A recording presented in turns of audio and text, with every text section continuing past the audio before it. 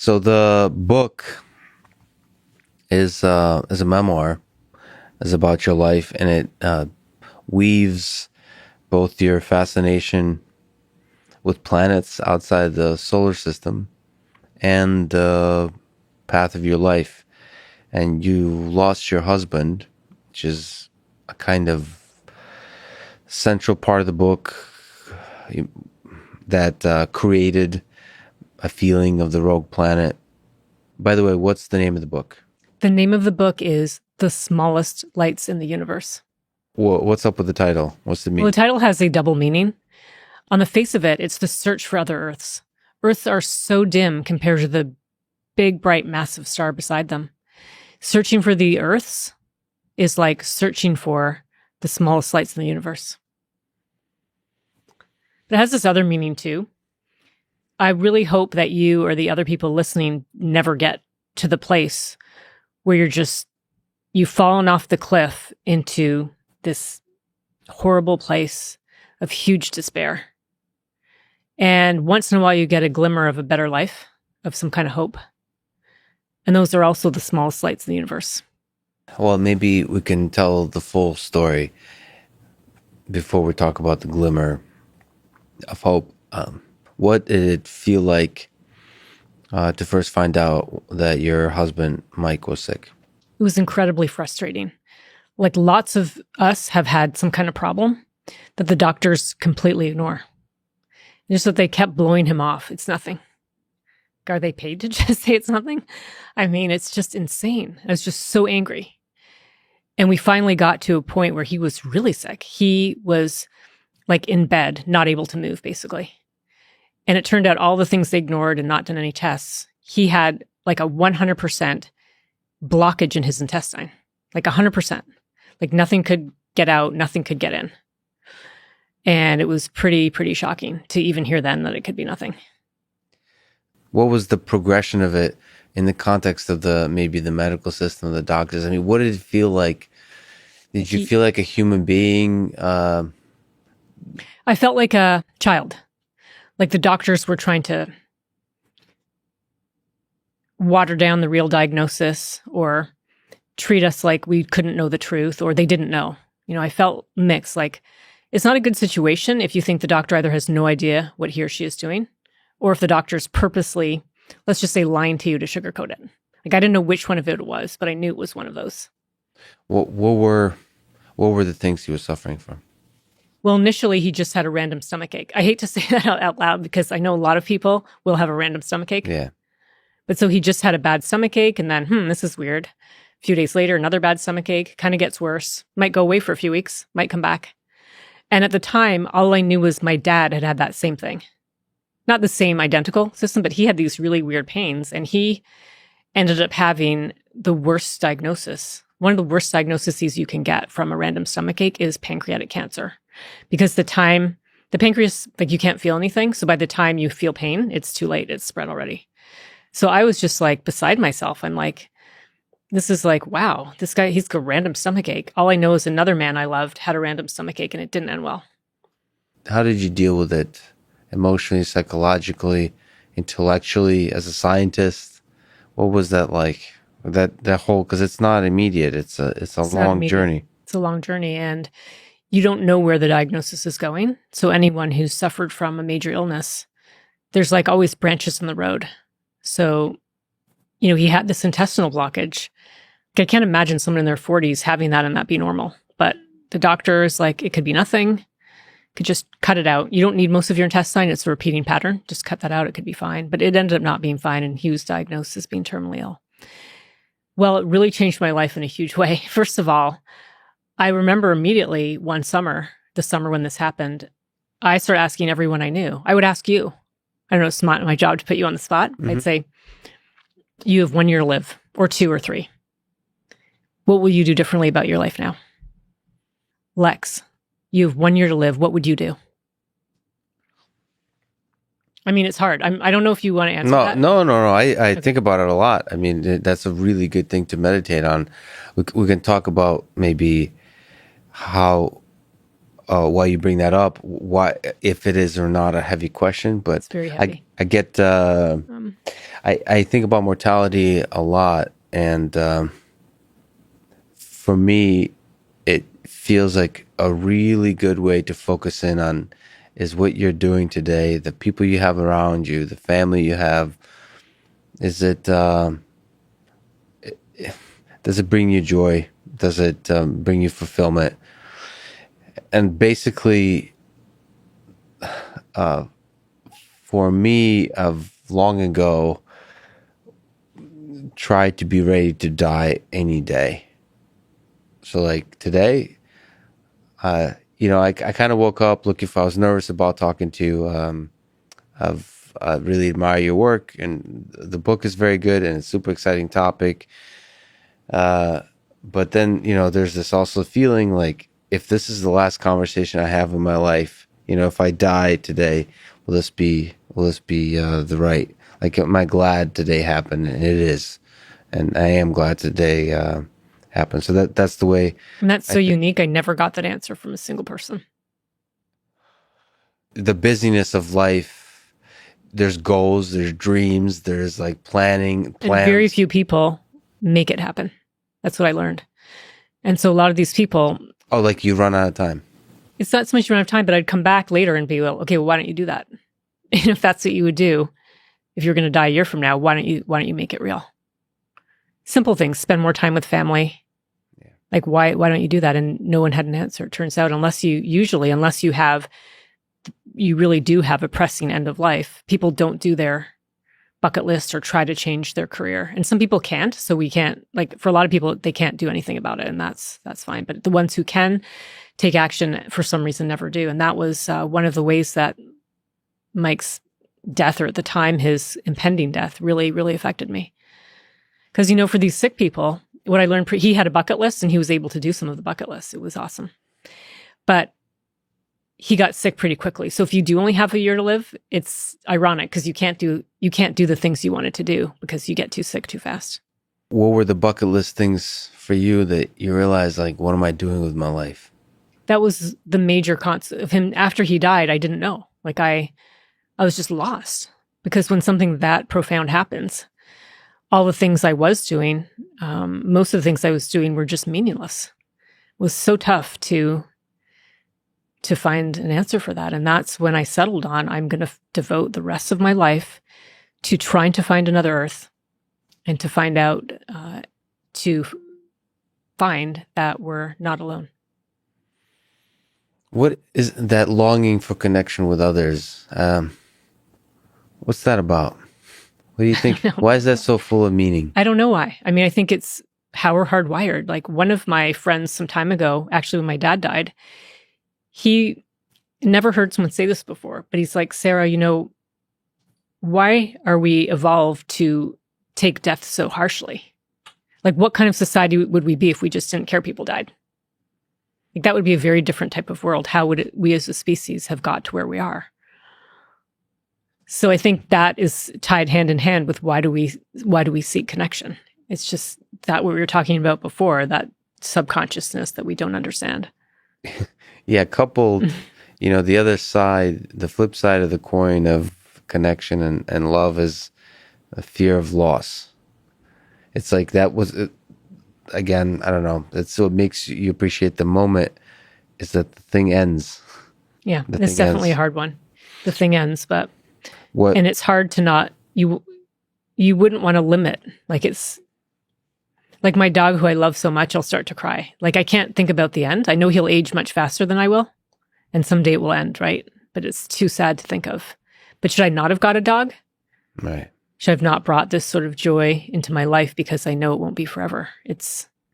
Well, there's a philosopher, Ernest Becker, who wrote a book, Denial of Death. And Warm of the Cores, and there's another book that talks about terror management theory. Sheldon Solomon, I just talked to him a few weeks ago. He's a brilliant philosopher, psychologist, that their theory, whatever you make of it, is that the fear of death is at the core of everything we do. So, like, you think you don't think about the mortality of your dog, but you do. and that's what makes the experience rich. Like there's this Right. kind of like in the shadows lurks the knowledge that this won't last forever, and that makes every moment just special in some kind of weird way that the moments are special for us humans. I mean, sorry to use romantic terms like love, but what did you learn about love from losing it, from losing your husband? Well, I learned to love the things I have more. I learned to love the people that I have more, and to not let the little things bother me as much. What about the rediscovery or like the discovery of the little lights in the darkness? So the book, I think you brilliantly describe the dark parts of your journey. But maybe can you talk about how you were able to rediscover the lights? They came in many ways. And the way I like to think about it is like grief is an ocean, with tiny islands of the little, like the little lights. And eventually that ocean gets smaller and smaller, and the islands like become continents with lakes. So initially be like the children laughing one day, or my colleagues at work who rallied around me and would take me away from my darkness to work on a project. Later on, it turned out to be a group of women my age, all widows, all with children in my town. And it would be, even though it was a bit morose getting together, still very joyful at the same time. What was the journey of rediscovering love like for you? So refinding, I mean, is there some, by way of advice or insight about how to rediscover the beauty of life? Of life. It's a hard one. I think you just have to stay open to being positive and just to get out there. Do you still think about your own mortality? So you mentioned that was a thing that you would meditate on as a question when it was right there in front of you, but do you still think about it? I think I will after talking to you. But no, it's not really something I think about. I mean, I do think about the search for another Earth, and will I get there? Will I be able to conclude my search, and is there one? Like as time goes by, that window to solve that problem gets smaller. So, what would bring you, again, I apologize if this makes concrete the fact that life is finite, but what would bring you joy if we discovered while you're still here? what would bring me joy? Finding another Earth, an Earth-like planet around a sun-like star, knowing that there's at least one or more out there, being able to see water, that it has signs of water, and being able to see some gases that don't belong. So I know that the search will continue after I'm gone, enough to fuel the next generation. So just like opening the door, and there's like this glimmer of hope. What do you think it will take to realize that? I mean, we've talked about all these interesting projects, Starshade especially, but is there something that you're particularly kind of hopeful about in the next 10, 20 years that might give us that exact glimmer of hope that there's Earth-like planets out there? I stand behind Starshade in all cases. So, but there is this other kind of field that everyone is involved in, because Starshade is hard. Earths are hard. But there's another category of planet star type that's easier. And these are planets orbiting small red dwarf stars. They're not Earth-like at all. Think like Earth cousin instead of Earth twin. But there's a chance that we might establish that some of those have water and signs of life on them. That's nearer term than Starshade, and we're all working hard on that too. You're a scientist, a world-class scientist, planetary scientist, astronomer. Now, I'm a bit of an idiot who likes to ask silly questions. So some questions are a little bit in the realm of speculation, almost philosophical, because we know so little. And one of the awesome things about your work is you've actually put data and real science behind some of the biggest questions that we're all curious about. But nevertheless, many of the questions might be a little bit speculative. So on that topic, just in your sense, do you think we're alone in the universe, human beings? Do you think there's life out there? Well, Lex, the funny thing is that as a scientist, I so don't even want to answer that. You really? No, I will answer it though. Yeah. But I just love to you say, resist it naturally. yeah, we naturally resist that because we want numbers and hard facts and not speculation. But I do love that question. It's a great question, and it's one we all wonder about. But I have to give you the scientist answer first. Yeah, sure. Which is we'll have the capability to answer that question soon, even starting soon. How do you define soon? How do I define soon? What do you? So much happened in the last 100 years. right. And there's a difference, right? If it's 10 years or 20 years or 100 years. Yeah, there's a difference in that. Well, soon could be a decade or 2 decades. And the answer. By the way, journalists usually don't like that, or the people want like tomorrow, they want the news. But what it's going to take is telescopes, space telescopes, or very sophisticated ground or space telescopes to let us study the atmospheres of other planets far away and to look what's in the atmospheres and to look for water, which is needed for life as we know it, to look for gases that don't belong that we might attribute to life. So we have to do some really nitty-gritty astronomy. So the promising way to answer this question scientifically is to look for hints of life. That's where like many of your ideas come in of what kind of hints might we actually see about this life. Right. That's exactly what we need to do. And I like the word you chose, hint, because it's going to be a hint. It's not going to be a 100% yay, we found it. And then it will take future generations to do more careful work, to hopefully even find a way to send a probe to these distant exoplanets and to really figure this out for us. I mean, we'll talk about the details. Those are fun, but like, but back to the speculation, the maybe? zoomed out big picture. The zoomed out big picture is yes, I believe absolutely there is life out there somewhere, because the vastness of the universe is incredible. It's so breathtaking. When we look at the night sky, if you can go to that dark sky, you can see, many, many hundred, or even if you have good eyesight and you're somewhere very dark, you could see thousands of stars. But in our galaxy, we have hundreds of billions of stars, and our universe has hundreds of billions of galaxies. So think about all those stars out there.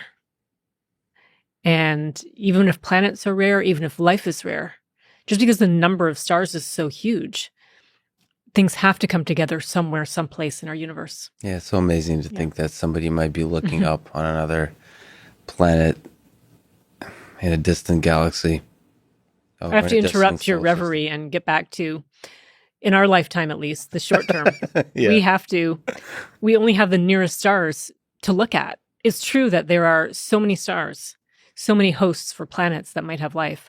But in the practical question of will we find it, it has to be a star quite close to Earth, like a few light years, tens of light years, maybe hundreds of light years.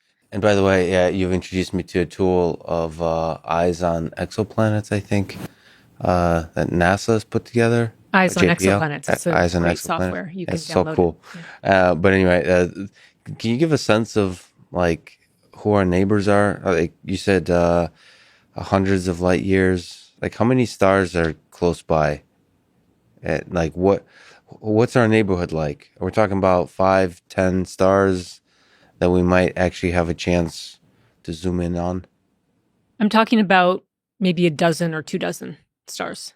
And that's with planets that look suitable for us to follow up in detail. For life. Right. Okay. But one thing that's really exciting in this field is that the very nearest star to Earth, called Proxima Centauri, is part of the Alpha Centauri star system. Cool name, by the way. Yeah, Proxima. Whoever names them. Nearby. Okay. Nearby, but it sounds cooler. But Proxima Centauri appears to have a planet around it. That's about an Earth mass planet in the so-called habitable zone, or the Goldilocks zone of the host star. So think about how incredible that is. Like out of all the stars out there, even the very nearest star has planets and has a planet of huge interest to us. Yeah. Okay. So can we talk about that planet? What does it mean to be maybe possibly habitable? How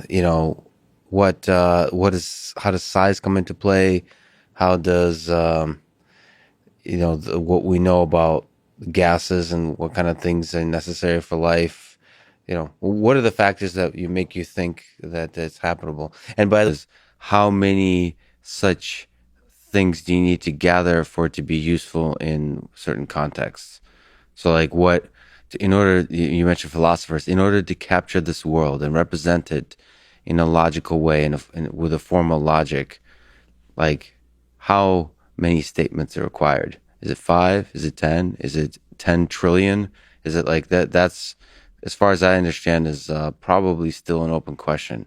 It may forever be an open question to say like definitively about, to describe the universe perfectly.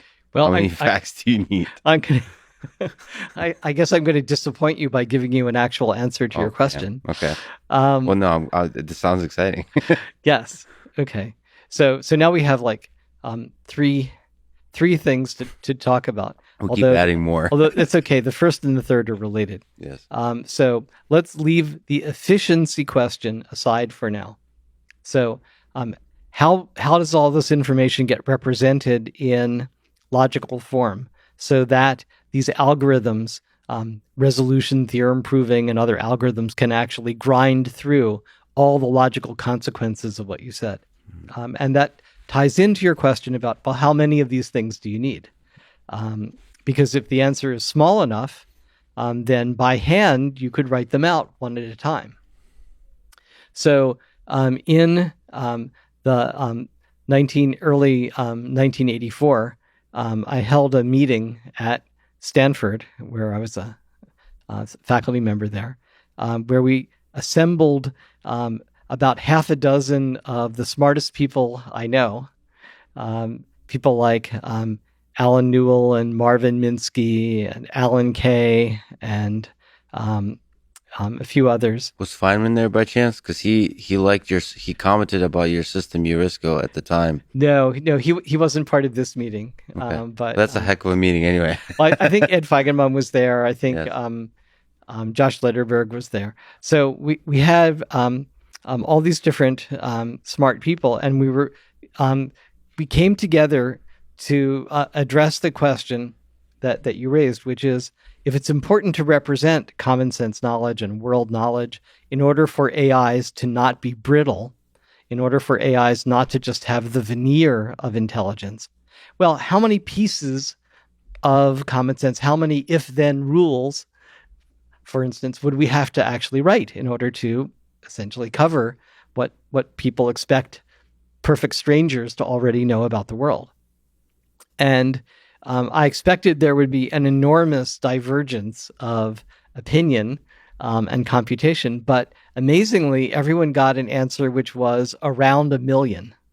And one person got the answer by saying, well, look, you can only burn into human long-term memory a certain number of things per unit time, like maybe one every 30 seconds or something. Yeah. And other than that, it's just short-term memory and it flows away like water and so on. So by the time you're, say, 10 years old or so, how many things could you possibly have burned into your long-term memory? And it's like about 1 million. Another person went in a completely different direction and said, well, if you look at the number of words in a dictionary, not a whole dictionary, but for someone to essentially be considered to be fluent in a language, how many words would they need to know? And then about how many things about each word would you have to tell it? Mm-hmm. And so they got to 1 million that way. Another person said, well, let's actually look at one single short 1-volume desk encyclopedia article. Mm-hmm. And so we'll look at what was like a 4-paragraph article or something. I think about grebes. Grebes are a type of waterfowl. And if we were going to sit there and represent every single thing that was there, how many assertions or rules or statements would we have to write in this logical language and so on? And then multiply that by all of the number of articles that there were and so on. So all of these estimates came out with 1 million. And so if you do the math, it turns out that then maybe in something like 100 person years, in 1 or 2 person centuries, we could actually get this written down by hand. And a marvelous coincidence, an opportunity existed right at that point in time, the early 1980s. There was something called the Japanese fifth generation computing effort. Japan had threatened to do in computing and AI and hardware what they had just finished doing in consumer electronics and the automotive industry, namely wresting control away from the United States and more generally away from the West. And so America was scared, and Congress did something. That's how you know it was a long time ago, because Congress did something. Congress passed something called the National Cooperative Research Act, NCRA.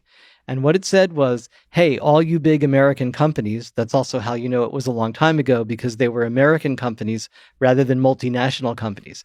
Hey, all you big American companies, normally it would be an antitrust violation if you colluded on R&D, but we promise for the next 10 years, we won't prosecute any of you if you do that to help combat this threat. And so overnight, the first two consortia, research consortia in America sprang up, both of them coincidentally in Austin, Texas. One called Semitech, focusing on hardware chips and so on, and then one called MCC, the Microelectronics and Computer Technology Corporation, focusing more on software, on databases and AI and natural language understanding and things like that. I got the opportunity, thanks to my friend Woody Bledsoe, who was one of the people who founded that, to come and be its principal scientist. And he said, and he sent Admiral Bob Inman, who was the person running MCC, came and talked to me and said, look, Professor, you're talking about doing this project. It's going to involve centuries of effort. You've only got a handful of graduate students. You do the math. It's going to take you longer than the rest of your life to finish this project. But if you move to the wilds of Austin, Texas, we'll put 10 times as many people on it, and you'll be done in a few years. And so that was pretty exciting. And so I did that. I took my leave from Stanford. I came to Austin. I worked for MCC. And the good news and bad news. The bad news is that all of us were off by an order of magnitude. That it turns out what you need are tens of millions of these pieces of knowledge about every day, sort of like if you have a coffee cup with stuff in it and you turn it upside down, the stuff in it's going to fall out. So you need tens of millions of pieces of knowledge like that, even if you take trouble to make each one as general as it possibly could be. But the good news was that thanks to initially the fifth generation effort and then later U.S. government agency funding and so on, we were able to get enough funding, not for a couple person centuries of time, but for a couple person millennia of time, which is what we've spent since 1984, getting Psych to contain the tens of millions of rules that it needs in order to really capture and span sort of not all of human knowledge, but the things that you assume other people know, the things you count on other people knowing. So by now we've done that. And the good news is, since you've waited 38 years just about to talk to me, we're about at the end of that process. So most of what we're doing now is not putting in even what you would consider common sense, but more putting in domain-specific, application-specific knowledge about healthcare in a certain hospital, or about oil pipes getting clogged up, or whatever the applications happen to be. So we've almost come full circle, and we're doing things very much like the expert systems of the 1970s and the 1980s, except instead of resting on nothing and being brittle, they're now resting on this massive pyramid, if you will, this massive lattice of common sense knowledge, so that when things go wrong, when something unexpected happens, they can fall back on more and more and more general principles, eventually bottoming out in things like, for instance, if we have a problem with the microphone, one of the things you'll do is unplug it, plug it in again and hope for the best, right? Because that's one of the general pieces of knowledge you have in dealing with electronic equipment or software systems or things like that. Is there a basic principle like that? Like, is it possible to encode something that generally captures this idea of turn it off and turn it back on and see if it fixes? Oh, absolutely. That's one of the things that that Psych knows. That's actually one of the fundamental laws of nature, I believe. I wouldn't call it a law. It's more like a seems to work every time. So it sure as heck looks like a law. I don't know. So that basically covered the resources needed, and then we had to devise a method to actually figure out. Do you think of the universe as a computer or maybe an information processing system? Let's go with a big question first. Okay, with a big question first. Yeah, I think it's a very interesting hypothesis or idea, and I have a background in physics, so I know a little bit about physical theories, the standard model of particle physics and general relativity theory, and they are amazing and describe virtually everything in the universe, and they're all, in a sense, computable theories. I mean, they're very hard to compute. And, it's very elegant, simple theories which describe virtually everything in the universe.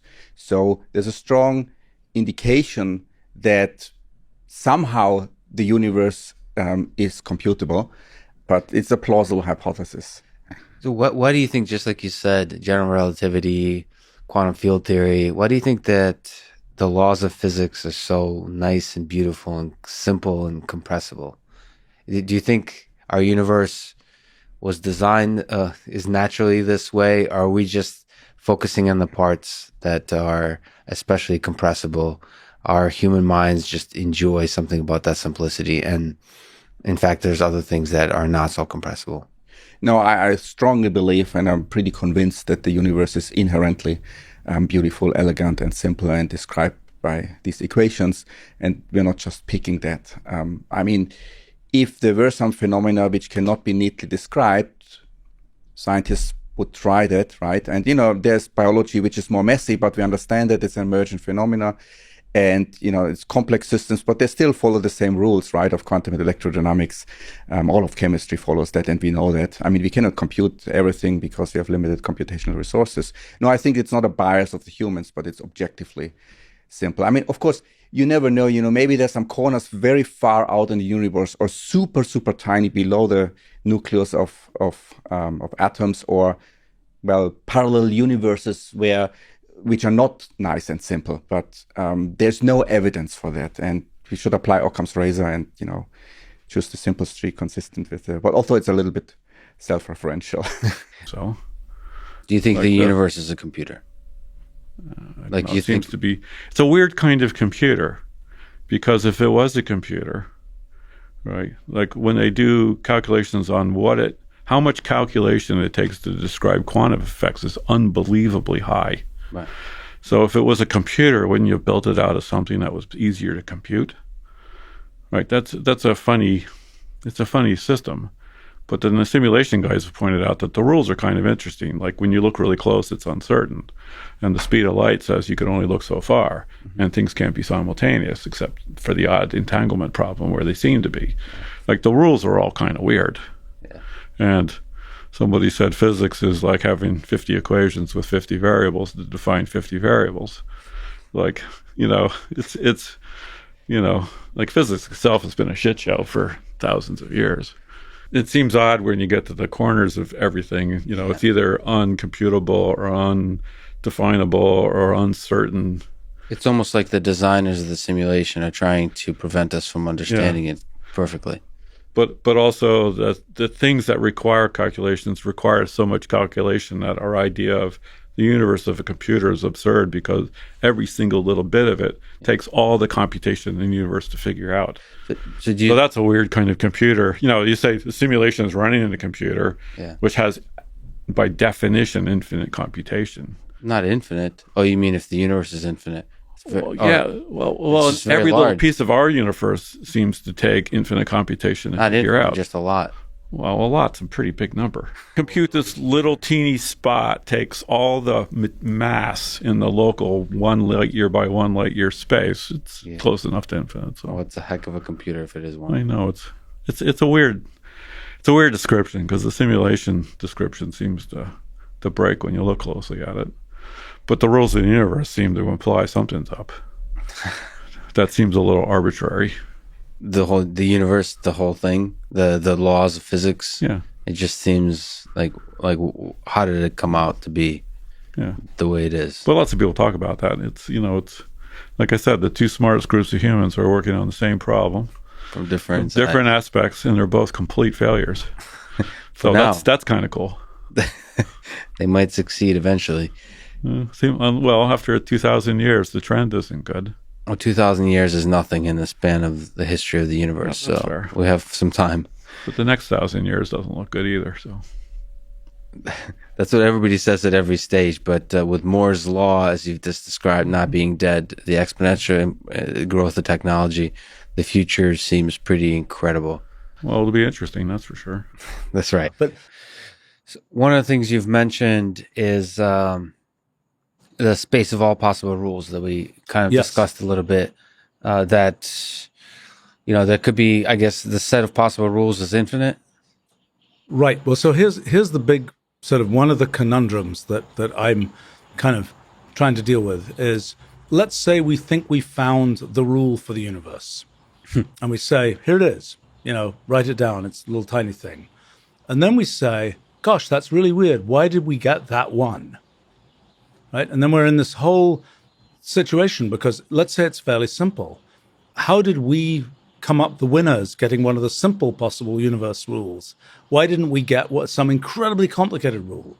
Why did we get one of the simpler ones? And that's a thing which, in the history of science, the whole sort of story of Copernicus and so on was, we used to think the Earth was the center of the universe, but now we find out it's not, and we're actually just in some, random corner of some random galaxy out in this big universe. There's nothing special about us. So if we get, universe number 317 out of all the infinite number of possibilities, how do we get something that small and simple? Right? So I was very confused by this. And it's like, what are we going to say about this? How are we going to explain this?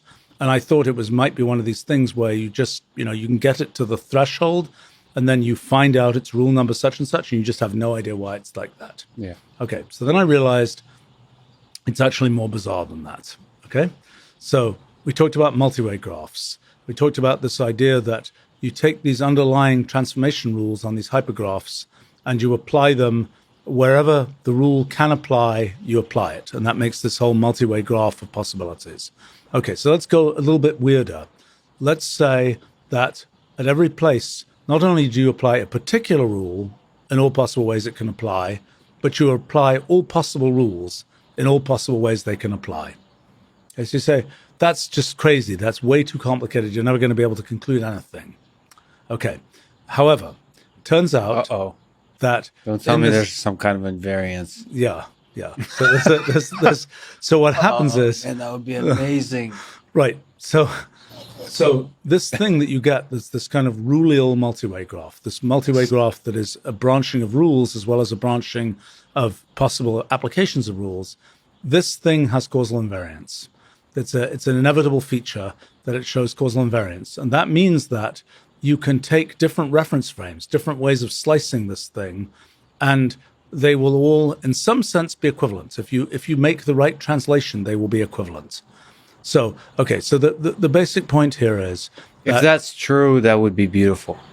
It is true, and it is beautiful. So you it's not just an intuition, there is some... No. There's real mathematics behind this, and it is... Okay, so here's how it comes out. Yeah, that would be that's amazing. Right. So by the way, I mean the mathematics it's connected to is the mathematics of higher category theory and groupoids and things like this, which I've always been afraid of, but now I'm finally wrapping my arms around it. But it's also related to relates to computational complexity theory. It's also deeply related to the P versus NP problem and other things like this. Again, seems completely bizarre that these things are connected, but here's why it's connected. This space of all possible... Okay, so a Turing machine, very simple model of computation. You just got this tape where you write down, ones and zeros or something on the tape, and you have this rule that says, you change the number, you move the head of the on the tape, etc. You have a definite rule for doing that.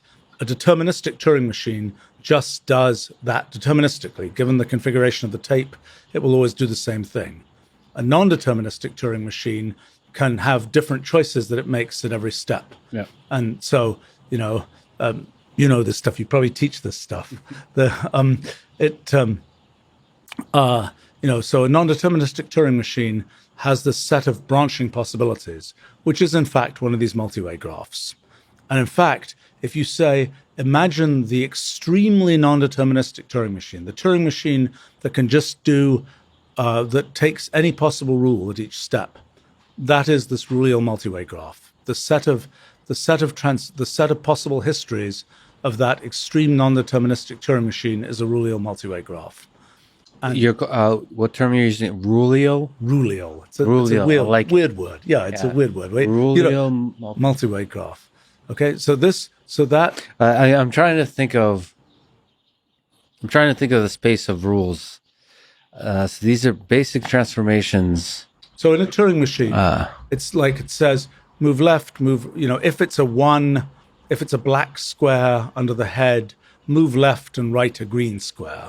That's a rule. That's a very basic rule, but I'm trying to see the rules on the hypergraphs. How rich of the programs can they be? Or do they all ultimately just map into something simple? Yeah, they're all, hypergraphs, that's another layer of complexity on this whole thing. You can think about these in transformations of hypergraphs, but Turing machines are a little bit simpler. Just think up with Turing machines, okay. Right, they're a little bit simpler. So if you look at these extreme non-deterministic Turing machines, you're mapping out all the possible non-deterministic paths that the Turing machine can follow. Yeah. And if you ask the question, can you reach? Okay, so a deterministic Turing machine follows a single path. The non-deterministic Turing machine fills out this whole sort of ball of possibilities. And so then the P versus NP problem ends up being questions about, and we haven't completely figured out all the details of this, but it's basically has to do with questions about the growth of that ball relative to what happens with individual paths and so on.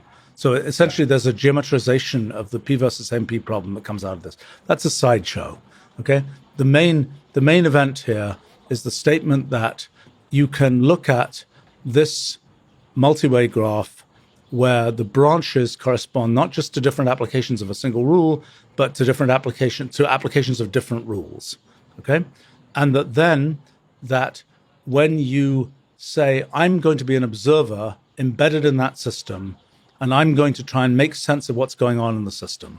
And to do that, I essentially am picking a reference frame.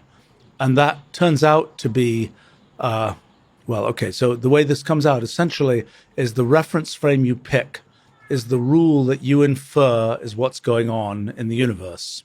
Even though all possible rules are being run, although all those possible rules are in a sense giving the same answer because of causal invariance. Mm-hmm. But what you see could be completely different. If you pick different reference frames, you essentially have a different description language for describing the universe. Okay, so what does this really mean in practice? So imagine there's us. We think about the universe in terms of space and time, and we have various kinds of description models and so on. Now let's imagine the friendly aliens, for example, right? How do they describe their universe? Well, our description of the universe probably is affected by the fact that, we are about the size we are, a meter-ish tall, so to speak. We have brain processing speeds of about the speeds we have. We're not the size of planets, for example, where the speed of light really would matter. In our everyday life, the speed of light doesn't really matter. Everything can be, the fact that the speed of light is finite is irrelevant. It could as well be infinite. We wouldn't make any difference. It affects the ping times on the internet. But that's about that's right. That's about the level of how we notice the speed of light. In our sort of everyday existence, we don't really notice it. And so we have a way of describing the universe that's based on our sensory, our senses, these days also on the mathematics we've constructed and so on. But the realization is that's not the only way to do it.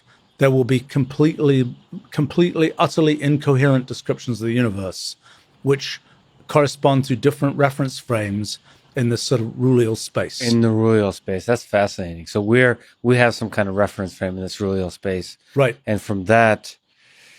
That's why we are attributing this rule to the universe. So in other words, when we say, why is it this rule and not another? The answer is just, shine the light back on us, so to speak. It's because of the reference frame that we've picked in our way of understanding what's happening in this sort of space of all possible rules and so on. But also in the space from this reference frame, because of the rulial, the invariance, that simple, that the rule on which the universe, with which you can run the universe, might as well be simple. Yes. Yeah. Mention one more, which is the ultimate question of from physics is, okay, so we have this abstract model of the universe. Why does the universe exist at all? Right? So, we might say there is a formal model that if you run this model, you get the universe. Yes. Or the model gives you, a model of the universe, right? You run this mathematical thing and the mathematics unfolds in the way that corresponds to the universe. But the question is, why was that actualized? Why does the actual universe actually exist?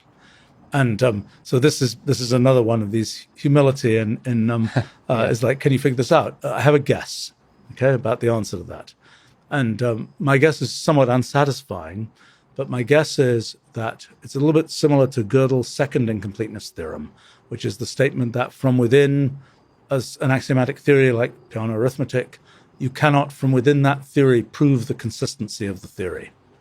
So my guess is that for entities within the universe, there is no finite determination that can be made of the statement the universe exists is essentially undecidable to any entity that is embedded in the universe. Within that universe, how does that make you feel?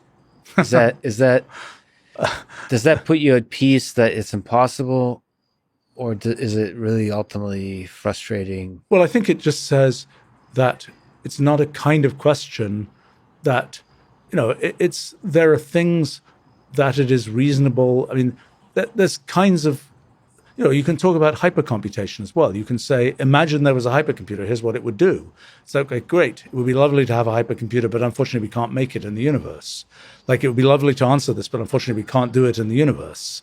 This is all we have, so to speak. And I think it's really just a statement. It's sort of, in the end, it'll be a kind of a logically inevitable statement, I think. I think it will be something where it is, as you understand what it means to have a sort of predicate of existence and what it means to have these kinds of things, it will sort of be inevitable that this has to be the case, that from within that universe you can't establish the reason for its existence, so to speak. You can't prove that it exists and so on. And nevertheless, because of computational reducibility, the future is ultimately not predictable, full of mystery, and that's what makes life worth living. Right. I mean, right. And, it's funny for me because as a pure sort of human being doing what I do, it's, I'm interested in people. I like sort of, the whole human experience, so to speak. And yet it's a little bit weird when I'm thinking, it's all hypergraphs down there and it's all just... hypergraphs all the way down. Right. It's like turtles all the way down. Yeah, right. And it's kind of, it's, to me, it is a funny thing because every so often I get this, as I'm thinking about, I think we've really figured out kind of the essence of how physics works. And I'm thinking to myself, here's this physical thing. And I'm like, this feels like a very definite thing. Yeah. How can it be the case that this is just some rulial reference frame of, this infinite creature that is so abstract and so on? And I kind of, it's a funny sort of feeling that we're sort of, it's like, it's in the end, it's just sort of, we're just be happy we're just humans type thing. And it's kind of like, but we make things as, it's not like we're just a tiny speck. We are, in a sense, we are more important by virtue of the fact that, in a sense, it's not like there is no ultimate, it's like we're important because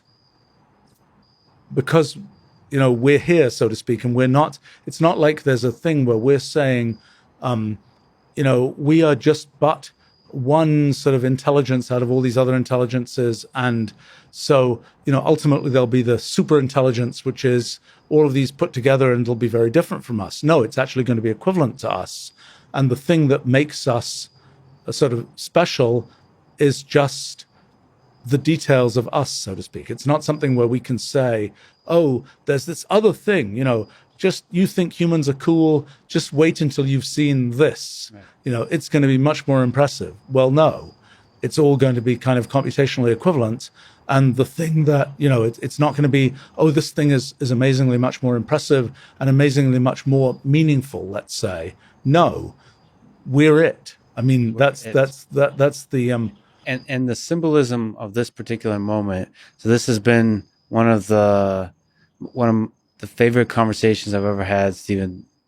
It's a huge honor to talk to you, to talk about a topic like this for 4+ hours on the fundamental theory of physics, and yet we're just two finite descendants of apes that have to end this conversation because darkness have come Yes. upon us. Right. And we're going to get bitten by mosquitoes and all kinds of terrible the things. symbolism of that, we're talking about the most basic fabric of reality and having to end because of the fact that things end.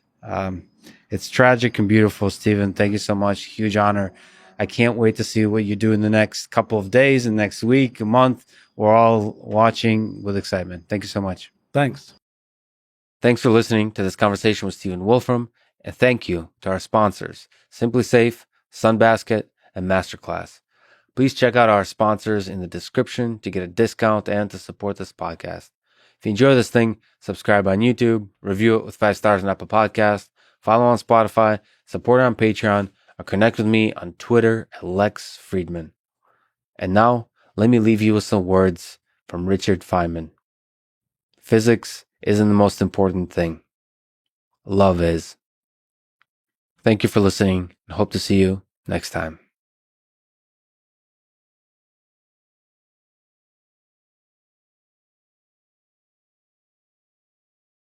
As a small tangent, or actually a very big tangent, but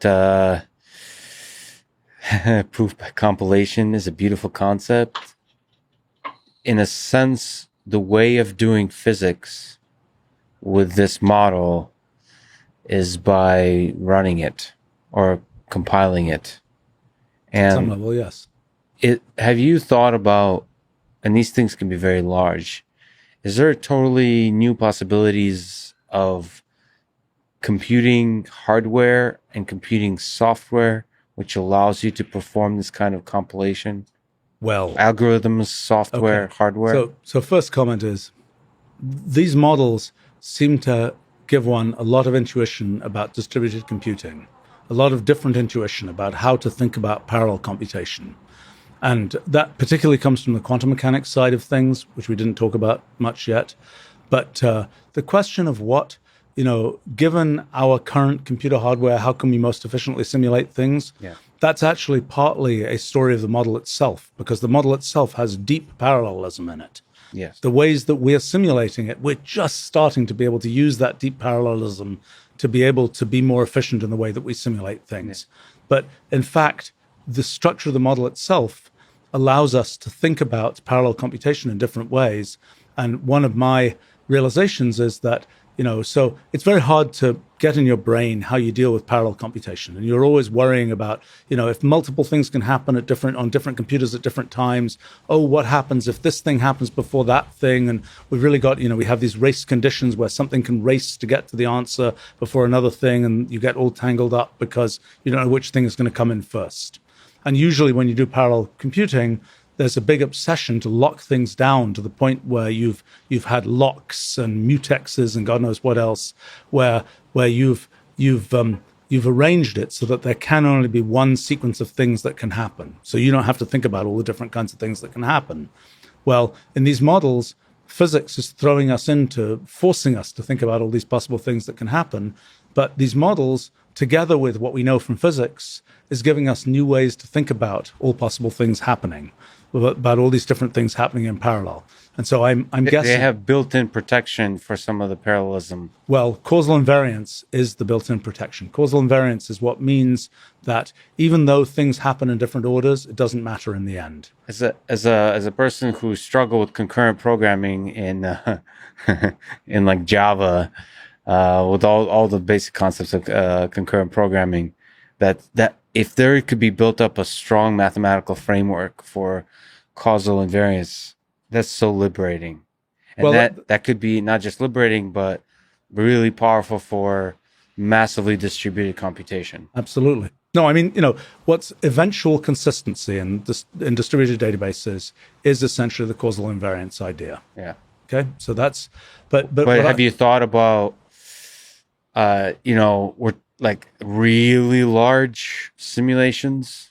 Yeah. I mean, I'm also thinking about, look, the fact is, I've spent much of my life as a language designer, right? Yes. So I can't possibly not think about, what does this mean for designing languages for parallel computation? In fact, another thing that's one of these, I'm always embarrassed at how long it's taken me to figure stuff out. But, back in the 1980s, I worked on trying to make up languages for parallel computation. I thought about doing graph rewriting. I thought about doing these kinds of things, but I couldn't see how to actually make the connections to actually do something useful. I think now physics is kind of showing us how to make those things useful. And so my guess is that in time, we'll be talking about, we do parallel programming. We'll be talking about programming in a certain reference frame, just as we thinking about physics in a certain reference frame. It's a certain coordinatization of what's going on. We say, we're going to program in this reference frame. Oh, let's change the reference frame to this reference frame. And then our program will seem different and we'll have a different way to think about it, but it's still the same. It was embarrassing. Can we actually take a tangent on a tangent on a tangent on a tangent? How old is the universe? Can you dig in onto this number? How do we know currently with those, I guess you said 4 or 5 significant figures, significant digits? So we can come about it from 2 different ways. One, basically they rely on the most important number in cosmology, which is called the Hubble constant. The Hubble constant is this weird number that has the following units. It has the units of kilometers per second per megaparsec. So it's a speed per distance, which means you multiply it by distance and you get a speed. And what is the speed you're measuring?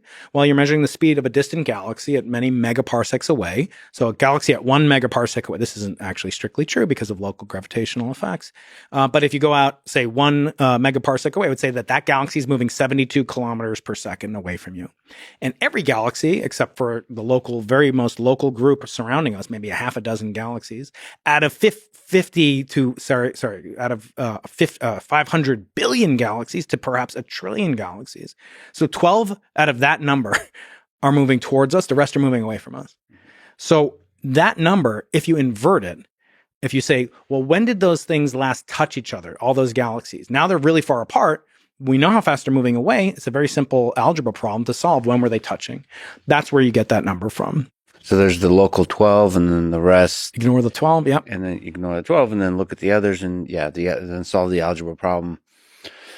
How does the stuff in the beginning, the mystery of that beginning epoch change this calculation of? Very little, because actually we understand how there's some other ingredients that go into it, namely how much dark energy there is in the universe, how much dark matter there is in the universe, how much radiation, light, neutrinos, et cetera, there are, and how much ordinary matter, like we're made up of, neutrons, protons, croutons. Okay, so morons. It appears that the universe is bigger than it is older. How does that make sense? Yeah. So you're talking about the fact that we can actually see stuff in our observable universe that's located at a distance that is farther than the speed of light times the age of the universe. Yeah. Naively, you would say that So you're right. If the universe were static, if the universe came into existence, and you can conceive of this, the universe came into a big bang in a fixed universe. So the universe just started off. Those galaxies were, they could be moving towards us, away from us, who knows? That you could say, I can see a galaxy that's at a distance of only 13.8 billion years times the speed of light. That would be true. But the fact that the light... Excellent. You mentioned time machine. I think in your book, Losing the Nobel Prize, you talk about time machines. So let me ask you the question of take us back in time. What happened at the beginning of our universe? Okay. Usually people preface this by saying, I have a simple question. So, what happened before the universe began? What happened? Brian Keating teaching me about comedy. I have a simple question for you. Let's take two. I have a simple question. What happened at the beginning of our universe? There you go. All right, good. So when we think about what happened, it's more correct, it's more logical, it's more practical to go back in time starting from today. So if you go back 13.874 billion years from today, that's some day, right? I mean, you could translate it into some day, right? So on that day, something happened earlier than the moment exactly now. Let's say we're talking around 1 o'clock. So at some point during that day, the universe started to become a fusion reactor. It started to fuse light elements and isotopes into heavier elements and isotopes of those heavier elements. After that period of time, going forward back closer to today, less, 10 minutes earlier, or later rather, coming towards us today, we know more and more about what the universe was like. And in fact, all the hydrogen, to very good approximation in the water molecules in this bottle, almost all of them were produced during that first 20-minute period. So I would say, the actual fusion and production of the lightest elements on the periodic table occurred in a time period shorter than the TV show, The Big Bang Theory. Well done, sir. Most of those light elements, besides hydrogen, aren't really used in your encountered, right? We don't encounter helium that often unless you go to a lot of birthday parties or pilot a blimp. You don't need lithium, hopefully, but other than that, those are the kind of things that were produced during that moment. The question became, how did the heavier things like iron, carbon, nickel, we can get to that later. And I brought some samples for us to discuss and how those came from a very different type of process called a different type of fusion reactor, and a different type of process explosion as well called a supernova.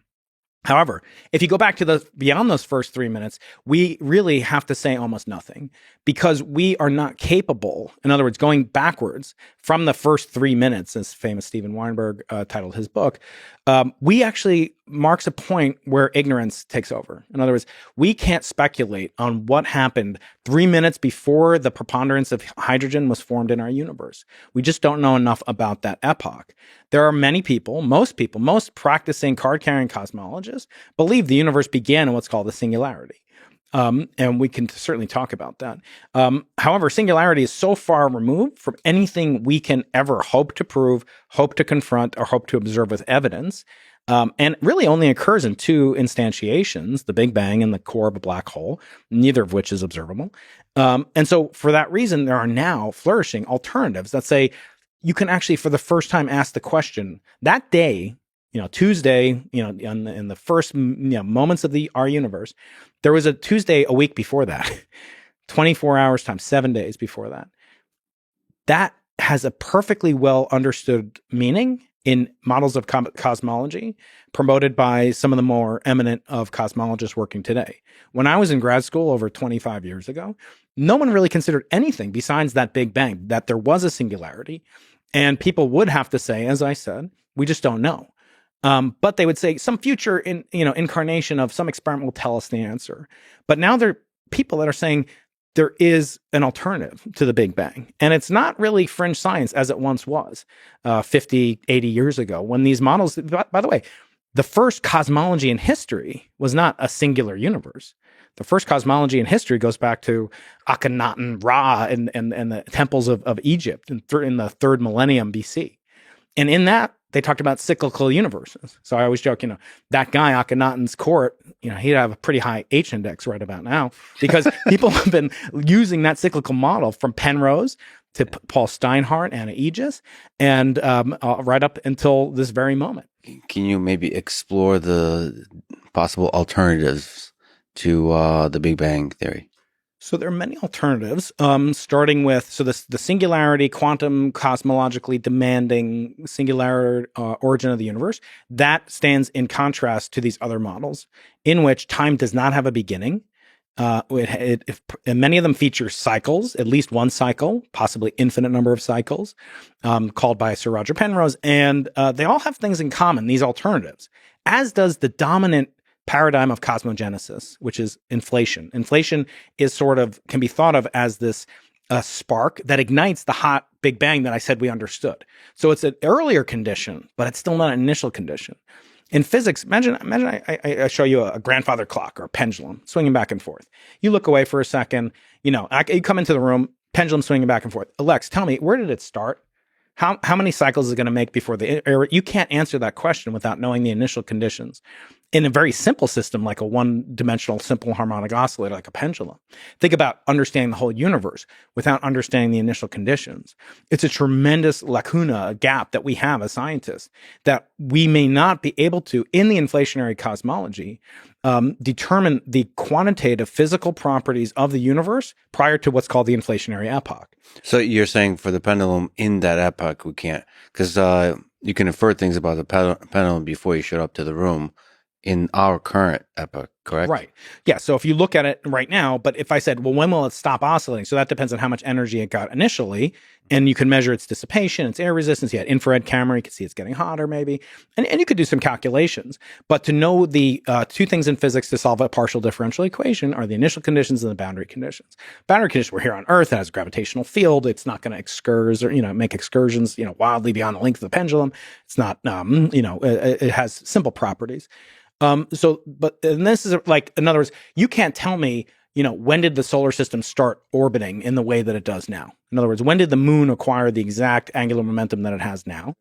Now, that's a pretty pedestrian example, but what I'm telling you is that the inflationary epoch purports and is successful at providing a lot of explanations for how the universe evolved after inflation took place and ended, but it says nothing about how it itself took place. And that's really what you're asking me. I mean, you don't really look what you care about, like Big Bang nucleosynthesis and the elements got made and these fusion reactors and the whole universe was a fusion reactor. But like, don't you really care about what happened at the beginning of time, at the first moment of time? And the problem is we can't really answer that in the context of the Big Bang. We can answer that in the context of these alternatives. So you asked me about some of the alternatives. So one is aeon theory, the conformal cyclic cosmology of Sir Roger Penrose. Another one was really popular in the 60s and 70s until the discovery of the primary component of my research field, the cosmic microwave background radiation, or CMB, the 3 Kelvin all-pervasive signal that astronomers detected in 1965. That kind of spelled the death knell, in some sense, to what was called the quasi-steady state universe. Mm-hmm. And then there was another model that kind of came out of that. You hear the word quasi, so it's not steady state. Steady state means always existed. That was a cosmology Einstein believed until Hubble showed him evidence for the expansion of the universe. And most scientists believed in that for millennia. Basically, the universe was eternal, static, unchanging. They couldn't believe that after Hubble, so they had to append onto it, concatenate this new feature that it wasn't steady, it was quasi-steady. So the universe was making a certain amount of hydrogen every century in a given volume of space. And that amount of hydrogen that was produced was constant. But because it was producing more and more every century, as centuries pile up and the volume piles up, the universe could expand. And so that's how they developed. But slowly. Very slowly. And it doesn't match observational evidence. But that is an alternative. By the way, did Einstein think the steady state universe is infinite or finite? Do you know? I would assume that he thought it was infinite because there was really, if something had a no beginning in time, then it would be very unlikely we're in like the center of it, or it's bounded, or it has, in that case, a finite edge to it. I wonder what he thought about infinity, because that's such an uncomfortable. He has this silly joke. I'm sure you're familiar with this silly joke, right? What's that? His silly joke was that there are only two things that are infinite: the universe and human stupidity. And I'm not sure about the universe. So, well, me saying I'm not aware of the joke is a good example of the joke. It's very meta. Okay, so all right. So sorry, you were saying about quasi all the alternatives, all the alternatives in the quasi steady state, and the most kind of promising. Although I hate to say that, people say like, "What's your favorite, alternative?" Right? This is not investment advice. Inflation is not transitory; it is quasi permanent. So a very prominent. Sorry to interrupt. We're talking about cosmic inflation, so calm down, cryptocurrency folks. That's right. Although the first Nobel Prize, and one of the first Nobel Prizes in economics was awarded for inflation, not of the cosmological kind. So most people don't know that inflation has already won a Nobel Prize. It's a good topic to work on if you want a Nobel Prize. Doesn't matter the field. Exactly. It's time translation invariant. So when we look at the alternative that's called the bouncing or cyclic cosmologies, these have serious virtues. According to some.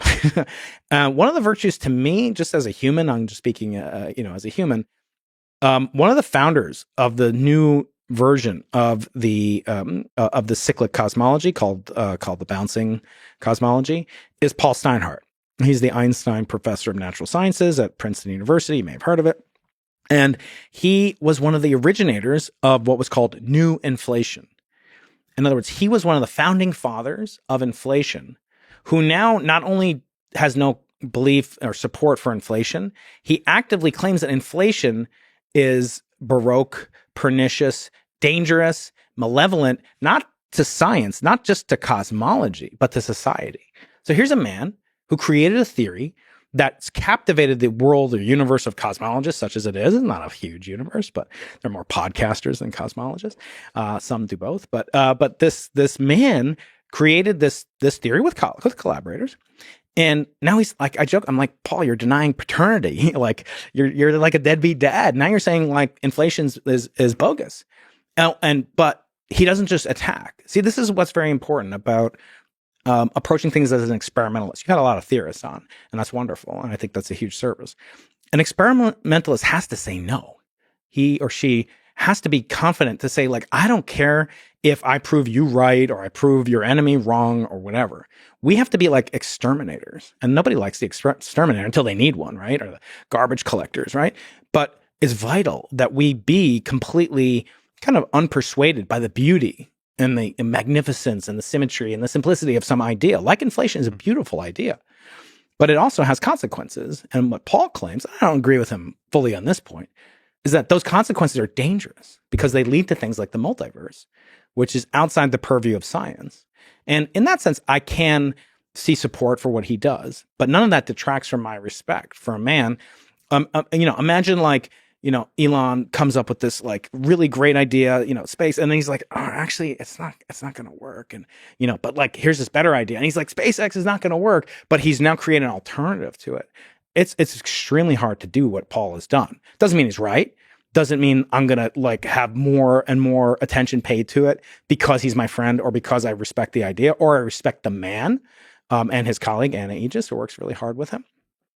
But nevertheless, this has certain attractions to it. And what it does most foremost is that it removes the quantum gravity aspect from cosmology.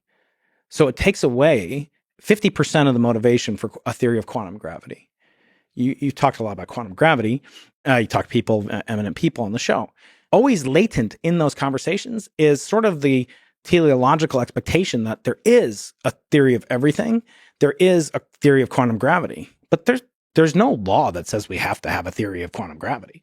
So that kind of implicit expectation has to do ultimately with the inflationary theory. So in cosmic inflation. So is that at the core? So okay, maybe you can speak to what is the negative impacts on society from believing in cosmic inflation. So one of the more kind of robust predictions of inflation, according to its other two patriarchs, considered to be its patriarchs, Alan Guth at MIT and Andre Linde at Stanford, although he was in the USSR when he came up with these ideas, along with Paul Steinhardt, was that the universe has to eventually get into a quantum state.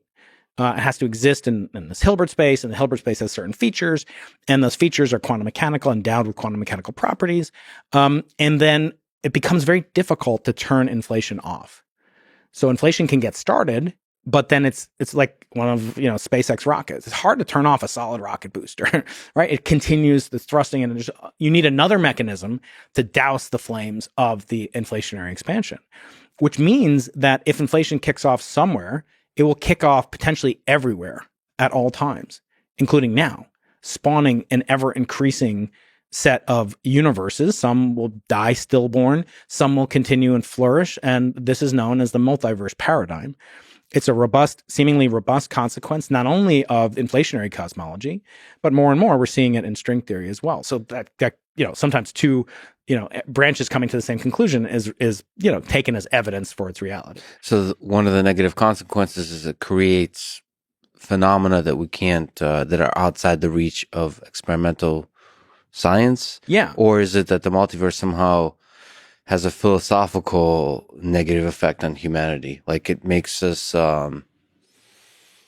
maybe it makes life seem more meaningless? Is that where he's getting at a little bit, or is it not reaching that far? Well, no, I think those are both kind of perceptive. The answer is a little both, because in one sense, it's meant kind of to explain this fine-tuning problem that we find ourselves in a universe that's particularly fecund. It has features consistent with our existence, and how could we be otherwise? The sort of weak anthropic principle. On the other hand, a theory that predicts everything, literally everything, can be said to predict nothing. Like if I say, Lex, you've been working out, you look like, you have been, yeah, it's great. You look like you're, about somewhere under 10,000 kilograms. Be like, all right, yeah, you're right, but that's horribly imprecise. So what good is that? That's meaningless. I don't contribute any what's called surprise or reduction in entropy or reduction of your ignorance about the system, or you know exactly how much you weigh. So me telling you that tells you nothing. In this case, it's basically saying that we're living in a universe because the overwhelming odds of our existence dictate that we would exist. There has to be at least one place that we exist. But the problem is, it's a manifestation of infinity. So humans, and I'm sure you know this from your work with AI and ML and everything else, that humans, as far as we know, really are the only entities capable of contemplating infinity, but we do so very imperfectly, right? So if I say to you, like, what's bigger, the number of, water molecules in this thing, or the number of real numbers? Or if I say, what's bigger, the number of real numbers or rational numbers? They're all different classifications of the amount of infinities that there could be. Infinity to the infinity power. When you have kids someday, they'll tell you, I love you infinity. You have to come back. I love you infinity plus one. Yeah. Right? So, but the human brain can't really contemplate infinity. Let me illustrate that. They say in the singularity, the universe had an infinite temperature, right? So let me ask you a question. Is there anything that you can contemplate in the Einstein's little quip aside, that's infinite? Like a physical property, density, pressure, temperature, energy, that's infinite. And if you can think of such thing, I'd like to know it. But if you can, how does it go to infinity minus one? The opposite direction I go with my kids. How does it go from to half of infinity? Because that's still infinity. How did it cool down? How did it get more and more tenuous and rarefied? So now it's only infinity over 2 in terms of Pascal. Less infinite, more infinite. Yeah, I mean, it's that's one of the biggest troubling things to me about infinity is you can't truly hold it inside our minds. It's a mathematical construct that doesn't. It feels like intuition fails, but nevertheless we use it nonchalantly, and then use, like physicists. They're incredible intuition machines, and then they'll play with this infinity as if they can play with it on the level of intuition as opposed to on the level of math. Maybe it's something cyclical. You can imagine infinity just going around the same, kind of like a Mobius strip situation. But then the question then arises: how do you make it more or less infinite? All of that intuition fails completely. And I mean, how do you represent it in a computer, right? It's either some placeholder for infinity, or it's 1 divided by the smallest, possible, real number that you can represent in the memory. Well, that's basically my undergraduate study in computer science, is how to represent a floating point in a computer. I think I took 17 courses on this topic. It was very useful. So I came to the right place. But in terms of what a physicist will mean, and you're right. I mean, physicists will blithely, nonchalantly subtract infinity, renormalization, and do things to get finite answers. And it's miraculous. But, at a certain point, you have to ask, well, what are the consequences for the real world? So one of them, you ask, what's the problem? Does it make us more meaningless? They purport, and many of the people that support it, like Andre Linde. In fact, Andre Linde says, you have a bias, you, Lex, me, Brian, you have a bias that you believe in a universe, but shouldn't you believe in a multiverse?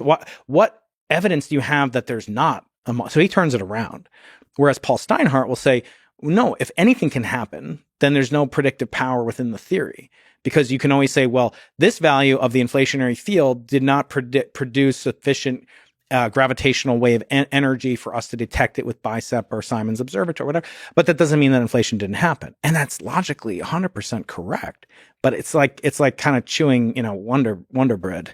I'm apologize if they're one of your sponsors, but Wonderbread/Lex.com. Type in code CLEB, right? Isn't it CLEB?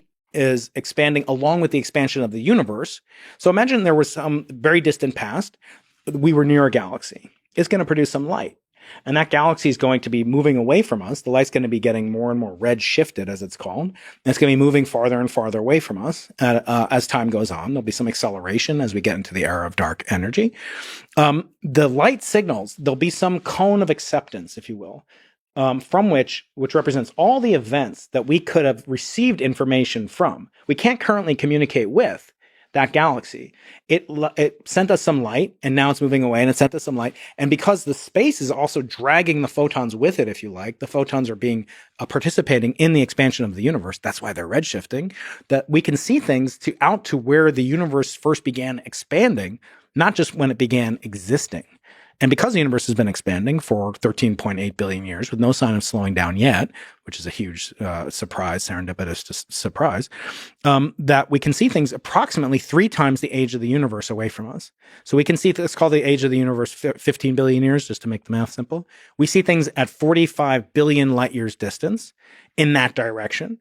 And we see things at 45 billion light years in that direction, just turning our telescopes 180 degrees away. So that means we see things that themselves are 90 billion light years away from each other. That's sort of the diameter of the observable universe. Is there another universe beyond that? We don't know. Some conjecture there's not only one, there's an infinite number of them. How are you emotionally okay with the fact that our universe is expanding? So it's going to be like Annie Hall, like with Avi Singer. I grew up in the Soviet Union. We watched propaganda. I realized that you did, yes. So there's a famous Annie Hall, is that some kind of what is this? Party propagandist movie with Woody Allen, certainly canceled, but nevertheless, back when he was not canceled yet, he made a movie called Annie Hall, in which it's a self-depiction. He's like a Larry David before Larry David was Larry David, typical neurotic young Jew. He's in Brooklyn. And he all of a sudden tells his mother he's not doing his homework anymore. He refuses to do his homework. His mother says, why? He goes, because the universe is expanding. And it keeps on expanding. Everything will rip apart and we'll never have anything in contact and everything is meaningless. And I assume these are some of the topics we're going to get to. And she goes, what are you talking about? We're in Brooklyn. Brooklyn is not expanding. And that's true. Brooklyn is not expanding. The solar system is not expanding. Oftentimes I get asked, what is the universe expanding into? That's one of my favorite questions. What is it expanding into? And I say, it's actually an easy question if you think about it. You've seen your friend Elon, he goes out into space, he's got a rocket, right? What's outside of the rocket? If you take this bottle, empty out this bottle, take the cap off it, go outside the rocket, sip in some Tang, screw on the cover of it. What's in there?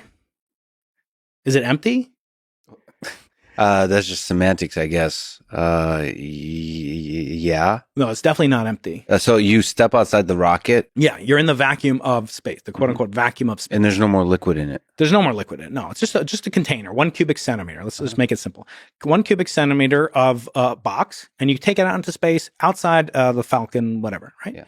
Yeah. What's inside that box? It's not empty. There's actually, I'm going to say... this is going to set your friends up. There's 420 photons from the fusion of the light elements that we call the cosmic microwave background inside that box at any second. Okay. All right. Hold on a second. What? 420. That's, I've heard of that number before. All right. It used to be 69, but then they changed it. Wow. Physics works in mysterious ways. Okay. In a millimeter box, it's 69. What are we talking about here? What's in what's in the box? I'm going to get that's right. Let's think outside the box. No, we're thinking inside the box. So if you have every cubic centimeter of our observable universe is suffused with heat left over from the Big Bang, dark matter particles. There's a little ordinary matter in the universe. And every cubic centimeter, there's some probability to find a proton, a cosmic ray, an electron, et cetera. There's actually an awful lot of neutrinos inside of that cubic centimeter. Now, just imagine how many cubic centimeters there are in the universe. It's enormous. That's why there's enormous numbers of particles in our universe. It's a very rich universe. But now let's zoom in on that box. So now inside that box, there might be, one, let's say there might be one ordinary matter, like a proton or an electron, a baryon, a lepton. There might be a couple hundred neutrinos, and there'll be a couple hundred photons, as I said, 420. What's between those guys? What's between the protons and the neutrinos and the photons? Like, just zoom into a cubic micron now. Like, imagine 420 things inside a box this big. It's actually pretty empty. Mm-hmm. Like, they're just zipping around in there, right?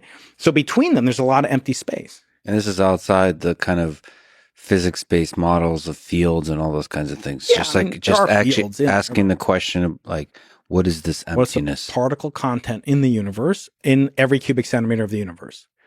Outside of the 420. So you have the 420. Yeah, 420. They have some, they have some mass. Yep. Oh, they have energy. They don't have mass. Photons don't have mass.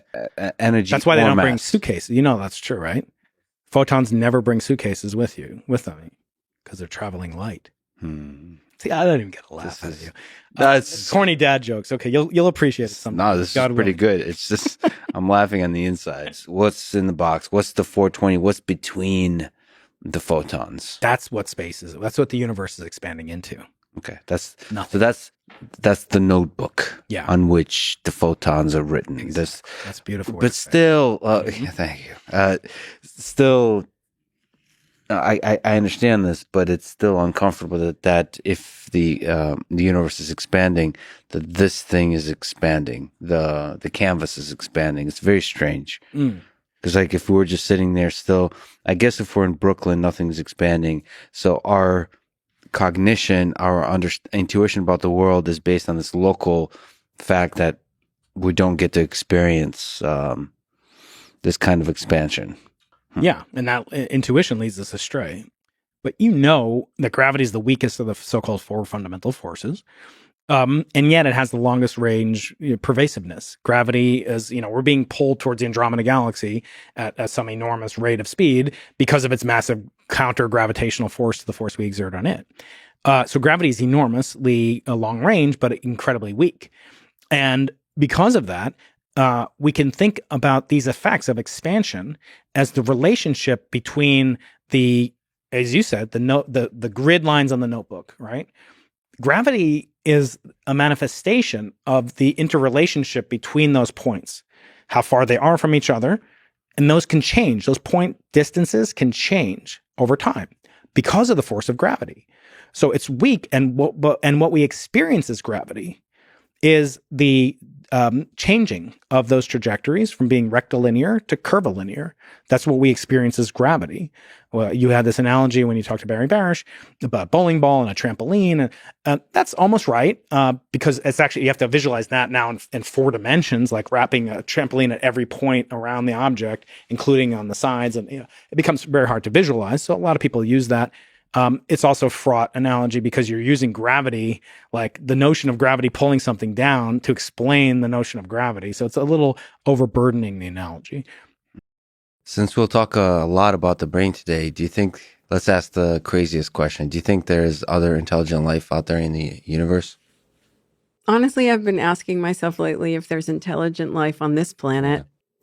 I have to think probabilities suggest yes. And also secretly, I think I just hope that's true. It would be really, I know scientists aren't supposed to have hopes and dreams, but I think it would be really cool. And I also think it would be really sad if it wasn't the case. If we really were alone, that would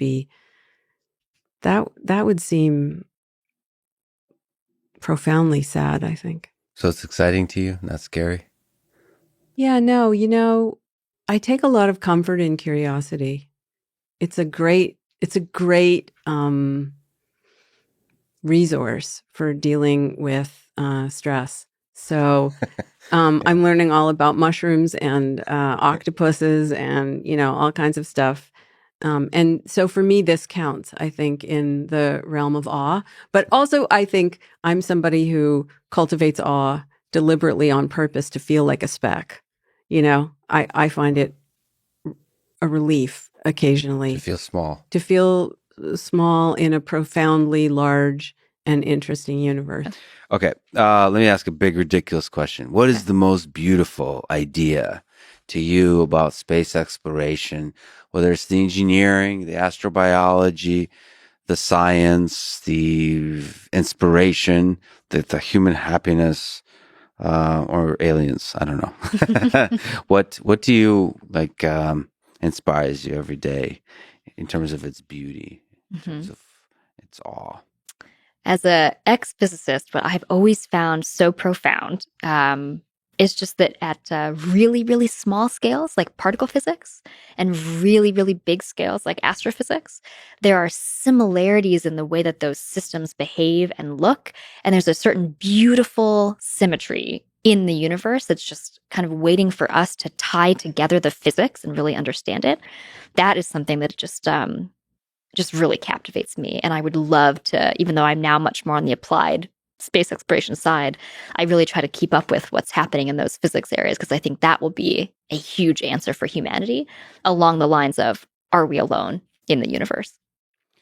One of the fascinating things about you is you have a degree in physics, mathematics, and philosophy, and now I don't know, would you call it aerospace engineering, maybe, kind of thing. So you have a foot in all of these worlds, the theoretic, the sort of the beauty of that world, and the philosophy somehow is in there, and now the very practical, pragmatic implementation of all these wild ideas. Plus, you're an incredible communicator. All of those things. What did you pick up from those different disciplines? Or maybe I'm just romanticizing all those different disciplines. But what did you pick up from the variety of that physics, mathematics, philosophy?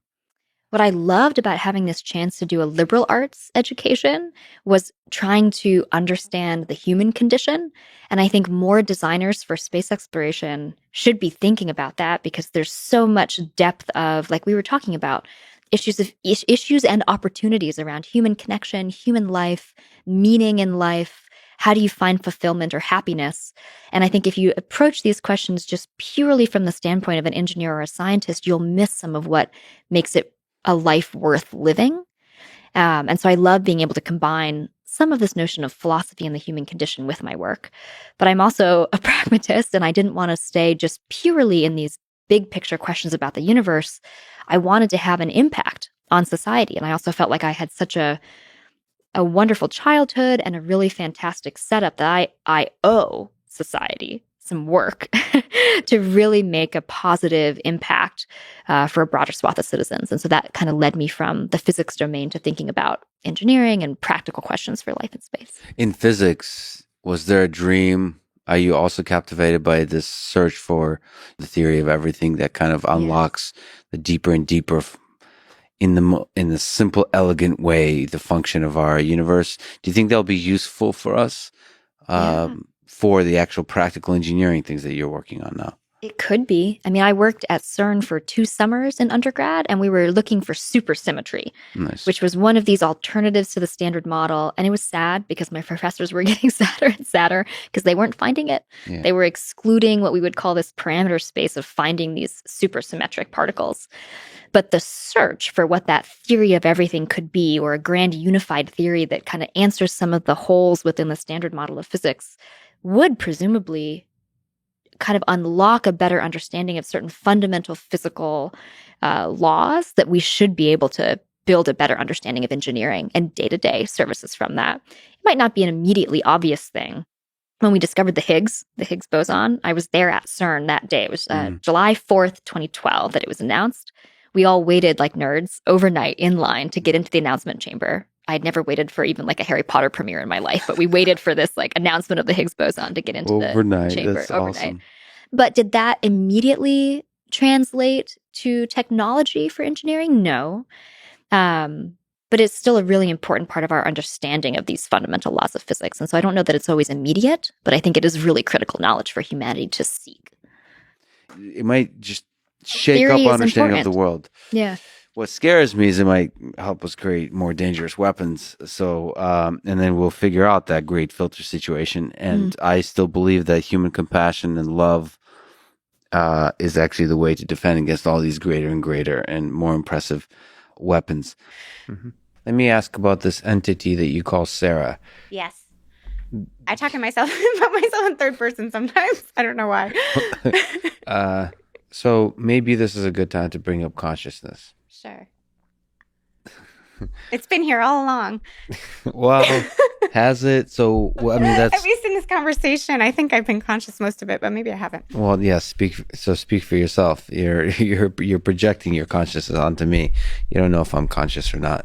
No, I don't. You're right. Is that you talked about the physics of existence? You talked about the emergence of causality. You talked about causality and time being fundamental to the universe. Where does consciousness fit into all of this? Like, do you draw any kind of inspiration or value with the idea of panpsychism, that maybe one of the things that we ought to understand is the physics of consciousness? Like, one of the missing pieces in the physics view of the world is understanding the physics of consciousness. Or, like, that word has so many concepts underneath it, but let's put consciousness as a label on a black box of mystery that we don't understand.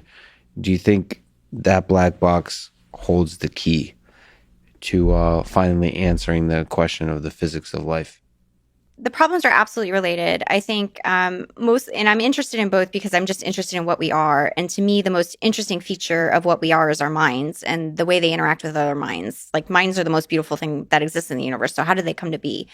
So sorry to interrupt. So when you say we, you mean humans? I mean humans right now, but that's because I'm a human. Or at least I think I am. You think there's something special to this particular... No. I'm not a human-centric thinker. But are you one entity? You said a bunch of stuff came together to make a Sara. Like, do you think of yourself as one entity, or are you just a bunch of different components? Like, is there any value to understand the physics of Sara? Like, or are you just a bunch of different things that are like a nice little temporary side effect? You could think of me as a bundle of information that just became temporarily aggregated in a particular locally. Individual. Yeah, that's fine. I agree with that view. Okay. I'll take that as a compliment, actually.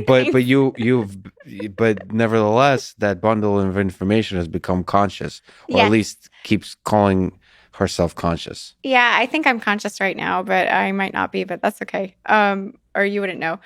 So this is the problem. So usually people, when they're talking about consciousness, are worried about the subjective experience. And so I think that's why you're saying, I don't know if you're conscious, because I don't know if you're experiencing this conversation right now.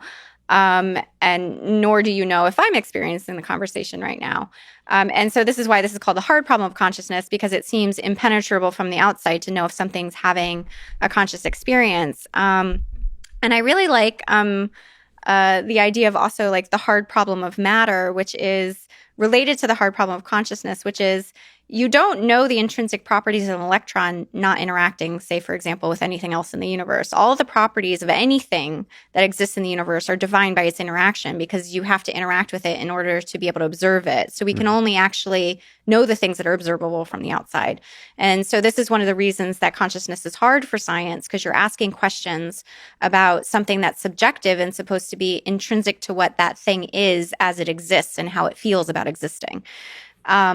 And so I have thought a lot about this problem and its relationship to the problem of life. And the only thing I can come up with to try to make that problem scientifically tractable, and also relate it to how I think about the physics of life, is to ask the question, are there things that can only happen in the universe because there are physical systems that have subjective experience? So does subjective experience have different causes, that things that it can cause to occur, that would happen in the absence of that? I don't know the answer to that question, but I think that's a meaningful way of asking the question of consciousness. I can't ask if you're having experience right now, but I can ask if you having experience right now changes something about you and the way you interact with the world. So does stuff happen? It's a good question to ask. Does stuff happen if consciousness is Then present? it's a real physical thing, right? It has physical consequences. I'm a physicist. I'm biased, so I don't, I can't get rid of that bias. It's really deeply ingrained. I've tried, but it's hard. But I mean, you're saying information is physical too. So Yeah. like virtual reality and simulation, a program is physical too in the sense. Yes, that- everything's physical. It's just not physical the way it's represented in our minds. Right. So I love your Twitter. So you tweet these like deep thoughts. Deep thoughts. That's what a theorist does when she's trying to experiment. Is tweet? It's like sitting there. I mean, I could just imagine you sitting there for like hours and all of a sudden just like this thought comes out and we get a little like inkling into the thought process. Yeah, usually it's like when I'm running between things, not so much when I've had deep thoughts. Well, yeah. So Deep thoughts are hard to articulate. one of the things you tweet is ideologically, there are many parallels between the search for neural correlates of consciousness and for chemical correlates of life. How the neuroscience and astrobiology communities treat those correlates is entirely different. Can you elaborate against this kind of the parallels? It has to do a little bit with the consciousness and the matter thing you're talking about. Yeah, it does. And I can't remember what state of mind I was when I was actually thinking about that. But I think part of it is... I bet you never thought you were going to have to analyze your own tweets. No, I didn't. It's an interesting historical juxtaposition of thinking. So the tweet is a historical... Here you're doing an assembly experiment right now because you're bringing a thought from the past into the present and trying to actually... in the lab. Yeah. This is experimental science right here. Okay, great. On the podcast live. So go. Let's see how the consciousness evolves on this one. Yeah. So in neuroscience, it's kind of accepted that we can't get at the subjective aspect of consciousness. So people are very interested in what would be a correlate of consciousness. So what's a correlate? A correlate is a feature that relates to conscious activity. So, for example, a verbal report is a correlate of consciousness because, I can tell you when I'm conscious. And then when I'm sleeping, for example, I can't tell you I'm conscious. So we have this assumption that you're not conscious when you're sleeping and you're conscious when you're awake. Yeah. And so that's sort of like a very obvious example, but neuroscientists, which I'm no neuroscientist and I'm not an expert in this field. So, but they have very sophisticated ways of measuring, activity in our brain and trying to relate that to verbal report and other proxies for whether someone is experiencing something. And that's what is meant by neural correlates. Mm-hmm. And then so when people are trying to think about studying consciousness or developing theories for consciousness, they often are trying to build an experimental bridge to these neural correlates, recognizing the fact that a neural correlate may or may not correspond to consciousness because that problem's hard and there's all these associated issues to it. So that's from a neuroscience perspective, it's like fake it till you make it. So pretty much, yeah. You fake whatever the correlates are, and hopefully that's going to summon the thing that is consciousness. Yeah, something like that. And so the same thing on the chemical correlates of life. That sounds like that's an awesome concept. Is that something that people... No, I just made that up. Okay. That was the original to that tweet. You can cite the tweet. Maybe I'll write it in a paper someday.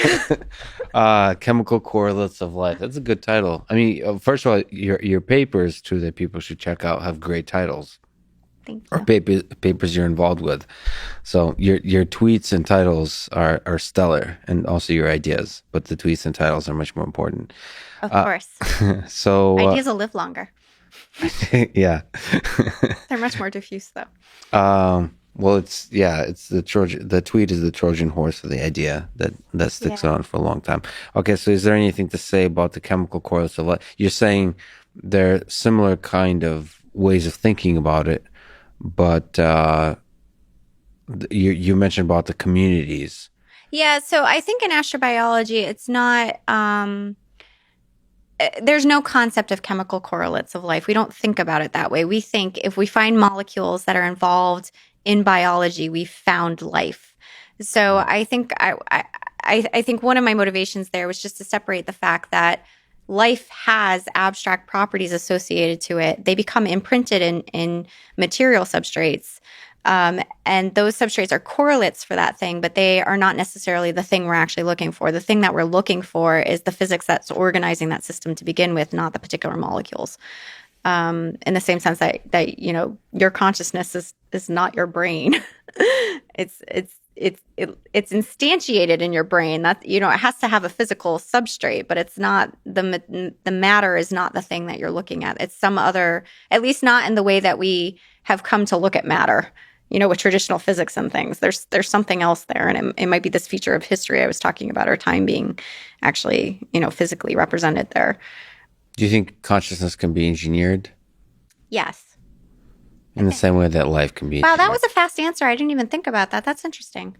You don't have a free will. That was no, I do have free will, but it's interesting because I mean, you know. Now you're backtracking. No, and that was predestined. Yeah, no. Sorry. No, I do believe in free will, but I also think that there's kind of an interesting, you know, like what you speaking about consciousness. What are you consciously aware of versus like what is your subconscious brain actually processing and doing? And sometimes there's conflict between your consciousness and your subconsciousness, or your consciousness is a little slower than your subconscious.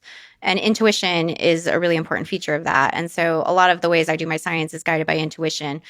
So when I give fast answers like that, I think it's usually because I haven't really thought about them, and therefore that's probably telling. So that's talking about us going somewhere. What about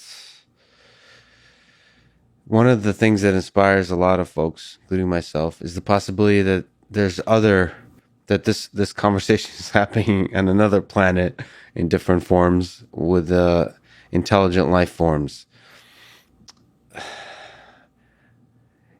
Well, first we could start as a cosmologist. What's your intuition about whether there is or isn't intelligent life out there, outside of our own? Yeah.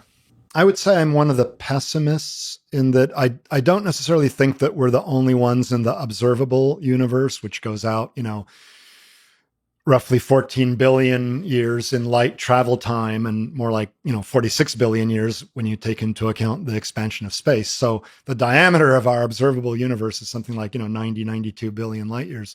That encompasses, you know, 100 billion to a trillion galaxies with, you know, 100 billion stars each. So now you're talking about something like 10 to the 22nd, 10 to the 23rd power stars, and roughly an equal number of Earth-like planets and so on. So there may well be other intelligent life. But your sense is our galaxy is not teeming with life. Yeah, our galaxy, our Milky Way galaxy with several 100 billion stars and potentially habitable planets is not teeming with intelligent life. Intelligent. I wouldn't, well, I'll get to the primitive life, the bacteria, in a moment. But, you know, we may well be the only ones in our Milky Way galaxy.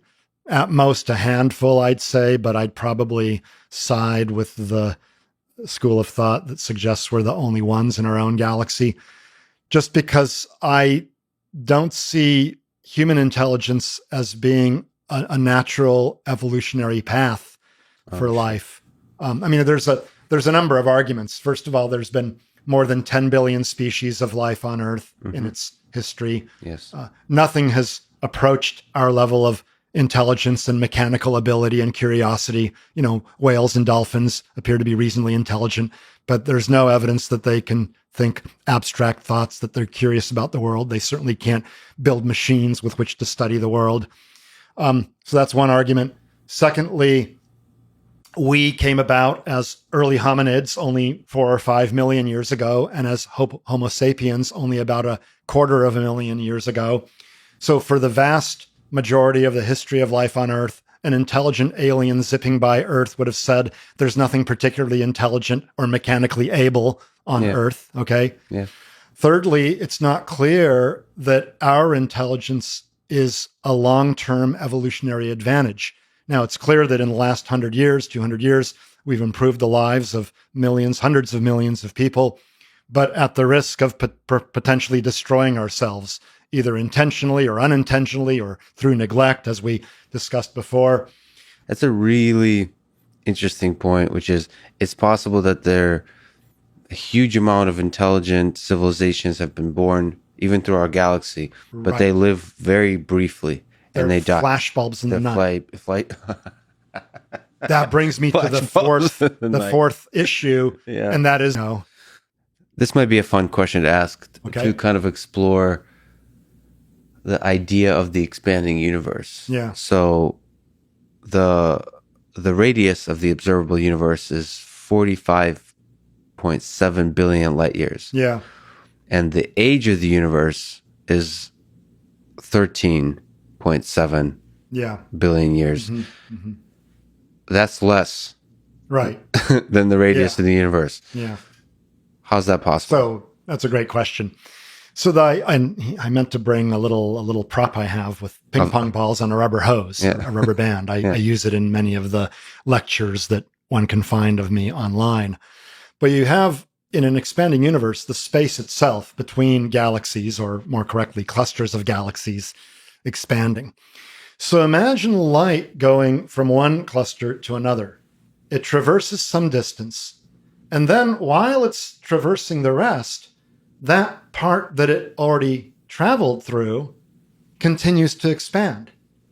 Now, 13.7 billion years might have gone by since the light that we are seeing from the early stages, the so-called cosmic microwave background radiation, which is the afterglow of the Big Bang, or the echo of the Big Bang. Yeah, 13.7 billion years have gone by. That's how long it's taken that light to reach us. But while it's been traveling that distance, the parts that it already traveled continue to expand. Mm-hmm. So it's like you're walking at an airport, on one of these walkways, and you're walking along because you're trying to get to your terminal, but the walkway is continuing as well. Mm-hmm. You end up traveling a greater distance, or the same distance faster is another way of putting it, right? That's why you get on one of these traveling walkways.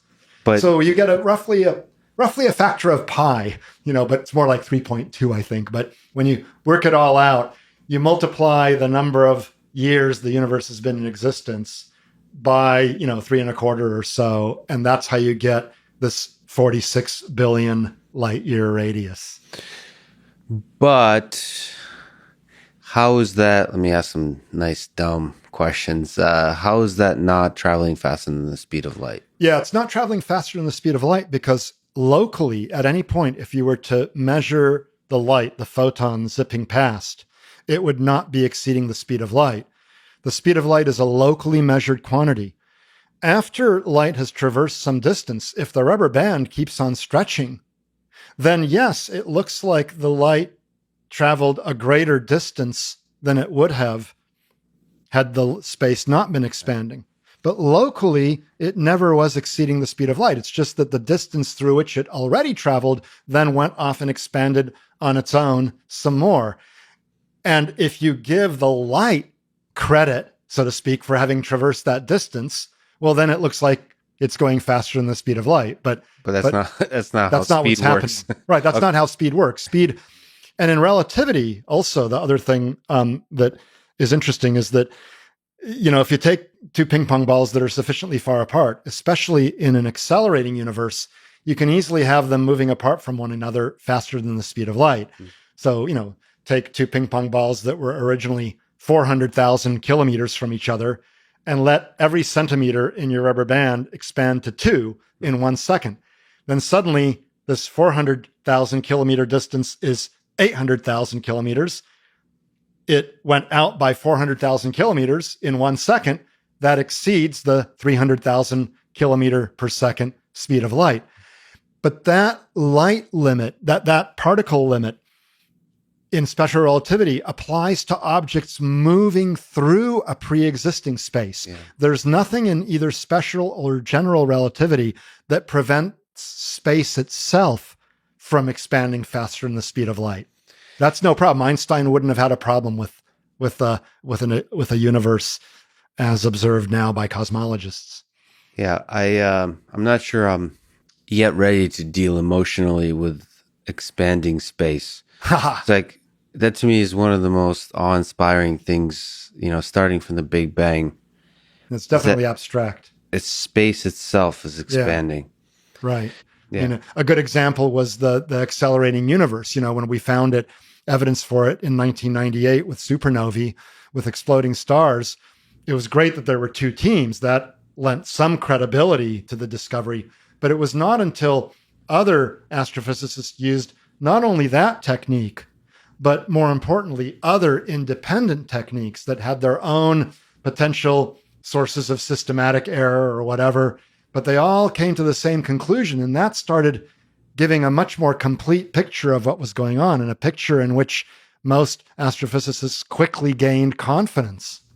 That's why that idea caught on so quickly, is that there were other physicists and astronomers doing observations completely independent of supernovae that seemed to indicate the same thing. Yeah. That period of your life, that work with an incredible team of people that won the Nobel Prize, is just fascinating work. That's, gosh, you know, never in my wildest dreams as a kid did I think that I would be involved, much less so heavily involved, in a discovery that's so revolutionary. I mean, you know, as a kid, as a scientist, if you're realistic, once you learn a little bit more about how science is done, and you're not going to win a Nobel Prize and be the next Newton or Einstein or whatever, you just hope that you'll contribute something to humankind's understanding of how nature works, and you'll be satisfied with that.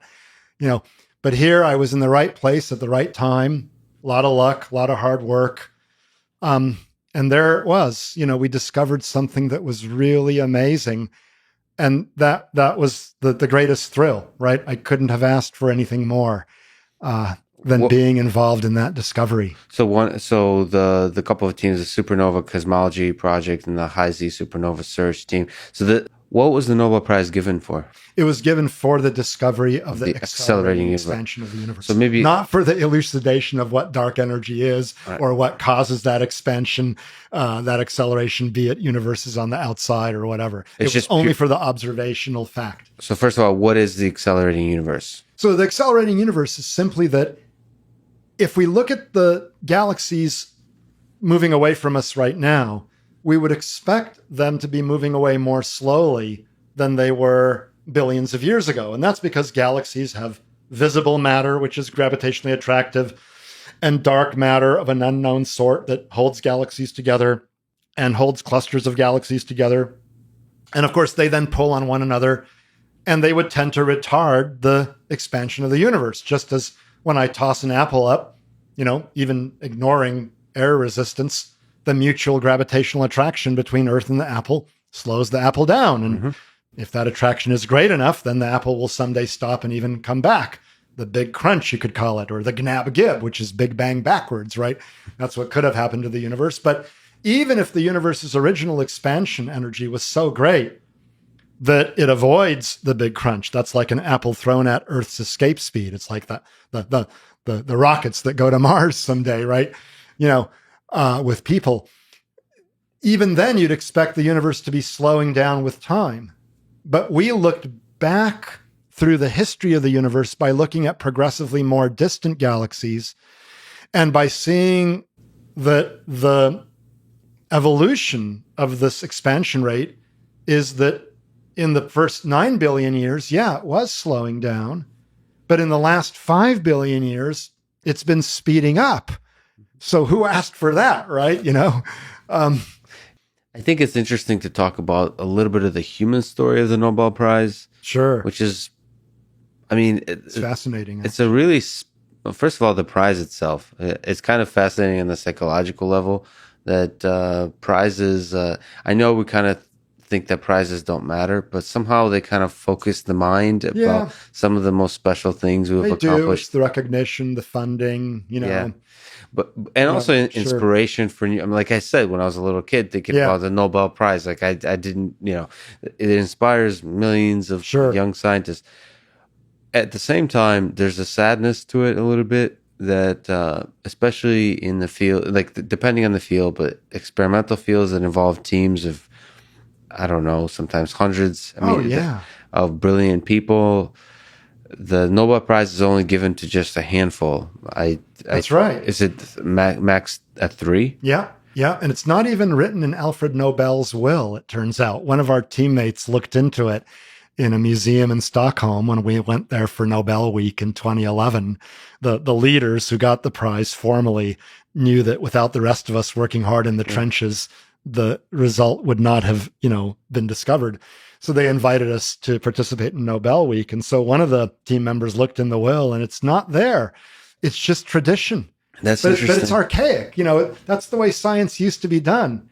And it's not the way a lot of science is done now. And you look at gravitational wave discovery, which was, recognized with the Nobel Prize in 2017. Ray Weiss at MIT got it, and Kip Thorne and Barry Barish at Caltech. And Ron Drever, one of the masterminds, had passed away earlier in the year. So again, one of the rules of the Nobel is that it's not given posthumously. Yeah. Or at least the one exception might be if they've made their decision and they're busy making their press releases right before October, the first week in October or whatever, and then the person passes away. I think they don't change their minds then. But it doesn't square with today's reality that a lot of science is done by big teams. In that case, a team of 1,000 people. In our case, it was 2 teams consisting of about 50 people. And we used techniques that were arguably developed in part by people astrophysicists who weren't even on those 2 papers. I mean, some of them were, but other papers were written by other people, and so it's like we're standing on the shoulders of giants. And none of those people was officially recognized. And to me, it was okay. Again, it was the thrill of doing the work, and ultimately the discovery was recognized with the prize. And, we got to participate in Nobel Week, and it's okay with me. I've known other physicists whose lives were ruined because they did not get the Nobel Prize and they felt strongly that they should have. So it doesn't... Ralph Alpher of the Alpher Beta Gamow, paper predicting the microwave background radiation, he should have gotten it. His advisor Gamow was dead by that point. But, Penzias and Wilson got it for the discovery, and Alpher, apparently from colleagues who knew him well, I've talked to them, his life was ruined by this. It just gnawed at his innards so much. It's very possible that in a small handful of people, even 3, that you would be one of the winners of the Nobel Prize. That doesn't weigh heavy on you? Well, there were the 2 team leaders, Saul Perlmutter and Brian Schmidt, and usually it's the team leaders that are recognized. And then Adam Rees was my postdoc. He was first author, I guess. Yeah, first author. I was second author of that paper. Yeah. So I was his direct mentor at the time, although he was, one of these people who just, runs with things. He was an MIT undergraduate, by the way, Harvard graduate student, and then a postdoc as a so-called Miller Fellow for basic research in science at Berkeley, something that I was back in 84 to 86. But you're largely a free agent, but he worked quite closely with me, and he came to Berkeley to work with me. And on Schmidt's team, he was charged with analyzing the data, and he measured the brightnesses of these distant supernovae, showing that they're fainter and thus more distant than anticipated. And that led to this conclusion that the universe had to have accelerated in order to push them out to such great distances. And I was shocked when he showed me the data, the results of his calculations and measurements. But it's very... so he deserved it. And on Saul's team, Gerson Goldhaber deserved it, but he died, I think, a year earlier in 2010. But that would have been 4. And so... And me, well, I was on both teams, but, was I number 4, 5, 6, 7? I don't know. Well, it's also very... So if I were to... It's possible that you're... I mean, I could make a very good case for you're in the 3. And you're kind, so... But is that psychologically... I mean, listen, it weighs on me a little bit because I don't know what to do with that. Perhaps it should motivate... the rethinking, like Time Magazine started doing Person of the Year. Yeah. And they would start doing concepts, and almost like the black hole gets the Nobel Prize or the Accelerated Universe gets the Nobel Prize, and here's the list of people. So or the Oscar that you could say. Yeah. Because it's a team effort now. It's a team. And it should be redone. And the breakthrough prize in fundamental physics, which was started by Yuri Milner, and Zuckerberg is involved and others as well, They Yuri recognize Milner, the larger team. yeah, they recognize teams. And so, in fact, both teams in the accelerating universe were recognized with the breakthrough prize in 2015. Nevertheless, the same three people, Rees, Perlmutter, and Schmidt, got the red carpet rolled out for them and were at the big ceremony and shared half of the prize money. And the rest of us, roughly 50, shared the other half and didn't get to go to the ceremony. So, but I feel for them. I mean, for the gravitational waves, it was 1,000 people. What are they going to do? Invite everyone? Yeah. For the Higgs particle, it was 6,000 to 8,000 physicists and engineers. In fact, because of the whole issue of who gets it, experimentally, that discovery still has not been recognized, right? The theoretical work by Peter Higgs and Engler got recognized, but there was a troika of other people who perhaps wrote the most complete paper, and they were left out. And another guy died, and Yeah, it's hard. It's all of it's heartbreaking. Some people argue that the Nobel Prize has been diluted too, because if you look at Roger Penrose, you can make an argument that he should get the prize by himself.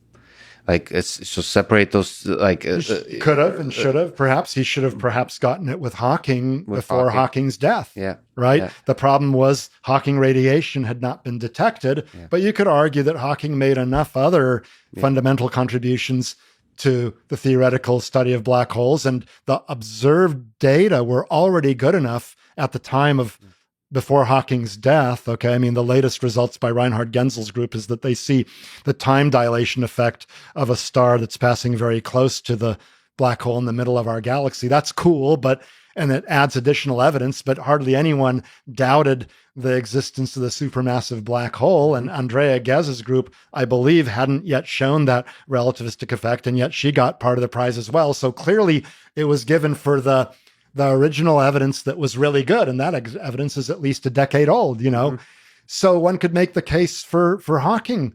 One could make the case that in 2016, when Mayor and Kellos won the Nobel Prize for the discovery of the first exoplanet, 51b Pegasi, well, there was a fellow at Penn State, Alex Wolfram, who in 1992, 3 years preceding 1995, found a planet orbiting a pulsar, a very weird kind of star, a neutron star, and that wouldn't have been a normal planet, sure. And so the Nobel Committee, they gave it for the discovery of planets around normal sun-like stars, but hell, Wolfram found a planet, so they could have given it to him as the third person instead of to Jim Peebles for the development of what's called physical cosmology. He's at Princeton, he deserved it, but they could have given Nobel for the development of physical cosmology to Peebles, and I would claim some other people were pretty important in that development as well, and they could have given it some other year. So there's a lot of controversy. I try not to dwell on it. Was I number 3? Probably not. Adam Rees did the work. I helped bounce ideas off of him, but we wouldn't have had the result without him. Yeah. And I was on both teams for reasons. I mean, the style of the first team, the Supernova Cosmology Project, didn't match mine. They came largely from experimental high energy particle physics, where there's these hierarchical teams and stuff, and it's hard for the little guy to have a say. At least that's what I kind of thought. Whereas the team of astronomers led by Brian Schmidt was, first of all, a bunch of my friends, and they grew up as astronomers making contributions on little teams, and we decided to band together, but all of us had our voices heard. So it was sort of a culture, a style that I preferred, really. But let me tell you a story. At the Nobel banquet, okay, I'm sitting there between two physicists who are members of the committee of the Swedish National Academy of Sciences.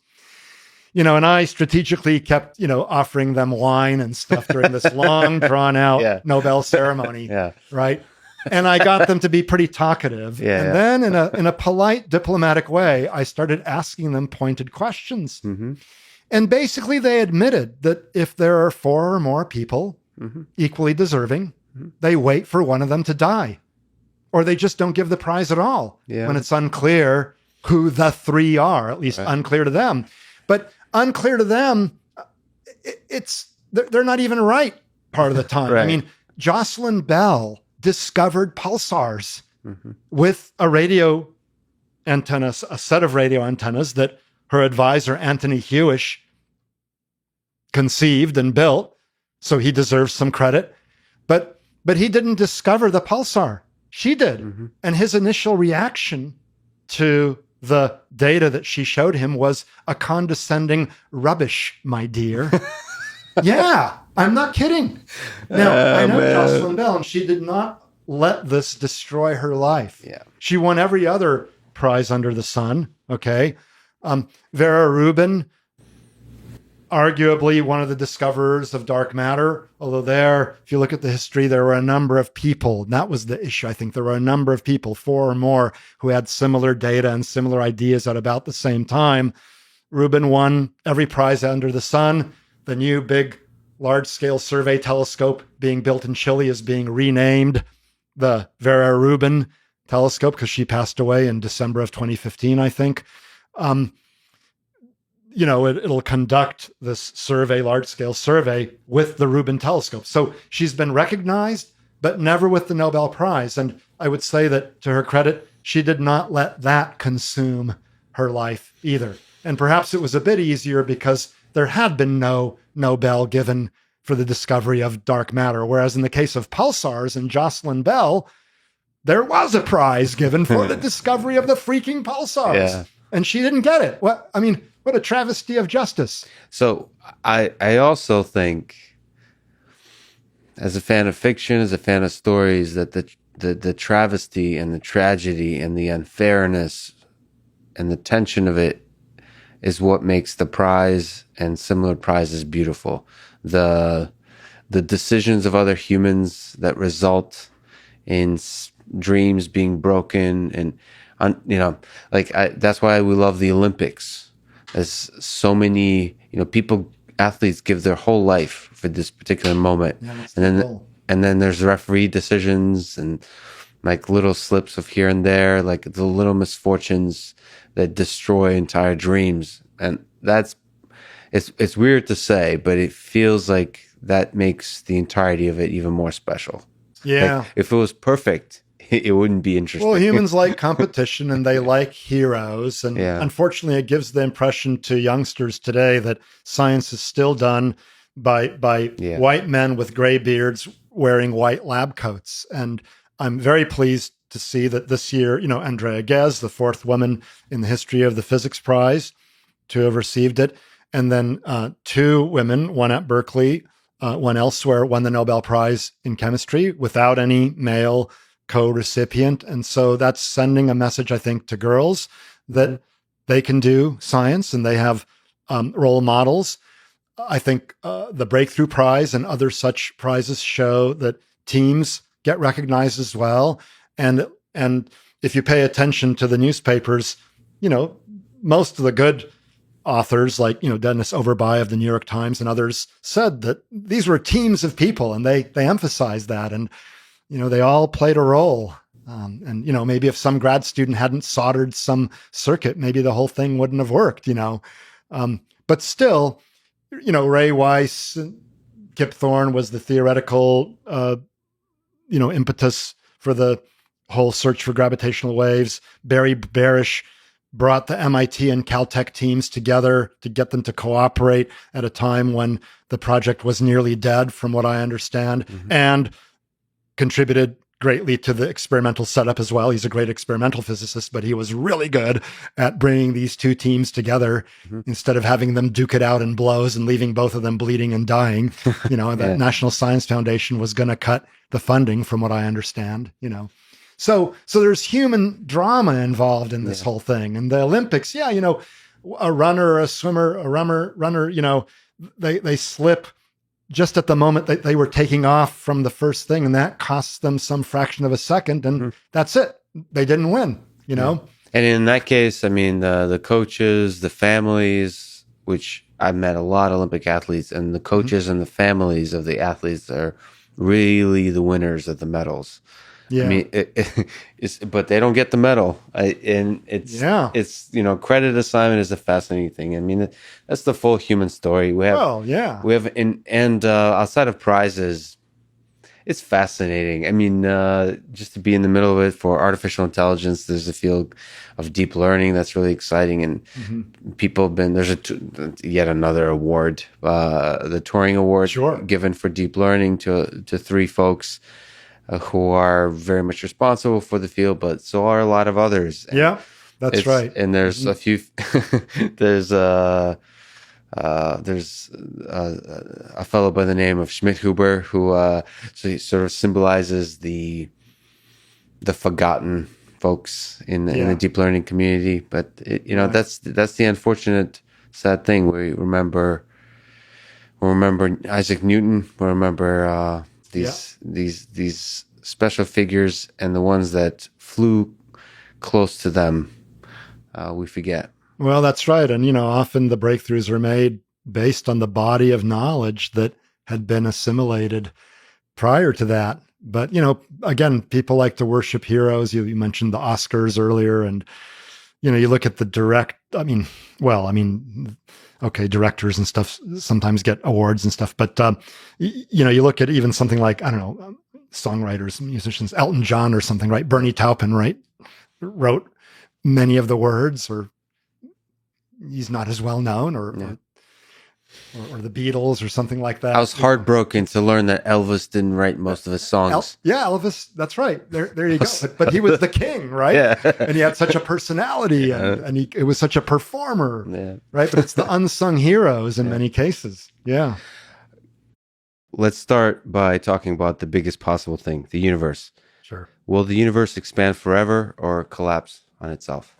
Well, that's a great question. That's one of the big questions of cosmology. And of course, we have evidence that the matter density is sufficiently low that the universe will expand forever. But not only that, there's this weird repulsive effect. We call it dark energy, for want of a better term. And it appears to be accelerating the expansion of the universe. So if that continues, the universe will expand forever.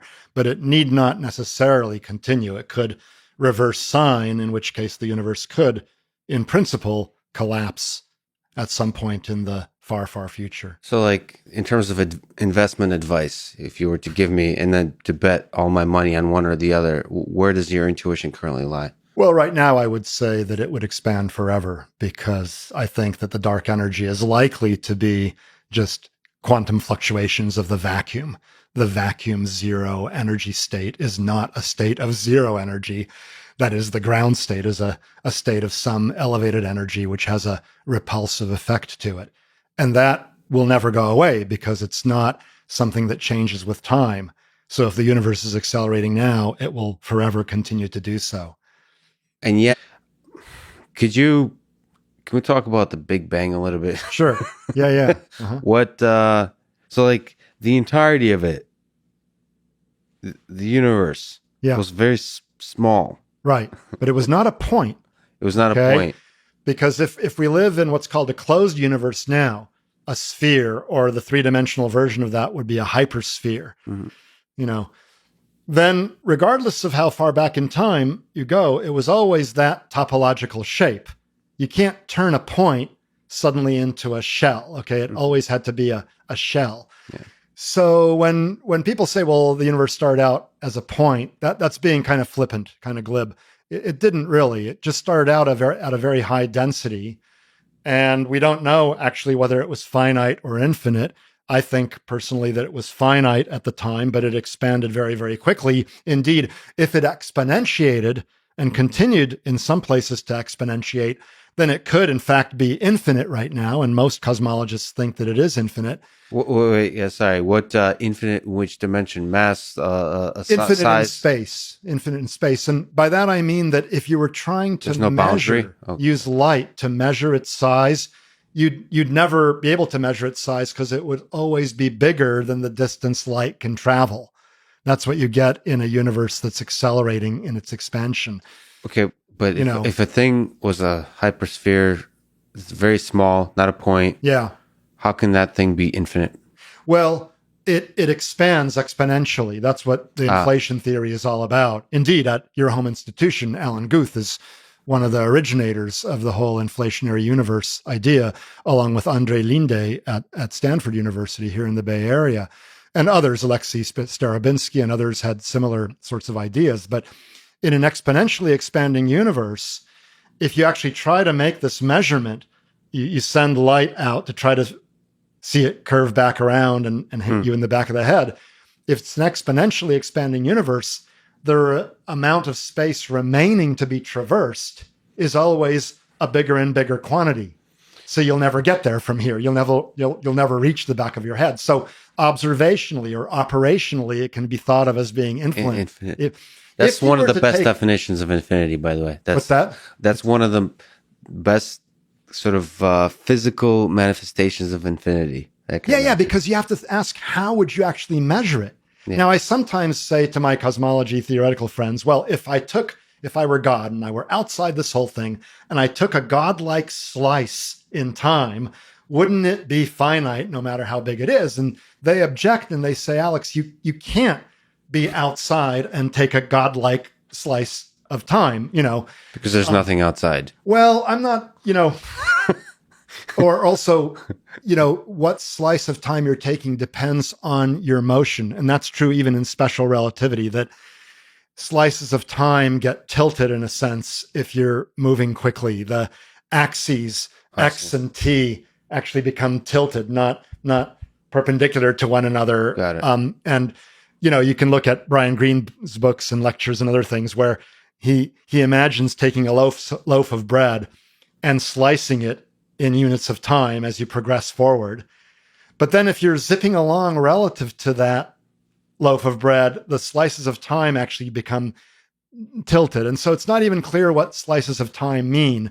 But I'm an observational astronomer. I know which end of the telescope to look through. And the way I understand the infinity is, as I just told you, that operationally or observationally, there'd be no way of seeing that it's a finite universe, of measuring a finite universe. And so in that sense, it's infinite, even if it started out as a finite little dot.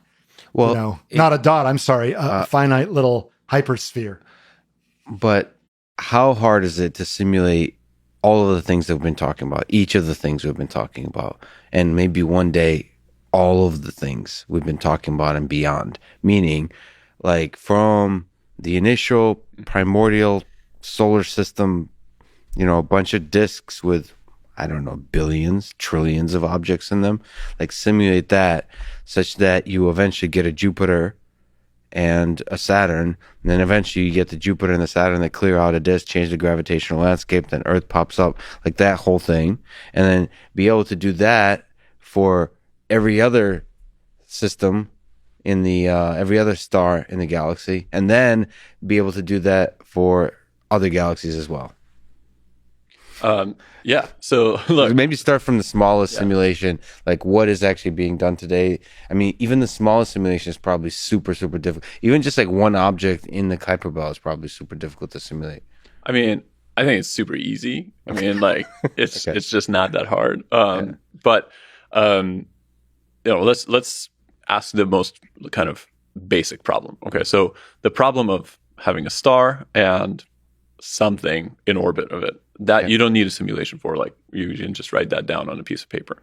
Mm-hmm. There's gravity. I guess it's important to try to, one way to simulate objects in our solar system is to build the universe from scratch. Okay, we'll get to building the universe from scratch in a sec. But let me just kind of go through the hierarchy of what we do. Two objects. Right, so two objects, analytically solvable. Like we can figure it out very easily if you don't need to know calculus. It helps to know calculus, but you don't necessarily need to know calculus. Three objects that are gravitationally interacting, the solution is chaotic. Doesn't matter how many simulations you do, the answer loses meaning after some time. I feel like that is a metaphor for dating as well, but go on. Now look, so the fact that you go from analytically solvable to unpredictable when when your simulation goes from 2 bodies to 3 bodies, should immediately tell you that the exercise of trying to engineer a calculation where you form the entire solar system from scratch and hope to have some predictive answer is a futile one, right? We will never succeed at such a simulation. So, sorry, just to clarify, you mean explicitly having a clear equation that generalizes the whole process enough to be able to make a prediction? Or do you mean actually literally simulating the objects is a hopeless pursuit once it increases beyond 3? The simulating them is not a hopeless pursuit, but the outcome becomes a statistical one. Right. And what's actually quite interesting is I think we have all the equations figured out, right?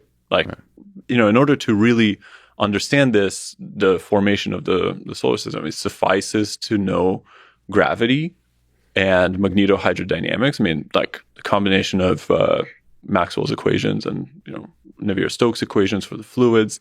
You need to know quantum mechanics to understand opacities and so on. But we have those equations in hand. It's not that we don't have that understanding. It's that putting it all together is A, very, very difficult, and B, if you were to run the same evolution twice, changing, the initial conditions by some infinitesimal amount, some, minor change in your calculation to start with, you'd get a different answer. This is part of the reason why planetary systems are so diverse. You don't have a very predictive path for you start with a disk of this mass and it's around this star, therefore you're going to form the solar system, right? You start with this, and therefore you will form this huge set of outcomes, and some percentage of it will resemble. It's sad because there's a just like you said, singular events or rare events are somehow really inspiring to us. And so you kind of have to balance that. Yeah, there's a scientific process, but you also have to it's the thing you find with the weird, the peculiar. It's Yeah. What is that? Well, even the universe itself, it could be that the universe begins and then will end, say in a cold death, and that's it. Mm-hmm. I mean, it could be a one-off thing, or it code be one of an infinitely many cycles. Yeah. And maybe all of the laws of nature are recreated anew with each cycle. Yeah. Or maybe what we're assuming about the Big Bang, there's some element of falsity. Maybe the speed of light is not constant, but changes over time. That would throw into question all kinds of theories about dark matter and dark energy. Yeah, and even the age of the universe. And to me, there's very likely trillions of conversations going on like this on other planets. Yeah. In different. Yeah, no doubt. Exactly. It's with different kinds of drugs, different communication styles, different time scales at which life form is, or what life looks like, or how life behaves, or what life is. And all those things, it kind of, every time you think about this, it's more and more humbling. It's just this whole fog of ignorance. Yeah. I mean, what drives me crazy is wondering about the beautiful gemstones on other planets. I call them exoagates. They must be unbelievable features and forms which are unimaginable to us. Because one thing we do know is that nature is very creative. I mean, we are the product of nature, and we seem to be fairly creative. And so imagine what else nature's created. But even that's unknown. Is how common is life in the universe? Is it common or is it rare? We only have a sample size of 1. It could be quite common, or it could be even unique. Yeah.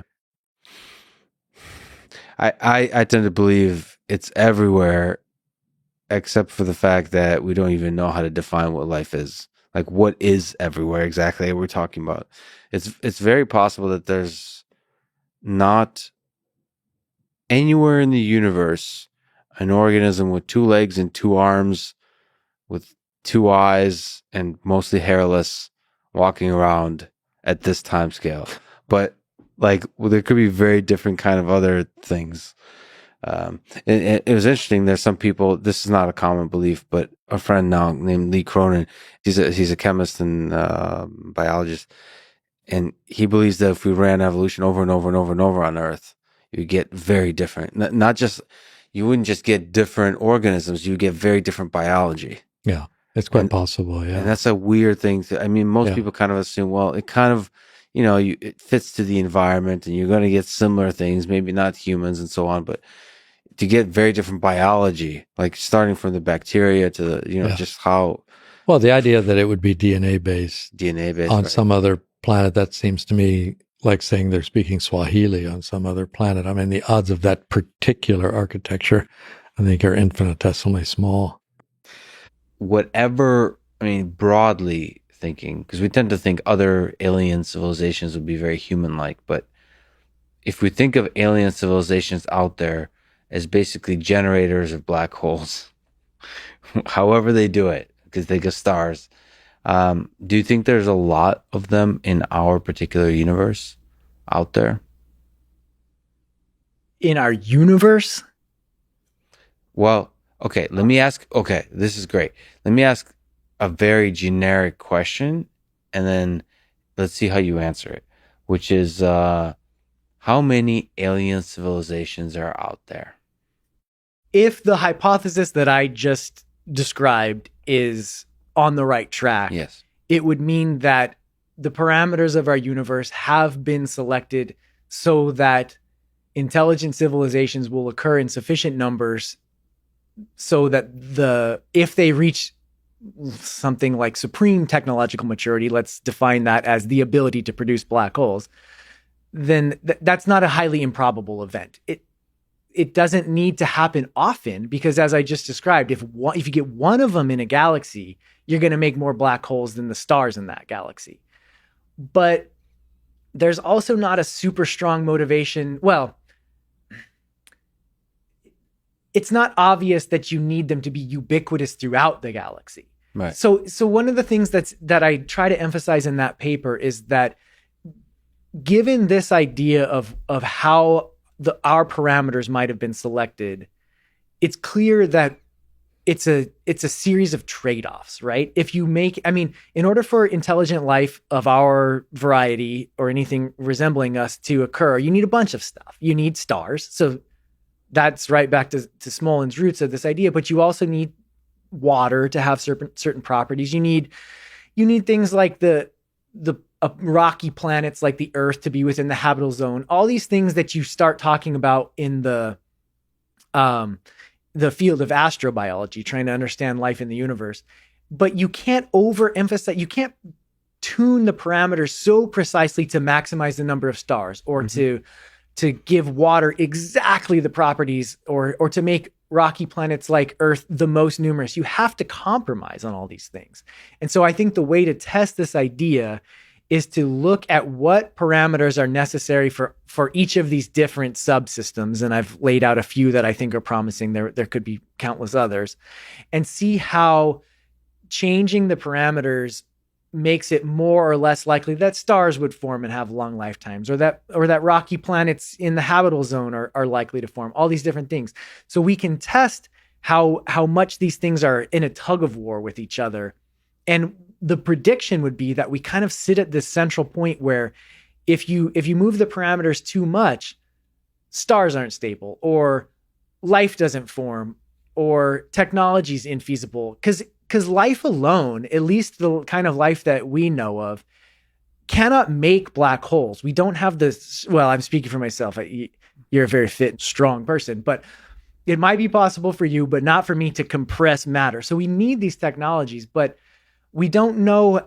We have not been able to quantify yet how finely adjusted the parameters would need to be in order for silicon to have the properties it does. Okay, this is not directly speaking to what you're saying. You're getting to the Fermi paradox, which is where are they? Where are the life forms out there? How numerous are they? That sort of thing. What I'm trying to argue is that if this framework is on the right track, a potentially correct explanation for our existence, it doesn't necessarily predict that intelligent civilizations are just everywhere, because even if you just get one of them in a galaxy, which is quite rare, it could be enough to dramatically increase the fecundity of the universe as a whole. Yeah, and I wonder, once you start generating the offspring for universes, black holes, how that has effect on what kind of effect does it have on the other candidates, civilizations within that universe? Maybe it has a destructive aspect, or there could be some arguments about once you have a lot of offspring, that just quickly accelerates to where the other ones can't even catch up. It could, but I guess if you want me to put my chips on the table or whatever, I think I come down more on the side that intelligent life civilizations are rare. And I guess I follow Max Tegmark here. And also there's a lot of papers coming out recently in the field of astrobiology that are seeming to say, all right, you just work through the numbers on some modified Drake equation or something like that. And it looks like it's not improbable. You shouldn't be surprised that an intelligent species has arisen in our galaxy. But if you think there's one the next solar system over, it's highly improbable. So I can see that the probability of finding a civilization in a galaxy, maybe it's most likely that you're going to find 1 to 100 or something. But okay, now it's really important to put a time window on that, I think, because does that mean in the entire lifetime of the galaxy before so for in our case, before we run into Andromeda? Mm-hmm. I think it's highly probable. I shouldn't say I think. It's tempting to believe that it's highly probable that in that entire lifetime of your galaxy, you're going to get at least one intelligent species, maybe thousands or something like that. But it's also, I think, a little bit naive to think that they're going to coincide in time and we'll be able to observe them. And also, if you look at the span of life on Earth, the Earth history, it was surprising to me to kind of look at the amount of time. Well, first of all, the short amount of time there's no life is surprising. Life sprang up pretty quickly. It's cellular, single cell. So, but that's the point I'm trying to make, is like so much of life on Earth was just like single cell organisms. Mm-hmm. Like most of it is like boring bacteria type of stuff. Well, bacteria are fascinating, but I take your point. No, I get it. I mean, no offense to them. But this kind of, speaking from the perspective of your paper, of something that's able to generate technology as we kind of understand it, right, that's a very short moment in time relative to that full history of life on Earth. And maybe our universe is just saturated with bacteria like humans. Right. But not the special extra AGI superhumans. That those are very rare. And once those spring up, everything just goes to like it accelerates very quickly. Yeah, it's we just don't have enough data to really say, but I find this whole subject extremely engaging. Questions. So you mentioned that at the Big Bang in the early days, things were pretty homogeneous. Yes. But here we are, sitting on Earth, two hairless apes, you could say, with microphones. In talking about the brief history of things, you said it's much harder to describe Sweden than it is the universe. So there's a lot of complexity. There's a lot of interesting details here. So how does this complexity come to be, do you think? It seems like there's these pockets. Yeah. We don't know how rare of like where hairless apes just emerge. Yeah. And then that came from the initial soup that was homogeneous. Was that that an accident? We understand in broad outlines how it could happen. We certainly don't understand why it happened exactly in the way it did, or there are certainly open questions about the origins of life and how inevitable the emergence of intelligence was, and how that happened. But in the very broadest terms, the universe early on was quite homogeneous, but not completely homogeneous. there were part in 10,000 fluctuations in density within this primordial plasma. And as time goes on, there's an instability which causes those density contrasts to increase. There's a gravitational instability. Where it's denser, the gravitational attractions are stronger, and so that brings in more matter, and it gets even denser, and so on and so on. So there's a natural tendency of matter to clump because of gravitational interactions. And then the equations get complicated when you have lots of things clumping together.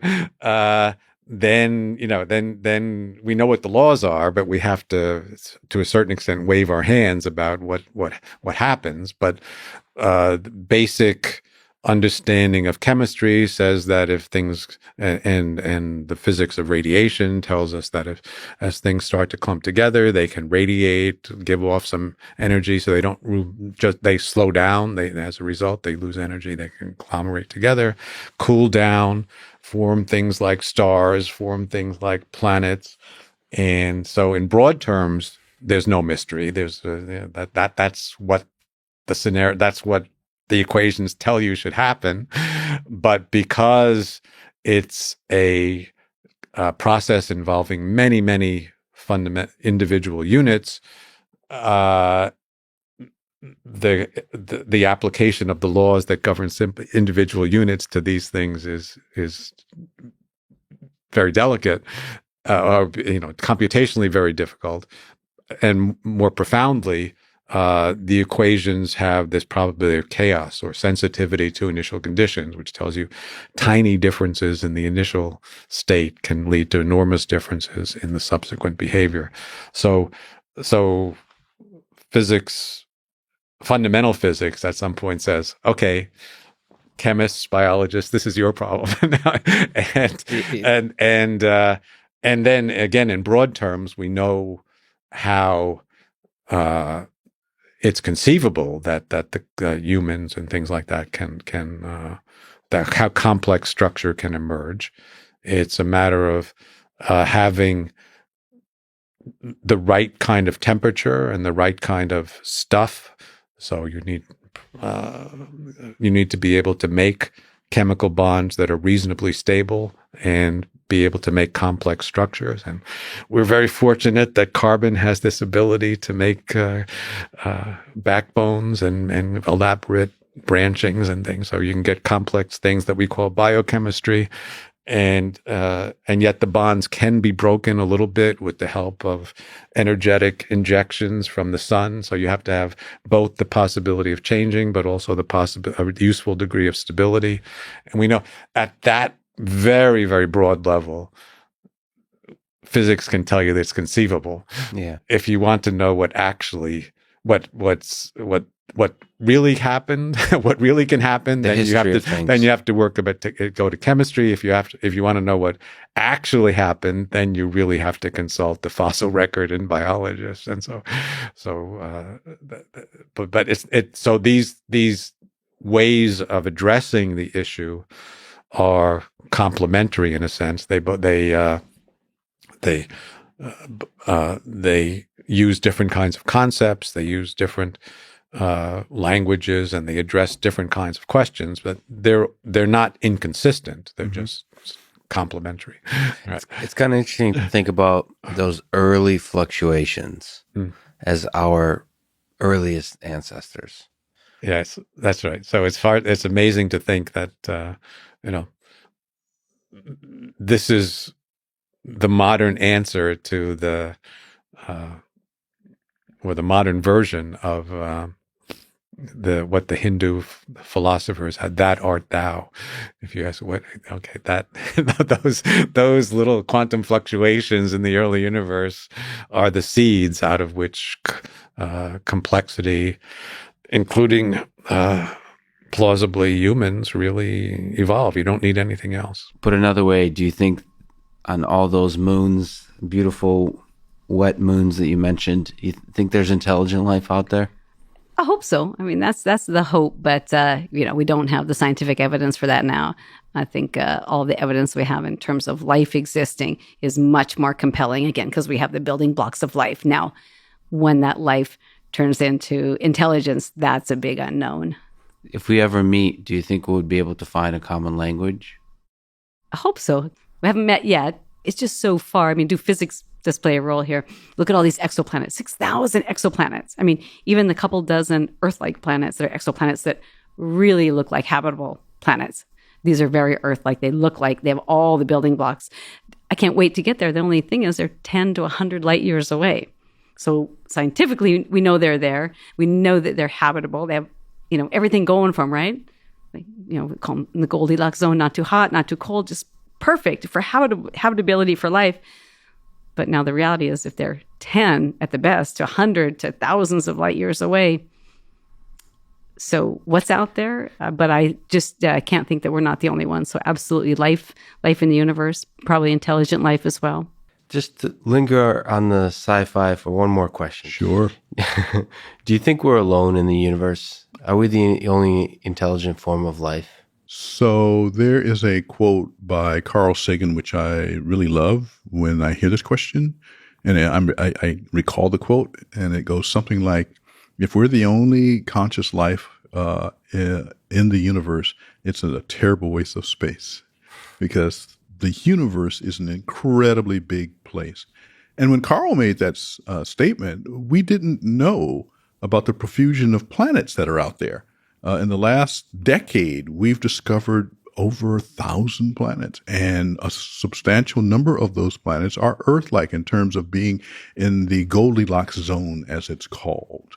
So it's, in my mind, it's practically inconceivable that we're the only conscious form of life in the universe. But that doesn't mean they've come to visit us. Do you think we'll recognize alien life if we saw it? Do you think it'd look anything like the carbon-based, the biological system we have on Earth today? It would depend on that life's native environment in which it arose. If that environment was sufficiently like our environment, there's a principle in biology and nature called convergence, which is that even if you have two biological systems that are totally separated from each other, if they face similar conditions, nature tends to converge on solutions. Mm-hmm. And so there might be similarities if this alien life form was born in a place that's kind of like this place. Physics appears to be quite similar, the laws of physics across the entirety of the universe. Do you think weirder things than we see on Earth can spring up out of the same kinds of laws of physics? From the laws of physics, I would say yes. First of all, if you look at carbon-based life, why are we carbon-based? Well, it turns out it's because of the way that carbon interacts with elements, which in fact is also a reflection on the electronic structure of the carbon nucleus. So you can look down the table of elements and say, well, gee, do we see similar elements? The answer is yes. And one that one often hears about in science fiction is silicon. So maybe there's a silicon-based life form out there if the conditions are right. But I think it's presumptuous of us to think that we are the template by which all life has to appear. Before we dive into beautiful details, let me ask a big question. Let's dive into the world of the very small, if we could, for a bit. What are the basic particles, either experimentally observed or hypothesized by physicists? So as we physicists look at the universe, first of all, there are two big buckets of particles. That is the smallest objects that we are able to currently mathematically conceive and then experimentally verify that these ideas have a sense of accuracy to them. So one of those buckets we call matter. These are things like electrons, things that are like quarks, which are particles that exist inside of protons. And there's a whole family of these things. There are, in fact, 18 quarks and apparently 6 electron-like objects that we call leptons. So that's one bucket. The other bucket that we see both in our mathematics as well as in our experimental equipment are a set of particles that you can call force carriers. The most familiar force carrier is the photon, the particle of light that allows you to see me. In fact, it's the same object that carries electric repulsion between like charges. From science fiction, we have the object called the graviton, which is talked about a lot in science fiction and Star Trek. But the graviton is also a mathematical object that we physicists have known about essentially since Einstein wrote his theory of general relativity. There are 4 forces in nature, fundamental forces. There is the gravitational force. Its carrier is the graviton. There are 3 other forces in nature: the electromagnetic force, the strong nuclear force, and the weak nuclear force. And each one of these forces has one or more carriers. The photon is the carrier of the electromagnetic force. The strong nuclear force actually has 8 carriers. They're called gluons. And then the weak nuclear force has 3 carriers. They're called the W+, W-, and Z bosons. So those are the things that both in mathematics and in experiments, the most precise experiments we're ever as a species able to conduct is about measuring the accuracy of these ideas. And we know that at least to 1 part in a billion, these ideas are right. So first of all, you've made it sound both elegant and simple, but is it crazy to you that there is force carriers? Like, is that supposed to be a trivial idea to think about? If we think about photons, gluons, that there's 4 fundamental forces of physics, and then those forces are expressed, there's carriers of those forces. Like, is that a kind of trivial thing? It's not a trivial thing at all. In fact, it was a puzzle for Sir Isaac Newton because he's the first person to give us basically physics. Before Isaac Newton, physics didn't exist. What did exist was called natural philosophy. So discussions about using the methods of classical philosophy to understand nature, natural philosophy. So the Greeks, we call them scientists, but they were natural philosophers. Physics doesn't get born until Newton writes the Principia.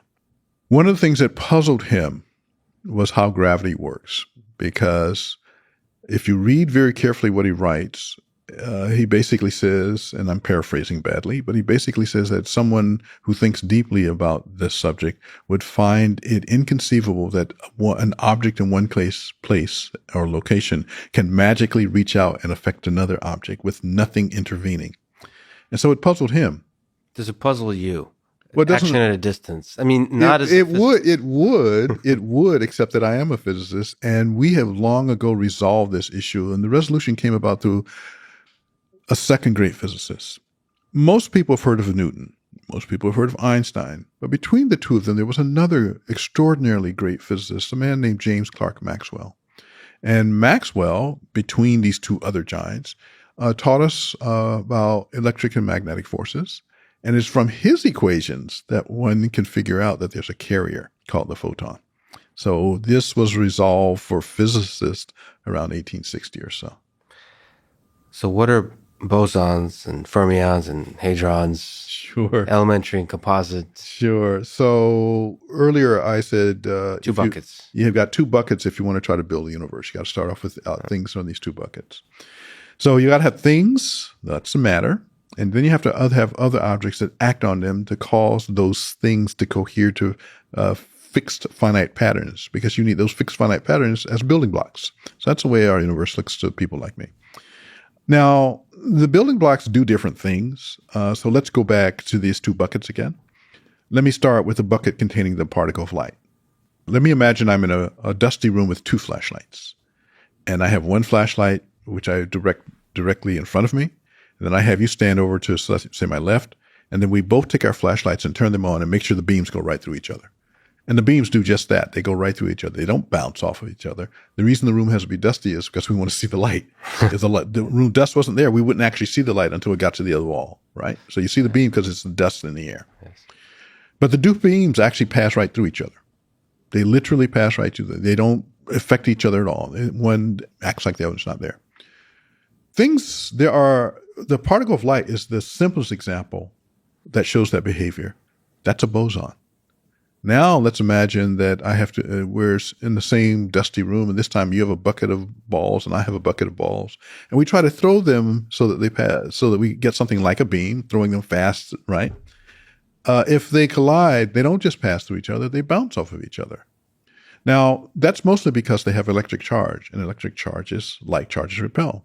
But mathematically, I know how to turn off the electric charge. And if you do that, you'll find they still repel.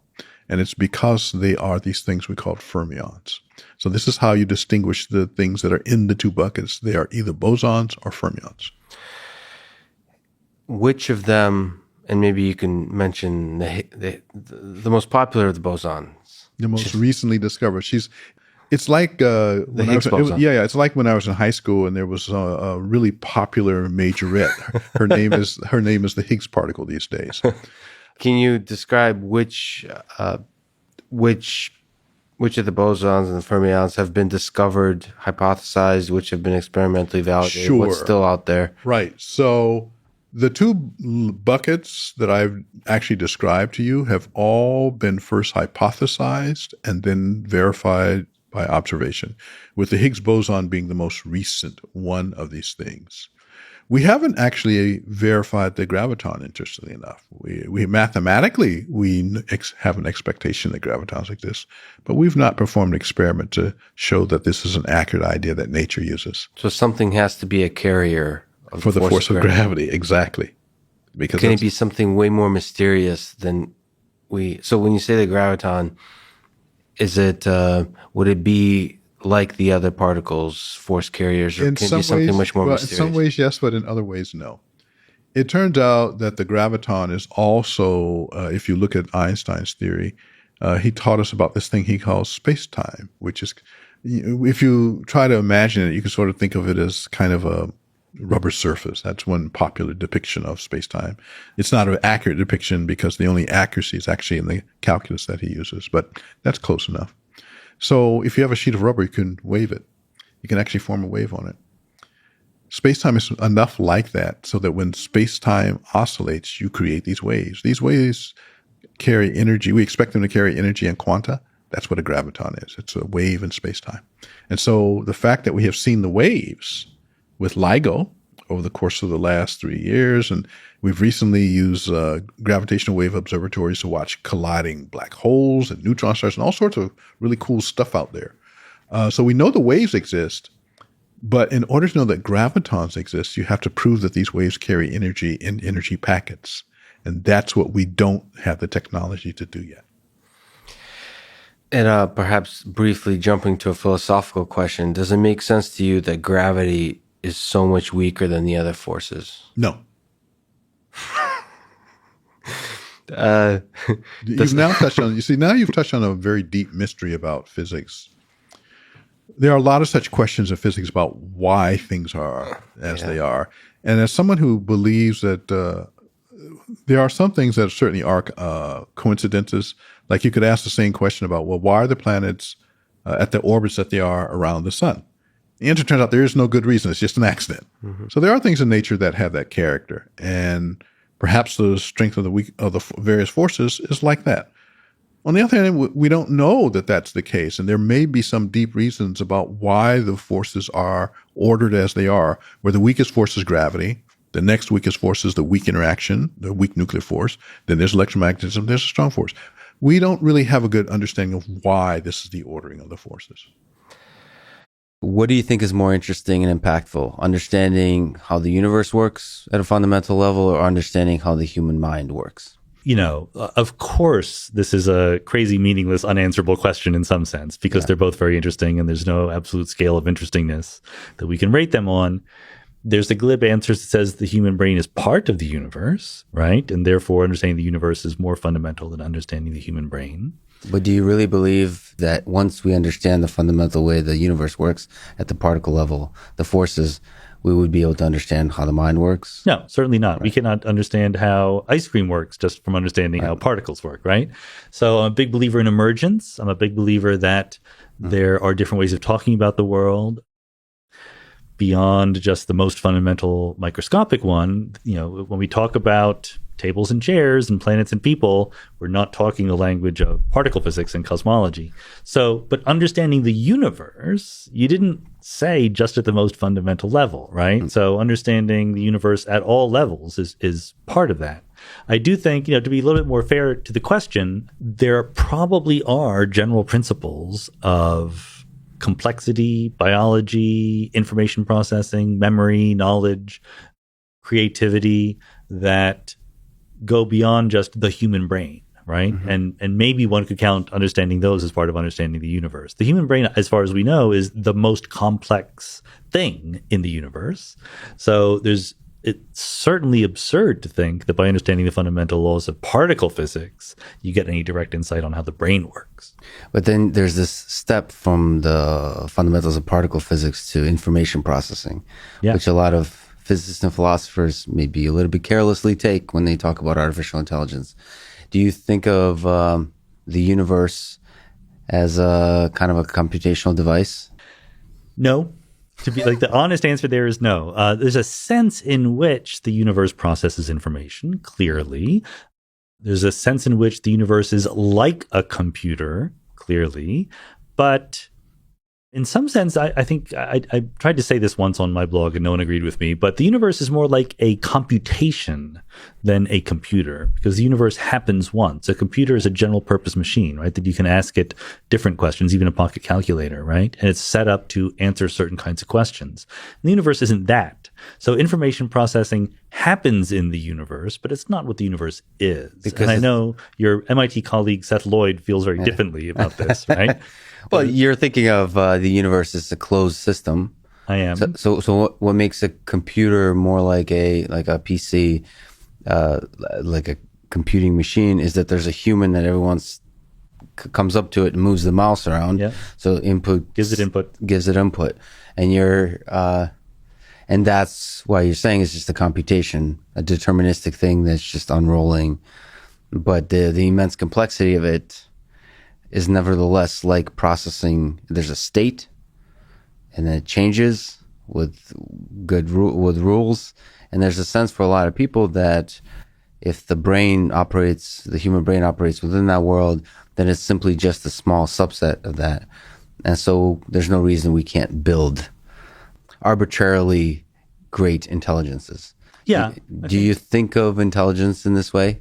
Intelligence is tricky. I don't have a definition of it offhand. So I remember this panel discussion that I saw on YouTube. I wasn't there, but Seth Lloyd was on the panel, and so was Martin Rees, the famous astrophysicist. And Seth gave his shtick for why the universe is a computer, and he explained this. And Martin Rees said, "So what is not a computer?" And Seth was like, that's a good question. I'm not sure. Because if you have a sufficiently broad definition of what a computer is, then everything is, right? And the simile or the analogy gains force when it excludes some things. Is the moon going around the Earth performing a computation? I can come up with definitions in which the answer is yes, but it's not a very useful computation. I think that it's absolutely helpful to think about the universe in certain situations, certain contexts, as an information processing device. I'm even guilty of writing a paper called Quantum Circuit Cosmology, where we modeled the whole universe as a quantum circuit. As a circuit. As a circuit, yeah. And with qubits kind of with thing? Qubits, basically, right, yeah. So, and qubits becoming more and more entangled. So do we want to digress a little bit? Because Let's do it. Kind of fun. So here's a mystery about the universe that is so deep and profound that nobody talks about it. Space expands, right? And we talk about, in a certain region of space, a certain number of degrees of freedom, a certain number of ways that the quantum fields and the particles in that region can arrange themselves. That number of degrees of freedom in a region of space is arguably finite. We actually don't know how many there are, but there's a very good argument that says it's a finite number. So as the universe expands and space gets bigger, are there more degrees of freedom? If it's an infinite number, it doesn't really matter. Infinity times 2 is still infinity. But if it's a finite number, then there's more space, so there's more degrees of freedom. So where did they come from? That would mean the universe is not a closed system. There's more degrees of freedom popping into existence. So what we suggested was that there are more degrees of freedom, and it's not that they're not there to start, but they're not entangled to start. So the universe that you and I know of, the 3 dimensions around us that we see, we said those are the entangled degrees of freedom making up space-time. And as the universe expands, there are a whole bunch of qubits in their zero state that become entangled with the rest of space-time through the action of these quantum circuits. So what does it mean that there's now more degrees of freedom as they become more entangled. Yeah. So as the universe expands. That's right. So there's more and more degrees of freedom that are entangled, that are playing the role of part of the entangled space-time structure. So the underlying philosophy is that space-time itself arises from the entanglement of some fundamental quantum degrees of freedom. Wow. Okay. So at which point is most of the entanglement happening? Are we talking about close to the Big Bang? Or are we talking about throughout the time of the throughout life history? of the Yeah. So the idea is that at the Big Bang, almost all the degrees of freedom that the universe could have were there, but they were unentangled with anything else. And that's a reflection of the fact that the Big Bang had a low entropy. It was a very simple, very small place. And as space expands, more and more degrees of freedom become entangled with the rest of the world. Do you think there's intelligent life, however you would like to define intelligent life, out there in the universe? My guess is that there is not intelligent life in the observable universe other than us. Simply on the basis of the fact that the likely number of other intelligent species in the observable universe, there's two likely numbers, 0 or billions. And if there had been billions, we would have noticed already. For there to be literally like a small number, like, Star Trek, there's, a dozen intelligent civilizations in our galaxy, but not a billion. That's weird. That's sort of bizarre to me. It's easy for me to imagine that there are 0 others because there's just a big bottleneck to making multicellular life or technological life or whatever. It's very hard for me to imagine that there's a whole bunch out there that have somehow remained hidden from us. The question, so is it possible to for sure know that our universe does not, at the fundamental level, have randomness? Is it possible to conclusively say there's no randomness at the bottom? Well, it's an interesting question. I mean, science, natural science is an inductive business, right? You observe a bunch of things and you say, can we fit these together? What is our hypothesis for what's going on? The thing that I think I can say fairly definitively is at this point, we understand enough about fundamental physics that if there was sort of an extra dice being thrown, it's something that doesn't need to be there. We can get what we see without that. Now, could you add that in as an extra little featureoid, without breaking the universe? Probably. But in fact, almost certainly yes. But is it necessary for understanding the universe? No. And I think actually from a more fundamental point of view, I think I might be able to argue. So one of the things that I've been interested in and been pretty surprised that I've had anything sentient to say about is the question of why does the universe exist? Mm-hmm. I didn't think that was a question that I would, I thought that was a far out there metaphysical kind of thing. Even the philosophers have stayed away from that question for the most part. It's such a kind of, difficult to address question. But I actually think, to my great surprise, that from our physics project and so on, that it is possible to actually address that question and explain why the universe exists. And I kind of have a suspicion, I've not thought it through, I kind of have a suspicion that that explanation will eventually show you that in no meaningful sense can there be randomness underneath the universe.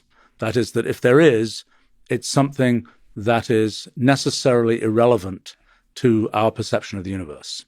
That is, that it could be there, but it doesn't matter because in a sense, we've already, whatever it would do, whatever extra thing it would add is not relevant to our perception of what's going on. So why does the universe exist? How does the irrelevance of randomness connect to the big why question of the universe? So, why does the universe exist? Well, let's see. And is this the only universe we got? It's the only one. About that, I'm pretty sure. So now, which of these topics is better to enter first? Why does the universe exist, and why you think it's the only one that exists? Well, I think they're very closely related. Okay. So, the first thing, let's see. This why does the universe exist question is built on top of all these things that we've been figuring out about fundamental physics. Because if you want to know why the universe exists, you kind of have to know what the universe is made of. And I think let me describe a little bit about the why does the universe exist question. So the main issue is, let's say you have a model for the universe, and you say, I've got this program or something, and you run it and you make the universe. Now you say, well, why is that program actually running? And people say, you've got this program that makes the universe. What computer is it running on? Mm-hmm. Right? What does it mean? What actualizes something? 2 + 2 = 4, but that's different from saying there's a pile of 2 rocks, another pile of 2 rocks, and somebody moves them together and makes 4, so to speak. And so what is it that kind of turns it from being just this formal thing to being something that is actualized? Mm-hmm. Okay, so there we have to start thinking about, well, what do we actually know about what's going on in the universe? Well, we are observers of this universe, but confusingly enough, we're part of this universe. Mm-hmm. So in a sense, if we say, what do we know about what's going on in the universe? Well, what we know is what sort of our consciousness records about what's going on in the universe. Mm-hmm. And so consciousness is part of the fabric of the universe, so we're in it. Yes, we're in it. And maybe I should start off by saying something about the consciousness story, because that's some Ruliad is referring to a Ruliad in which hypercomputation is possible. That's correct. Yes. Okay. So what that footnote, the footnote to the footnote is, we're not sure why this is important. Yeah. That's right. So let's ignore that. Okay, it's already abstract enough. Okay, so the one question is, we have to say, if we're saying, why does the universe exist? One question is, why is it this universe and not another universe? Yeah. Okay, so the important point about this Ruliad idea is that it's in the Ruliad are all possible formal systems. So there's no choice being made. There's no like, oh, we picked this particular universe and not that one. That's the first thing. The second thing is that we have to ask the question. So you say, why does 2 + 2 = 4 exist? That's not really that is a thing that necessarily is that way, just on the basis of the meaning of the terms, 2 and plus and equals and so on, right? So the thing is that this Ruliad object is, in a sense, a necessary object. It is just a thing that is the consequence of working out the consequence of the formal definition of things. It is not a thing where you're saying, and this is picked as the particular thing. This is just something which necessarily is that thing because of the definition of what it means to have computation. So the Ruliad, it's a formal system. Yes. But does it exist? Well. Where are we in this whole thing? We are part of this Ruliad. And so there is no sense to say, does 2 + 2 = 4 exist? Well, that's in some sense, it necessarily exists. It's a necessary object. It's not a thing that where you can ask. It's usually in philosophy, there's a sort of distinction made between, necessary truths, contingent truths, analytic propositions, synthetic propositions. There are a variety of different versions of this. They're things which are necessarily true just based on the definition of terms, and there are things which happen to be true in our universe. But we don't exist in rulial space. That's one of the coordinates that define our existence. Right. Okay. So yes, but this Ruliad is the set of all possible rulial coordinates. So what we're saying is it contains that. So what we're saying is we exist as, so our perception of what's going on is we're at a particular place in this Ruliad, and we are concluding certain things about how the universe works based on that. Mm-hmm. But the question is, do we understand, is there something where we say, So why does it work that way? Well, the answer is, I think, it has to work that way because this Ruliad is a necessary object in the sense that it is a purely formal object, just like 2 + 2 = 4. It's not an object that was made of something. It's an object that is just an expression of the necessary collection of formal relations that exist. And so then the issue is, can we, in our experience of that, is it can we have tables and chairs, so to speak, in that just by virtue of our experience of that necessary thing? And, what people have generally thought, and honestly, that I don't know of a lot of discussion of this why does the universe exist question. It's been a very, I've been surprised actually at how little, I think it's one of these things that's really kind of far out there. But the thing that is, the surprise here is that all possible formal rules, when you run them together, and that's the critical thing, when you run them together, they produce this kind of entangled structure that has a definite structure. It's not just a random arbitrary thing. It's a thing with definite structure. Right. And that structure is the thing. When we are embedded in that structure, when anything, an entity embedded in that structure perceives something which is then we can interpret as physics and things like this. Right. So in other words, we don't have to ask the question, the why does it exist? It necessarily exists. I'm missing this part. Why does it necessarily exist? Okay. You need to have it if you want to formalize the relation between entities, but why do you need to have relations? Okay. So let's say you say, it's like, why does math have to exist? Okay. That's the fair question. Yeah. Okay. Fair question. Let's see. I think the thing to think about is the existence of mathematics is something where, given a definition of terms, what follows from that definition inevitably follows.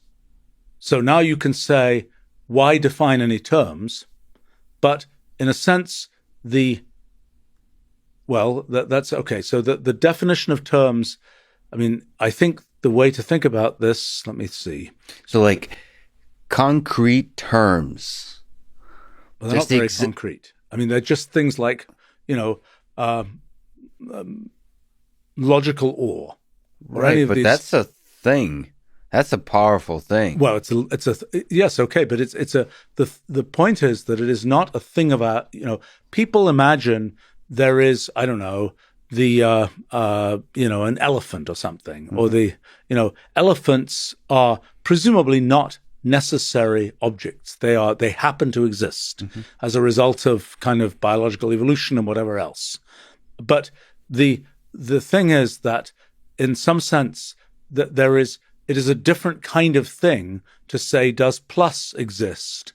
It's not like an elephant. So a plus seems more fundamental, more basic than an elephant. Yes, but you can imagine a world without plus or anything like it. Like, why do formal things that are discrete, that can be used to reason, have to exist? Or so why? Okay, so then the question is, but the whole point is, computation. We can certainly imagine computation. That is, we can certainly say there is a formal system that we can construct abstractly in our minds that is computation, and that's the we can imagine it, right? Yeah. Now the question is that formal system. Once we exist as observers embedded in that formal system, that's enough to have something which is like our universe. Yeah. And so then what you're kind of asking is why, the point is we definitely can imagine it. There's nothing that says that we're not saying that it's sort of inevitable that is a thing that we can imagine. We don't have to ask, does it exist? It is definitely something we can imagine. Now then we have this thing that is a formally constructible thing that we can imagine. And now we have to ask the question, given that formally constructible thing, what consequences does that, if we were to perceive that if we were embedded in that formally constructible thing, what would we perceive about the world? And we would say, we perceive that the world exists because we are seeing all of this mechanism of all these things happening. But that's something that is just a feature of it's something where we are. Does the universe have to do with the rulial space, and how that's possibly connected to why the thing exists at all, and why there's just one of them? Yes. Okay. So here's the point. So the thing that had confused me for a long time was, let's say we get the rule for the universe. We hold it in our hand. We say, this is our universe. Mm-hmm. Then the immediate question is, well, why isn't it another one? And, that's kind of the sort of the lesson of Copernicus is we're not very special. So how come we got universe number 312 and not universe quadrillion? Mm-hmm. And I think the resolution of that is the realization that the universe is running all possible rules. So then you say, well, how on earth do we perceive the universe to be running according to a particular rule? How do we perceive definite things happening in the universe? Well, it's the same story. It's the observer. There is a reference frame that we are picking in this rulial space, and that is what determines our perception of the universe. Mm-hmm. With our particular sensory information and so on, we are parsing the universe in this particular way. So here's the way to think about it. In physical space, we live in a particular place in the universe. And, we could live on Alpha Centauri, but we don't. We live here. And similarly, in rulial space, we could live in many different places in rulial space, but we happen to live here. Mm-hmm. And what does it mean to live here? It means we have certain sensory input. We have certain ways to parse the universe. Those are our interpretation of the universe. What would it mean to travel in rulial space? What it basically means is that we are successively interpreting the universe in different ways. So in other words, to be at a different point in rulial space is to have a different interpretation of what's going on in the universe. And we can imagine even things like an analog of the speed of light as the maximum speed of translation in rulial space and so on. So wait, what's the interpretation? So rulial space and I'm confused by the we and the interpretation and the universe. Okay. I thought moving about in rulial space changes the way the universe is. The way we would perceive it, the way that it ultimately has to do with the perception. So it doesn't rulial space is not somehow changing, like branching into another universe or something like that. No, I mean the point is that the whole point of this is the ruliad is sort of the encapsulated version of everything that is the universe running according to all possible rules. We think of our universe, the observable universe, as its thing. So we're a little bit loose with the word universe then, because wouldn't the ruliad potentially encapsulate a very large number, like combinatorially large, maybe infinite set of what we human physicists think of as universes? That's an interesting parsing of the word universe, right? Uh-huh. Because what we're saying is, just as we're at a particular place in physical space, we're at a particular place in rulial space. At that particular place in rulial space, our experience of the universe is this. Yeah. Just as if we lived at the center of the galaxy, our experience of the universe will be different from the one it is given where we actually live. And so what we're saying is when you might say, I mean, in a sense, this ruliad is sort of a super universe, so to speak. But it's all entangled together. It's not like you can separate out. You can say, it's like when we take a reference. Okay, it's like our experience of the universe is based on where we are in the universe. Mm-hmm. We could imagine moving to somewhere else in the universe, but it's still the same universe. So there's not like universes existing in parallel. No. Because the whole point is that if we were able to change our interpretation of what's going on, we could perceive a different reference frame in this ruliad. Yeah, but that's just the same ruliad. That's the same universe. You're just moving about. These are just coordinates in that universe. But so the reason that's interesting is, imagine the extraterrestrial intelligence, or the alien intelligence, we should say. The alien intelligence might live on Alpha Centauri, but it might also live at a different place in rulial space. It can live right here on Earth. It just has a different reference frame that includes a very different perception of the universe. Right. And then because that rulial space is very large, I mean, Do we get to communicate with them? Right. That's but it's also one thing is how different the perception of the universe could be. I think it could be bizarrely, unimaginably, completely different. And I mean, one thing to realize is even in kind of things I don't understand well, I know about the kind of Western tradition of understanding, science and all that kind of thing. And, you talk to people who say, well, I'm really into some, Eastern tradition of this, that, and the other. And it's really obvious to me how things work. I don't understand it at all.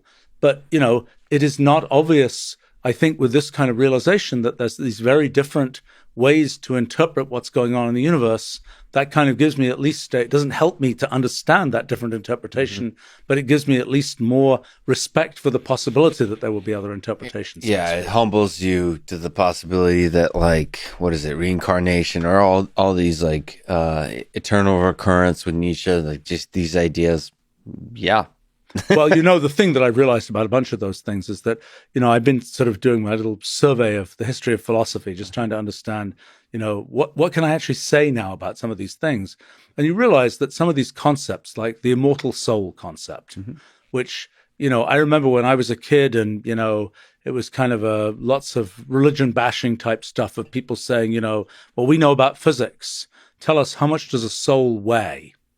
And people are like, well, how can it be a thing if it doesn't weigh anything? Right. Well, now we understand, there is this notion of what's in brains that isn't the matter of brains, and it's something computational. And there is a sense, and in fact, it is correct, that it is in some sense immortal, because this pattern of computation is something abstract that is not specific to the particular material of a brain. Now, we don't know how to extract it, in our traditional scientific approach, but it's still something where it isn't a crazy thing to say there is something. It doesn't weigh anything. That's a kind of a silly question. How much does it weigh? Well, actually, maybe it isn't such a silly question in our model of physics, because the actual computational activity has a consequence for gravity and things. But that's a very subtle. You could start talking about mass and energy and so on. There could be what would you call it? A solitron.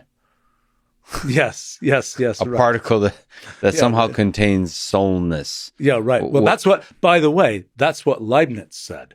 And, one thing I've never understood this, Leibniz had this idea of monads and monadology, and he had this idea that what exists in the universe is this big collection of monads, and that the only thing that one knows about the monads is sort of how they relate to each other, which sounds awfully like hypergraphs, right? But Leibniz had really lost me at the following thing. He said, each of these monads has a soul, and each of them has a consciousness. And it's like, okay, I'm out of here. I don't understand this at all. I don't know what's going on. But I realized recently that in his day, the concept that a thing could do something, could spontaneously do something, that was his only way of describing that. And so what I would now say is, well, there's this abstract rule that runs. To Leibniz, that would have been, in 1690 or whatever, that would have been kind of, well, it has a soul, it has a consciousness. And so, in a sense, it's like one of these, there's no new idea under the sun, so to speak. That's a sort of a version of the same kinds of ideas, but couched in terms that are sort of bizarrely different from the ones that we would use today. Would you be able to, so I'm not sure we've ever got to the question of why does the universe exist at all? Let's talk about that. Yes. So it's not the simplest question in the world. So, so it takes a few steps to get to it. And it's nevertheless even surprising that you can even begin to answer this question. Indeed. As you were saying. I'm very surprised. So the next thing to perhaps understand is this idea of rulial space. So we've got kind of physical space, we've got branchial space, the space of possible quantum histories, and now we've got another level of kind of abstraction, which is rulial space. And here's where that comes from. So you say, we've got this model for the universe. We've got a particular rule, and we run this rule and we get the universe. Okay, so that's interesting. Why that rule? Why not another rule? And so that confused me for a long time. And I realized, well, actually, what if the thing could be using all possible rules? What if at every step, in addition to saying apply a particular rule at all places in this hypergraph, one could say just take all possible rules and apply all possible rules at all possible places in this hypergraph. Okay? And then you make this rulial multi-way graph, which both is all possible histories for a particular rule and all possible rules. So the next thing you'd say is, how can you get anything reasonable out of, how can anything, real come out of the set of all possible rules applied in all possible ways? Okay, this is a subtle thing, so which I haven't fully untangled. There is this object which is the result of running all possible rules in all possible ways. And you might say, if you're running all possible rules, why can't everything possible happen? Well, the answer is because when there's sort of this entanglement that occurs. So let's say that you have a lot of different possible initial conditions, a lot of different possible states. Then you're applying these different rules. Well, some of those rules can end up with the same state. So it isn't the case that you can just get from anywhere to anywhere. There's this whole entangled structure of what can lead to what, and there's a definite structure that's produced. I think I'm going to call that definite structure the ruliad, the limit of kind of all possible rules being applied in all possible ways. And you're saying that structure is finite, so that somehow connects to maybe a similar kind of thing as like causal invariance. Well, so it happens that the ruliad necessarily has causal invariance. That's a feature that's just a mathematical consequence of essentially using all possible rules plus universal computation gives you the fact that from any diverging paths, you can always, the paths will always converge. But does that say that does that necessarily infer that the ruliad is finite? In the end, it's not necessarily finite. I mean, just like the history of the universe may not be finite. The history of the universe, time may keep going forever. You can keep running the computations of the ruliad and you'll keep spewing out more and more and more structure. It's like time doesn't have to end. But the issue is there are three limits that happen in this ruliad object. One is how long you run the computation for.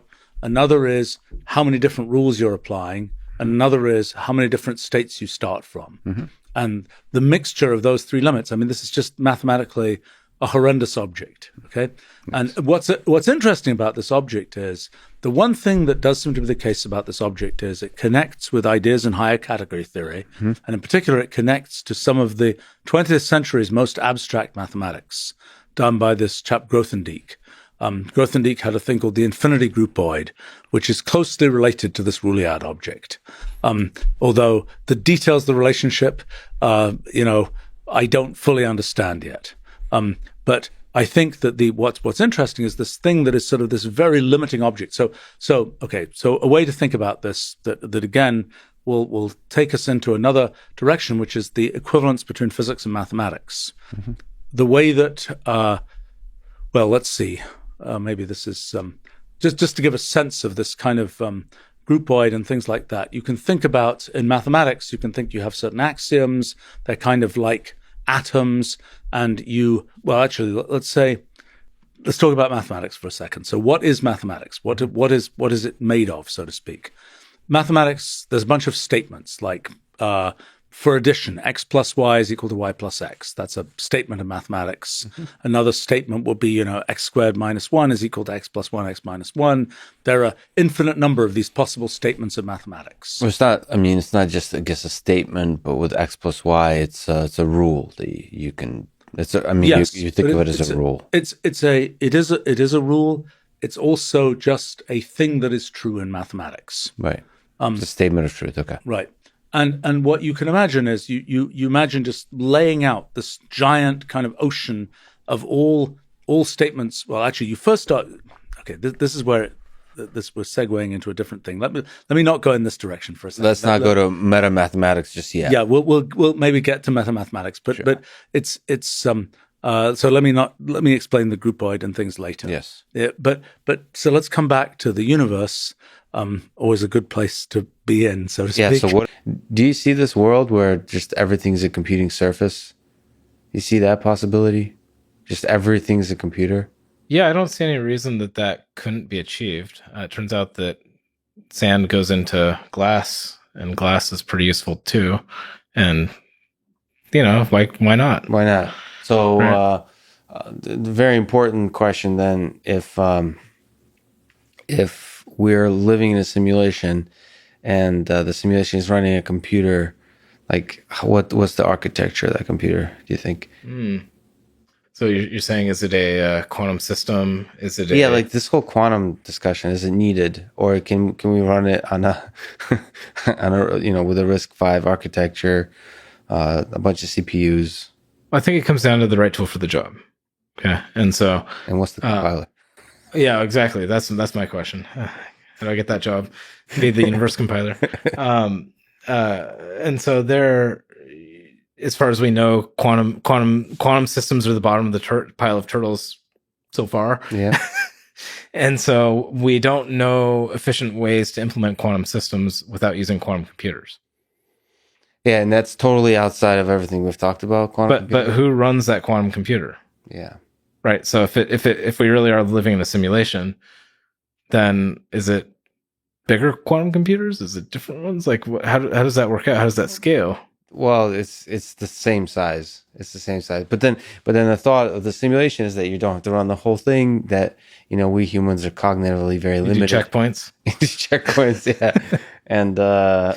And if the point at which we so you basically do minimal amount of what is it? The Swift does on write. Copy on write, yeah. So you only adjust the simulation every parallel universe theories, right? And so every time a decision's made, somebody opens the Schrodinger box, then there's a fork, right? And then this could happen. And then thank you for for considering the possibility. But yeah, so it may not require the entirety of the universe to simulate it, but it's interesting to think about. As we create this higher and higher fidelity systems, but I do want to ask on the quantum computer side, because everything we've talked about with you work with sci-fi, with compilers, none of that includes quantum computers, right? That's true. So, have you ever thought about this whole serious engineering work of quantum computers looks like, of compilers, of architectures, all of that kind of stuff? So I've looked at it a little bit. I know almost nothing about it, which means that at some point I will have to find an excuse to get involved, because that's how. But do you think that's a thing to be like? With your little tingly senses of the timing of when to be involved? Is it not yet? Well, so the thing I do really well is I jump into messy systems and figure out how to make them, figure out what the truth in the situation is, try to figure out what the unifying theory is, how to factor the complexity, how to find a beautiful answer to a problem that has been well studied and lots of people have bashed their heads against it.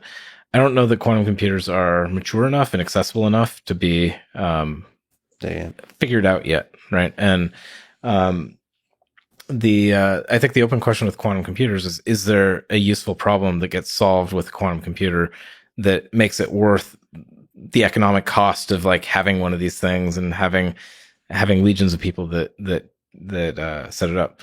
You go back to the 50s, right? And there's the projections of the world will only need seven computers, right? Yeah. Well, and part of that was that people hadn't figured out what they're useful for. Yeah. What are the algorithms we want to run? What are the problems that get solved? And this comes back to, how do we make the world better, either economically or making somebody's life better, or solving a problem that wasn't solved before, things like this. And I think that just we're a little bit too early in that development cycle, because it's still literally a science project, not a negative connotation, right? It's literally a science project, and the progress there is amazing. And so I don't know if it's 10 years away, if it's 2 years away, exactly where that breakthrough happens. But you look at machine learning, we went through a few winners before the AlexNet transition, and then suddenly it had its breakout moment, and that was the catalyst that then drove the talent flocking into it. That's what drove the economic applications of it. That's what drove the technology to go faster, because you now have more minds thrown at the problem. This is what caused a serious knee in deep learning and the algorithms that we're using, and so I think that's what quantum needs to go through. And so right now it's in that formidable finding itself, getting the literally the physics figured out, and then it has to figure out the application that makes that's useful. But I'm not skeptical that I think that will happen. I think it's just 10 years away, something like that. I forgot to ask, what programming language do you think the simulation is written in? Ooh, probably Lisp. So not Swift. Like if you were to bet, just to try to understand how that fits with the entirety of the universe. You're saying that there's a region of this universe that allows enough complexity to create creatures like us, but what's the connection between the brain, the mind, and the broader universe? Which comes first? Which is more fundamental? Is the mind the starting point, the universe is emergent? Is the universe the starting point, the minds are emergent? I think quite clearly the latter. That's at least a much easier explanation because it allows us to make causal models. And I don't see any way to construct an inverse causality. So what happens when you die to your mind's simulation?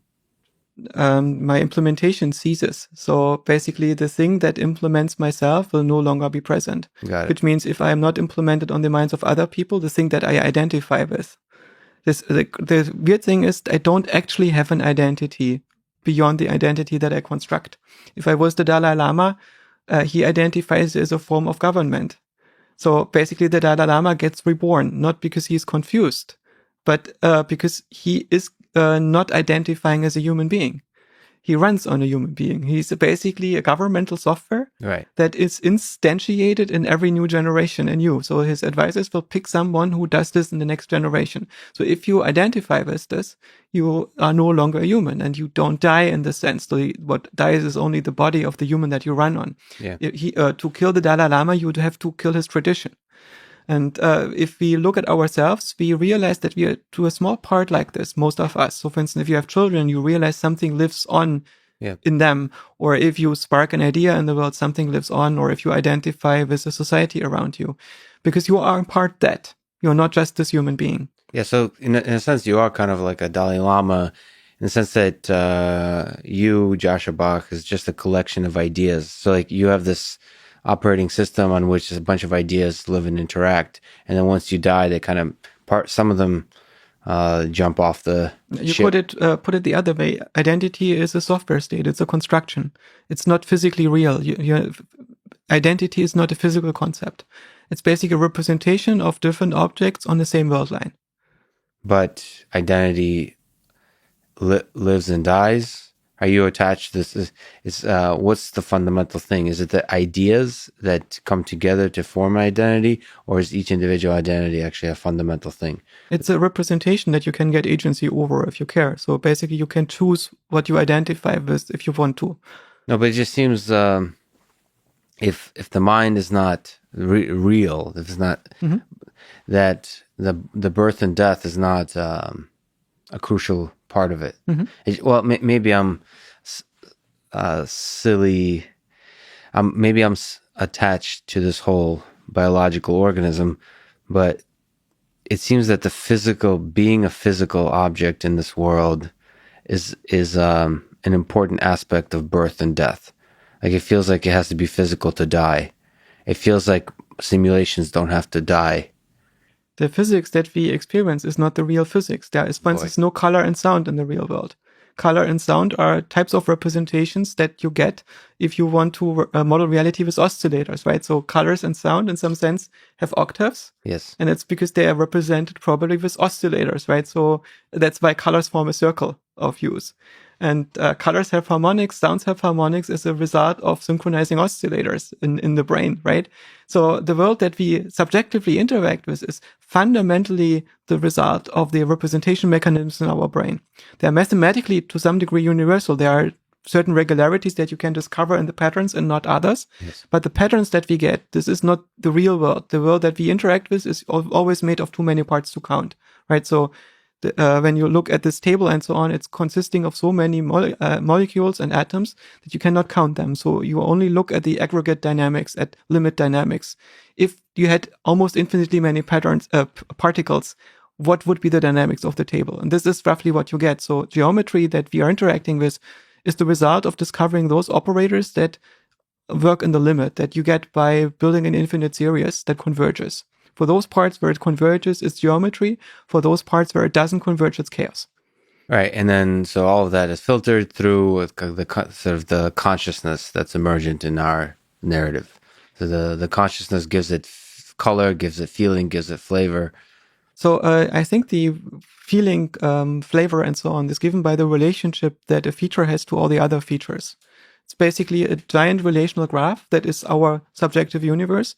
The color is given by those aspects of the representation, or this experiential color where you care about, where you have identifications, where something means something, where you are the inside of a feedback loop. And the dimensions of caring are basically dimensions of this motivational system that we emerge. It's down to us.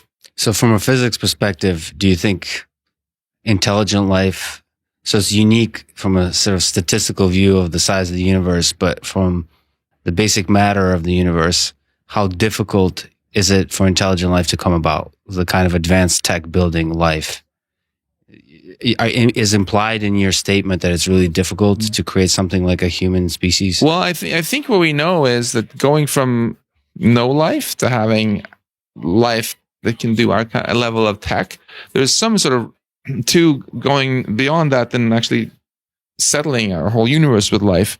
There's some major roadblock there, which is some great filter, as it's sometimes called, which is tough to get through. It's either that roadblock is either behind us or in front of us. Right. I'm hoping very much that it's behind us. I'm super excited every time we get a new report from NASA saying they failed to find any life on Mars. I'm like, yes, awesome, because that suggests that the hard part maybe it was getting the first ribosome or some very low level kind of stepping stone, so that we're home free. Because if that's true, then the future is really only limited by our own imagination. It would be much suckier if it turns out that this level of life is kind of a dime a dozen, but maybe there's some other problem. Like as soon as a civilization gets advanced technology, within 100 years, they get into some stupid fight with themselves and poof. Yep. No, that would be a bummer. Continuum. From the origin of the universe, like this pockets of complexities that form living organisms. I wonder if we're just, if you look at humans, we feel like we're at the top, but I wonder if there's like just where every living type pocket of complexity is probably thinks they're the, pardon the French, they're the shit. Yeah. They're at the top of the pyramid. Well, if they're thinking. Well, then what is thinking? In this sense, the whole point is in their sense of the world, their sense is that they're at the top of it. I think, like, what is a turtle? But you're bringing up, the problems of complexity and complexity theory are, it's a huge, interesting problem in science, and I think we've made surprisingly little progress in understanding complex systems in general. And so, the Santa Fe Institute was founded to study this. And even the scientists there will say it's really hard. We haven't really been able to figure out exactly, that science hasn't really congealed yet. We're still trying to figure out the basic elements of that science. Where does complexity come from? And what is it? And how you define it, whether it's DNA creating bodies or phenotypes, or if it's individuals creating societies, or ants and, markets and so on. It's a very complex thing. I'm not a complexity theorist person, right? And it's interesting to ask, well, the brain itself is a complex system. So can we understand that? I think we've made a lot of progress understanding how the brain works. So, but I haven't broadened out to like, oh, well, where are we on the complexity spectrum? It's like, it's a great question. I'd prefer for that answer to be, we're not special. It seems like, if we're honest, most likely we're not special. So if there is a spectrum, we're probably not in some kind of significant place in that I think spectrum. there's one thing we could say that we are special, and again, only here on Earth. I'm not saying I'm bad. Is that if we think about knowledge, what we know, we clearly, human brains have the only brains that have a certain types of knowledge. We're the only brains on this Earth to understand what the Earth is, how old it is, the universe is a picture as a whole. We're the only organisms to understand DNA and the origins of species. No other species on this planet has that knowledge. So if we think about, I like to think about one of the endeavors of humanity is to understand the universe as much as we can. I think our species is further along in that, undeniably. Whether our theories are right or wrong, we can debate, but at least we have theories. We know that what the sun is and how its fusion is and what black holes are, and we know general theory of relativity, and no other animal has any of this knowledge. So in that sense, that we're special. Are we special in terms of the hierarchy of complexity in the universe? Probably not. Do you think there's intelligent life out there in the universe?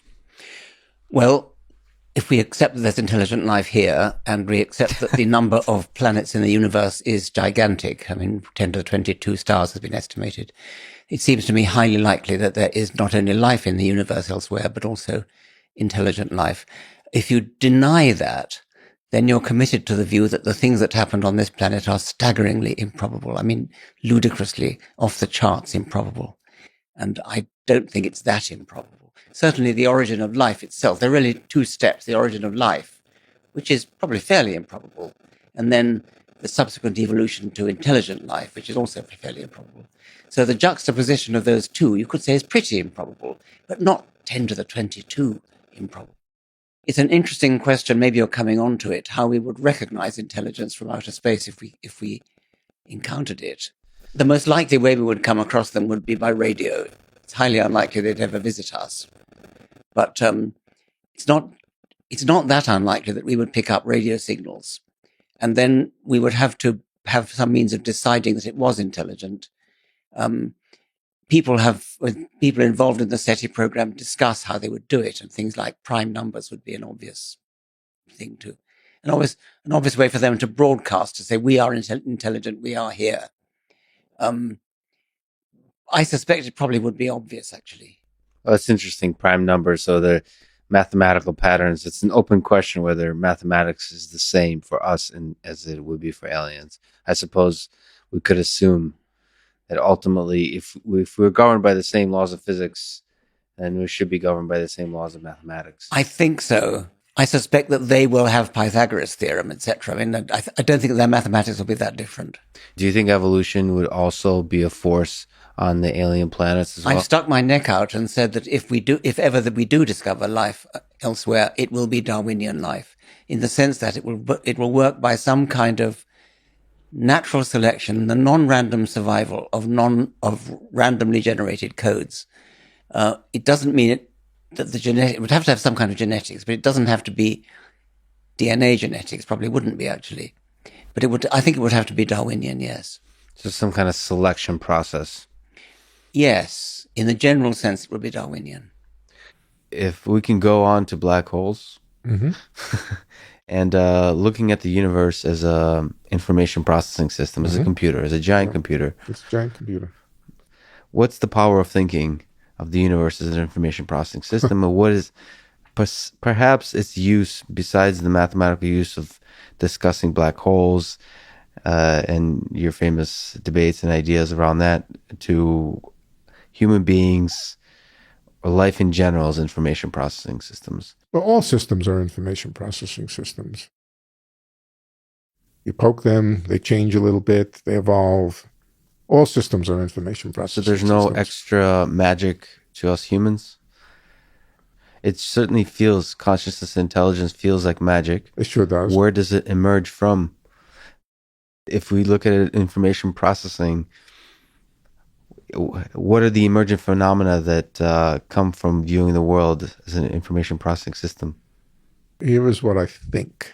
And my thoughts are not worth much on this. If you ask me about physics, my thoughts may be worth something. Yes. If you ask me about this, I'm not sure my thoughts are worth anything.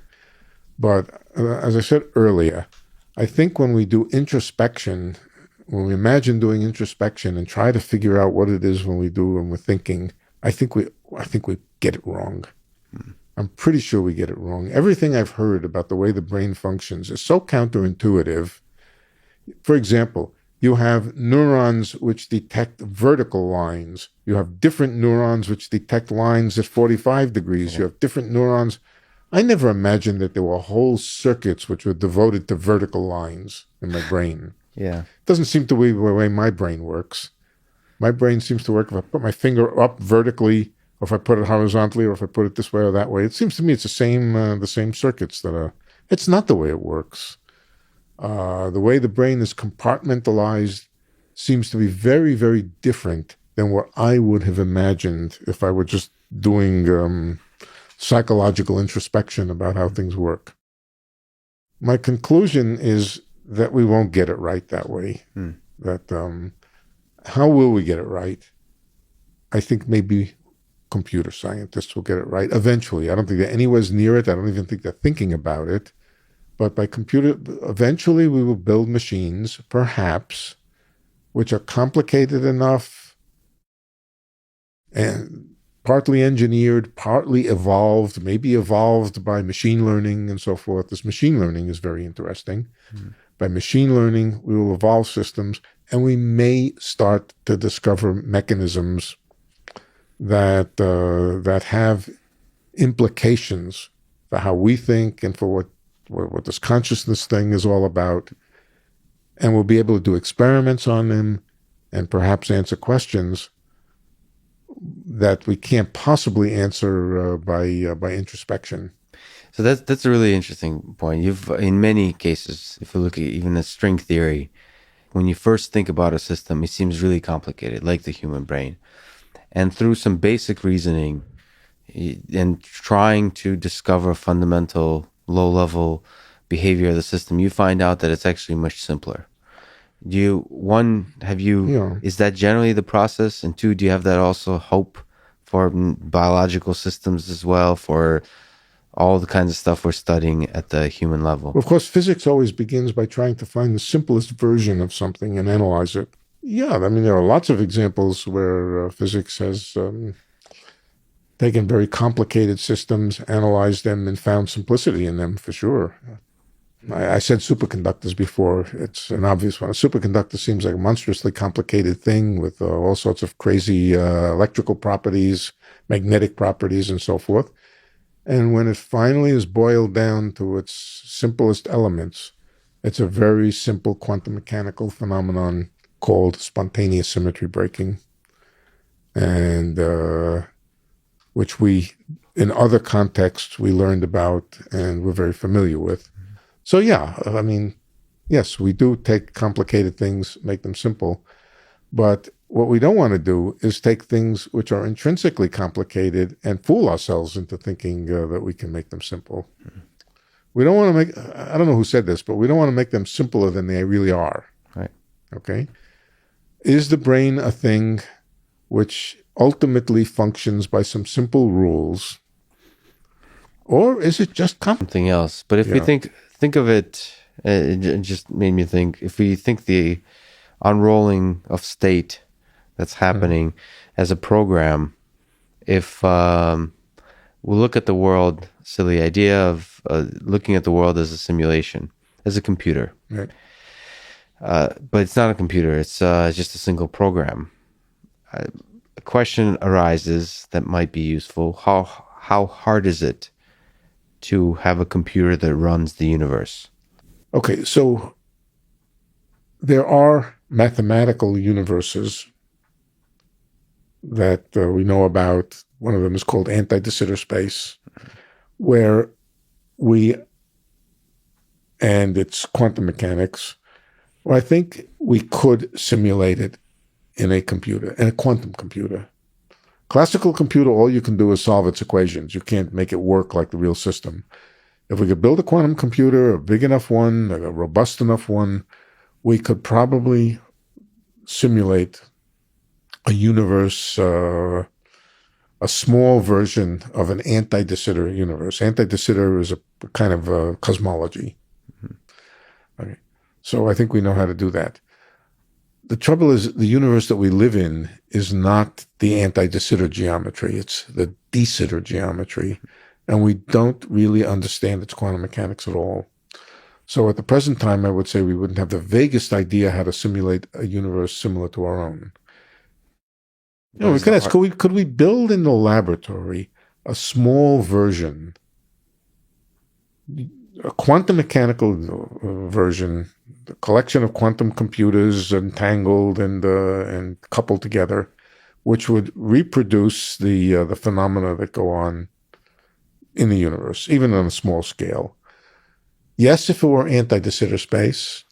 No, if it's de Sitter space. Can you slightly describe de Sitter space and anti-de Sitter space? Yeah. What are the geometric properties of? They differ by the sign of a single constant called the cosmological constant. Mm-hmm. One of them is negatively curved, the other is positively curved. The anti-de Sitter space, which is the negatively curved one, you can think of as an isolated system in a box with reflecting walls. Mm-hmm. You could think of it as a system of a quantum mechanical system isolated in an isolated environment. De Sitter space is the one we really live in, and that's the one that's exponentially expanding. Mm. Exponential expansion, dark energy, whatever we want to call it. And we don't understand that mathematically. Do we understand? Not everybody would agree with me, but I don't understand. I mean, they would agree with me. They definitely would agree with me that I don't understand it. Do you think this thing we got, this mind, is unique in the universe in terms of how difficult it is to build? Is it possible that we're the most beautiful thing that the universe has constructed? Both the most beautiful and the most ugly, but certainly the most complex.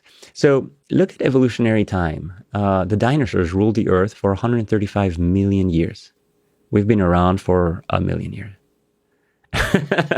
So 1 versus 135. So dinosaurs were extinct, about 60 million years ago, and mammals that had been happily evolving as tiny little creatures for 30 million years then took over the planet, and then, dramatically radiated about 60 million years ago. Out of these mammals came the neocortex formation. So basically the neocortex, which is sort of the outer layer of our brain compared to our quote unquote reptilian brain, which we share the structure of with all of the dinosaurs, they didn't have that. And yet they ruled the planet. So how many other planets have still, mindless dinosaurs where strength was the only dimension ruling the planet? So there was something weird that annihilated the dinosaurs. And again, you could look at biblical things of sort of God coming and wiping out his creatures and to make room for the next ones. So the mammals basically sort of took over the planet and then grew this cognitive capability of this general purpose machine. And primates pushed that to extreme, and humans among primates have just exploded that hardware. But that hardware is selected for survival. It's selected for procreation. It's initially selected with this very simple Darwinian view of the world of random mutation, ruthless selection, and then selection for making more of yourself. If you look at human cognition, it's gone down a weird evolutionary path in the sense that we are expending an enormous amount of energy on this apparatus between our ears that is wasting, 15% of our bodily energy, 20%, like some enormous percentage of our calories go to function our brain. No other species makes that big of a commitment. That has basically taken energetic changes for efficiency on the metabolic side for humanity to basically power that thing. And our brain is both enormously more efficient than other brains, but also, despite this efficiency, enormously more energy consuming. Mm-hmm. So, and if you look at just the sheer folds that the human brain has, again, our skull could only grow so much before it could no longer go through the pelvic opening and kill the mother at every birth. So, but yet the folds continued, effectively creating just so much more capacity. The evolutionary context in which this was made is enormously fascinating, and it has to do with other humans that we have now killed off or that have gone extinct.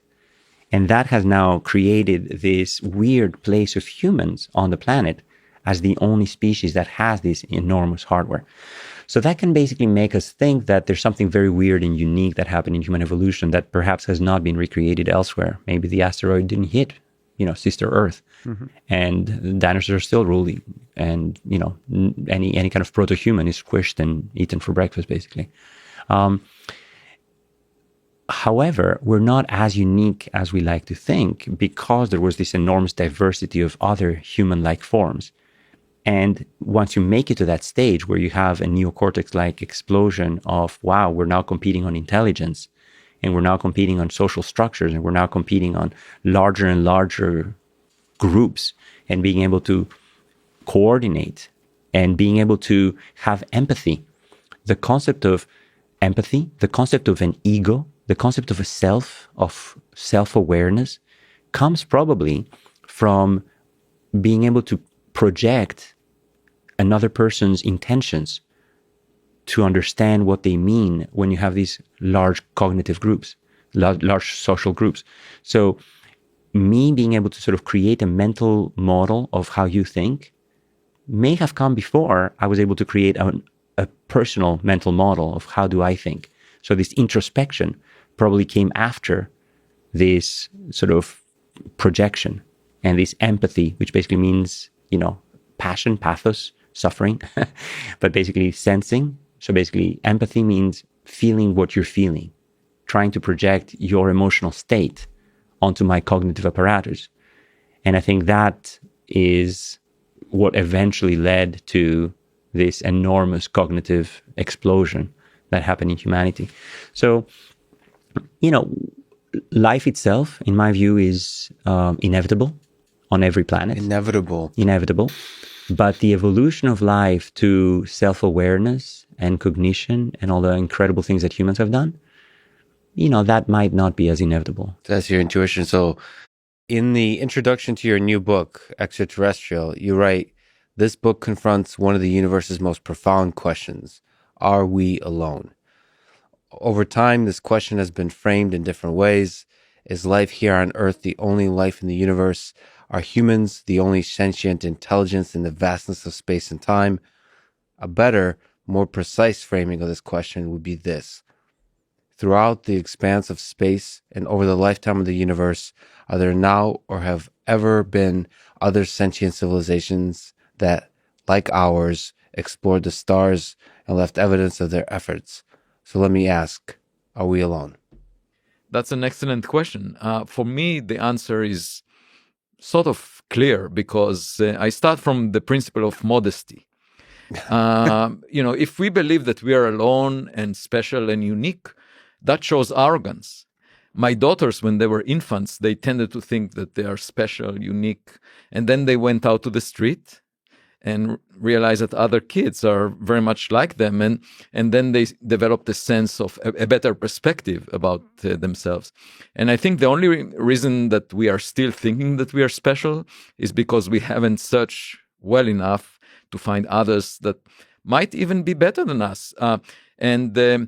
I say that because I look at the newspaper every morning and I see that we do foolish things. We are not necessarily the most intelligent ones.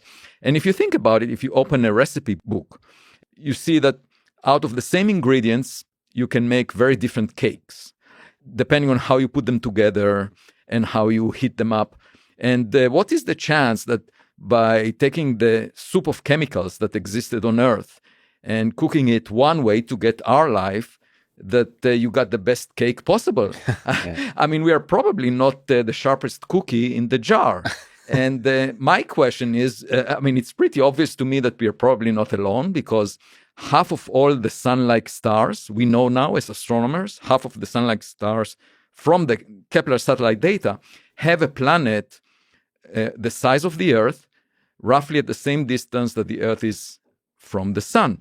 And that means that they can have liquid water on their surface and the chemistry of life as we know it. So if you roll the dice billions of times just within the Milky Way galaxy, and then you have tens of billions of galaxies like it within the observable volume of the universe, it would be extremely arrogant to think that we are special. I would think that we are sort of middle of the road, typical. forms of life. And that's why nobody pays attention to us. If you go down the street on a sidewalk and you see an ant, you don't pay attention or a special respect to that ant. You just continue to walk. And so I think that we are sort of average, not very interesting, not exciting. So nobody cares about us. We tend to think that we are special, but that's a sign of immaturity. And we're very early on in our development. So. Yes, that's another thing, that we have our technology only for 100 years, and it's evolving exponentially right now on a 3-year time scale. So imagine what would happen in 100 years, in 1,000 years, in 1,000,000 years, or in 1,000,000,000 years. Now, the sun is actually relatively late in the star formation history of the universe. Most of the sun-like stars formed earlier. And some of them already died, became white dwarfs. And so if you imagine that a civilization like ours existed around a typical sun-like star, by now, if they survived, they could be 1 billion years old. And then imagine a 1 billion-year technology. It would look like magic to us. An approximation to God. We wouldn't be able to understand it. And so, in my view, we should be humble. And by the way, we should probably just listen and not speak, because there is a risk, right? If you are inferior, there is a risk. If you speak too loudly, something bad may happen. You said that you spent your whole life dreaming about space and also pondering the big existential question of whether there is or isn't intelligent life, intelligent alien civilizations out there. So what do you think? Do you think there's life out there? Intelligent life? Intelligent life. That's trickier. I think looking at, the likelihood of a self-replicating organism, given how much time the universe has existed and how many stars with planets, I think it's likely that there's other life. Intelligent life. I'm hopeful. I'm a little discouraged that we haven't yet been in touch. Allegedly, I mean, it's also in our dimensions and so on. Yeah, it's also possible that they have been in touch, and we just haven't. We're too dumb to realize they're communicating with us. In whichever, it's this Carl Sagan idea that they may be communicating at a time scale that's totally different. Like their signals are on a totally different time scale, or on a totally different kind of medium of communication. It could be our own. It could be the birth of human beings, that the whatever the magic that makes us who we are, the collective intelligence thing. That could be aliens themselves. That could be the medium of communication. The nature of our consciousness and intelligence itself is the medium of communication. And being able to ask the questions themselves. I've never thought of it that way. Asking the question whether aliens exist might be the very medium by which they communicate. It's they send questions. So this collective emergent behavior is the signal. Is the signal, yeah. So it's interesting, yeah. Because maybe that's how we would communicate with. If you think about it, if we were way, way, way smarter, 1,000 years from now, we somehow survive. How would we actually communicate? In a way that's if we broadcast the signal, and then it could somehow percolate throughout the universe, that signal having an impact multiverse, of course, that would have a signal, an effect on the highest number of possible civilizations. What would that signal be? It might not be sending a few stupid little hello world messages. It might be something more impactful. Where it's almost impactful in a way where they don't have to have the capability to hear it. It forces the message to have an impact. Right. My train of thought has never gone there, but I like it. And also somewhere in there, I think it's implied that something travels faster than the speed of light, which I'm also really hopeful for. Oh, you're hopeful. Are you excited by the possibility that there's intelligent life out there? Sort of, you work on the engineering side of things. It's this very kind of focused pursuit of moving things through space efficiently. Mm-hmm. But, if you zoom out, one of the cool things that this enables us to do is find, forget even intelligent life, just life on Mars or on Europa or something like that. Does that excite you? Does that scare you? Oh, it's very exciting. I mean, it's the whole reason I went into the field I'm in, is to contribute to building the body of knowledge that we have as a species. So very exciting. The strings kind of inspire a view, as did atoms and particles and quarks, but especially strings inspire a view of a universe as a kind of information processing system, as a computer of sorts. Do you see the universe in this way? No. Some people think, in fact, the whole universe is a computer of some sort. Yes. And they believe that perhaps everything, therefore, is a simulation. Yes. I don't think so. I don't think that there is a super video game where we are nothing but puppets dancing on the screen and somebody hit the play button and here we are talking about simulations. Yeah. No. Even Newtonian mechanics says that the weather, the simple weather, is so complicated with trillions upon trillions of atoms that it cannot be simulated in a finite amount of time. In other words, the smallest object which can describe the weather and simulate the weather is the weather itself. The smallest object that can simulate a human is the human itself. And if you add quantum mechanics, it becomes almost impossible to simulate it with a conventional computer. Because quantum mechanics deals with all possible universes, parallel universes, a multiverse of universes. And so the calculation just spirals out of control. Now, so far, there's only one way where you might be able to argue that the universe is a simulation. And this is still being debated by quantum physicists. It turns out that if you throw the encyclopedia into a black hole, the information is not lost. Eventually, it winds up on the surface of the black hole.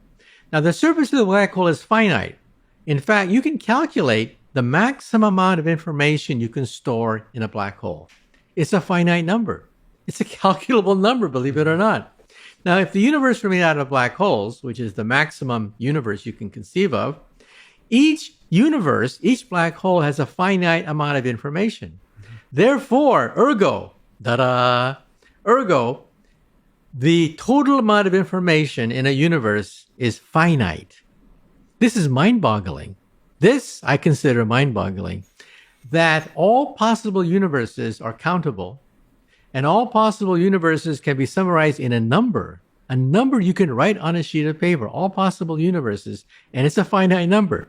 Now, it's huge. It's a number beyond human imagination. It's a number based on what is called the Planck length, but it's a number. And so if a computer could ever simulate that number, then the universe would be a simulation. So theoretically, because the amount of information is finite, there necessarily must be able to exist a computer. It's just, from an engineering perspective, may be impossible to build. Yes, so, no computer can build a universe capable of simulating the entire universe, except the universe itself. So that's your intuition, that our universe is very efficient, and so there's no shortcuts. Right. Two reasons why I believe the universe is not a simulation. First, the calculational numbers are just incredible. No finite Turing machine can simulate the universe. And second, why would any super intelligent being simulate humans? I mean, if you think about it, most humans are kind of stupid. I mean, we do all sorts of crazy, stupid things, right? And we call it art. We call it humor. We call it human civilization. So why should an advanced civilization go through all that effort just to simulate Saturday Night Live? Well, that's a funny idea, but it's also, do you think it's possible that the act of creation cannot anticipate humans? You simply set the initial conditions and set a bunch of physical laws, and just for the fun of it, see what happens. You launch the thing, so you're not necessarily simulating everything. You're not simulating every little bit in the sense that you could predict what's going to happen, but you set the initial conditions, set the laws, and see what kind of fun stuff happens. Well, in some sense, that's how life got started. In the 1950s, Stanley did what is called the Miller experiment. He put a bunch of hydrogen gas, methane, toxic gases with liquid and a spark in a small glass beaker. And then he just walked away for a few weeks, came back a few weeks later, and bingo, out of nothing and chaos came amino acids. If he had left it there for a few years, he might have gotten protein molecules for free. That's probably how life got started, as a accident. And if he had left it there for perhaps a few million years, DNA might have formed in that beaker. And so we think that, yeah, DNA, life, all that could have been an accident if you wait long enough. And remember, our universe is roughly 13.8 billion years old. That's plenty of time for lots of random things to happen, including life itself.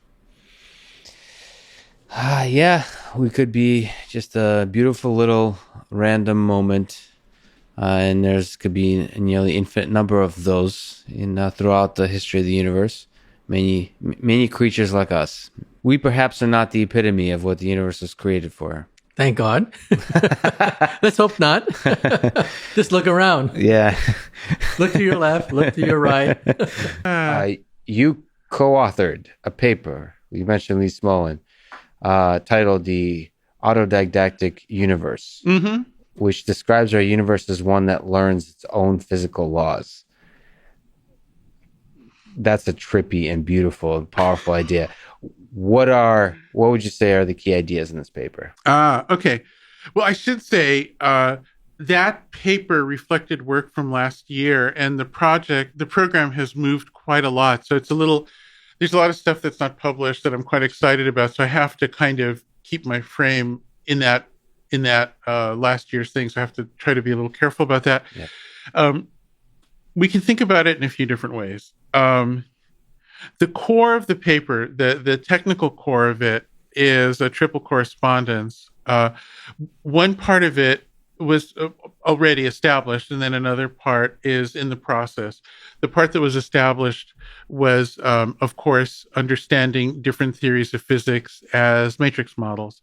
The part that was fresher is understanding those as machine learning systems, so that we could move fluidly between these different ways of describing systems. And the reason to want to do that is to just have more tools and more options, because theoretical physics is really hard, and a lot of programs have kind of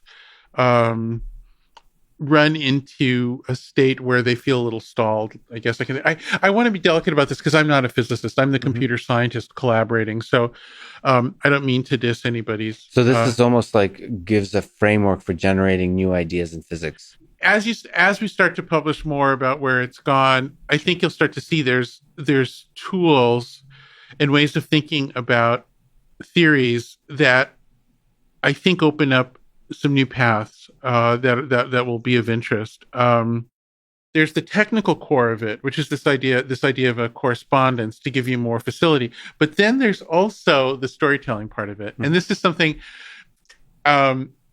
Lee loves stories, and I do. And the idea here is that a typical way of thinking about physics is that there's some kind of starting condition, and then there's some principle by which the starting condition evolves. Mm-hmm. And the question is, like, why the starting condition? Like how the starting condition has to get kind of it has to be fine-tuned, and all these things about it have to be kind of perfect. And so we were thinking, well, look, what if we could push the storytelling about where the universe comes from much further back by starting with really simple things that evolve, and then through that evolution explain how things got to be how they are through very simple principles, right? And so we've been exploring a variety of ways to push the start of the storytelling further and further back, which and it's really kind of interesting because for all of his, Lee is sometimes considered to be to have a radical quality in the physics world, but he still is like, no, this is going to be like the kind of time we're talking about in which evolution happens is the same time we're in now, and we're talking about something that starts and continues. And I'm like, well, what if there's some other kind of time that's time-like? And that sounds like metaphysics, but there's an ambiguity, like it has to start from something. And it's kind of an interesting. So there's this. A lot of the math can be thought of either way, which is kind of interesting. So it pushes so far back that basically all the things we take for granted in physics start becoming emergent. Emergent. Look, I really want to emphasize this is all super baby steps. I don't want to overclaim. It's like I think a lot of the things we're doing, we're approaching some old problems in a pretty fresh way, informed. There's been a zillion papers about how you can think of the universe as a big neural net, or how you can think of different ideas in physics as being quite similar to, or even equivalent to, some of the ideas in machine learning. And that actually works out crazy well. Like, I mean, that is actually kind of eerie when you look at it. Like, there's probably 2 or 3 dozen papers that have this quality, and some of them are just crazy good. And it's very interesting. What we're trying to do is take those kinds of observations and turn them into an actionable framework where you can then start to do things with landscapes of theories that you couldn't do before, and that sort of thing. Well, to me, the question of like whether we're living inside a computer or a simulation is interesting in the following way. There's a technical question is here. How difficult is it to build a machine not that simulates the universe, but that makes it sufficiently realistic that we wouldn't know the difference, or better yet, sufficiently realistic that we would kind of know the difference, but we would prefer to stay in the virtual world anyway? I want to give you a few different answers. I want to give you the one that I think has the most practical importance to human beings right now, which is that there's a kind of an assertion sort of built into the way the question's usually asked that I think is false, which is a suggestion that people have a fixed level of ability to perceive reality in a given way. And actually, people are always learning, evolving, forming themselves. We're fluid too. We're also programmable, self-programmable, changing, adapting. And so my favorite way to get at this is to talk about the history of other media. So for instance, there was a peer review paper that showed that an early wire recorder playing back an opera singer behind a curtain was indistinguishable from a real opera singer. And so now, of course, to us, it would not only be distinguishable, but it would be very blatant because the recording would be horrible. But to the people at the time, without the experience of it, it seemed plausible. There was an early demonstration of extremely crude video teleconferencing between New York and DC in the 30s, I think so, that people viewed as being absolutely realistic and indistinguishable, which to us would be horrible. And there are many other examples. Another one of my favorite ones, is in the Civil War era. There were itinerant photographers who collected photographs of people who just looked kind of like a few archetypes. So you could buy a photo of somebody who looked kind of like your loved one to remind you of that person, because actually photographing them was inconceivable, and hiring a painter was too expensive, and you didn't have any way for the painter to represent them remotely anyway. How would they even know what they looked like? So these are all great examples of how in the early days of different media, we perceived the media as being really great, but then we evolved through the experience of the media. This gets back to what I was saying. Maybe the greatest gift of photography is that we can see the flaws in a photograph and appreciate reality more. Maybe the greatest gift of audio recording is that we can distinguish that opera singer now from that recording of the opera singer on the horrible wire recorder. So we shouldn't limit ourselves by some assumption of stasis that's incorrect. So that's the first thing. That's my first answer, which is, I think, the most important one. Now, of course, somebody might come back and say, "Oh, but technology can go so far. There must be some point at which it would surpass." That's a different question. I think that's also an interesting question, but I think the answer I just gave you is actually the more important answer to the more important question. That's profound. Yeah. But can you, the second question, which you're now making me realize is way different. Is it possible to create worlds in which people would want to stay instead of the real world? Well, like en masse, like large numbers of people. What I hope is, as I said before, I hope that the experience of virtual worlds helps people appreciate this physical world we have and feel tender towards it and keep it from getting too fucked up. That's my hope. Do you see all technology in that way? So basically, technology helps us appreciate the more sort of technology-free aspect of life. Well, media technology. You know, I mean, I you can stretch that. I mean, you can. Let me say, I could definitely play McLuhan and turn this into a general theory. Mm-hmm. It's totally doable. The program you just described is totally doable. In fact, I will psychically predict that if you did the research, you could find 20 PhD theses that do that already. Yeah. I don't know, but they might exist. But I don't know how much value there is in pushing a particular idea that far. Claiming that reality isn't a computer in some sense seems incoherent to me because we can program it. We have technology. It seems to obey physical laws. What more do you want from it to be a computer? I mean, it's a computer of some kind. We don't know exactly what kind. We might not know how to think about it. We're working on it. But sorry to interrupt, but you're absolutely right. Like, that's my fascination with the AI as well, is it helps, in the case of AI, I see it as a set of techniques that help us understand ourselves, understand us humans. In the same way, virtual reality, and you're putting it brilliantly, which it's a way to help us understand reality. Sure. Appreciate and open our eyes more richly to reality. That's certainly how I see it. And I wish people who become incredibly fascinated, who go down the rabbit hole of the different fascinations with whether we're in a simulation or not, or, you know, there's a whole world of variations on that. I wish they'd step back and think about their own motivations and exactly what they mean. You know what? Yeah. And I think the danger with these things is, so if you say, is the universe some kind of computer broadly, it has to be, because it's not coherent to say that it isn't. On the other hand, to say that means you know anything about what kind of computer, that's something very different. And the same thing is true for the brain. The same thing is true for anything where you might use computational metaphors. Like, we have to have a bit of modesty about where we stand. And the problem I have with these framings of computation as these ultimate cosmic questions is that it has a way of getting people to pretend they know more than they do.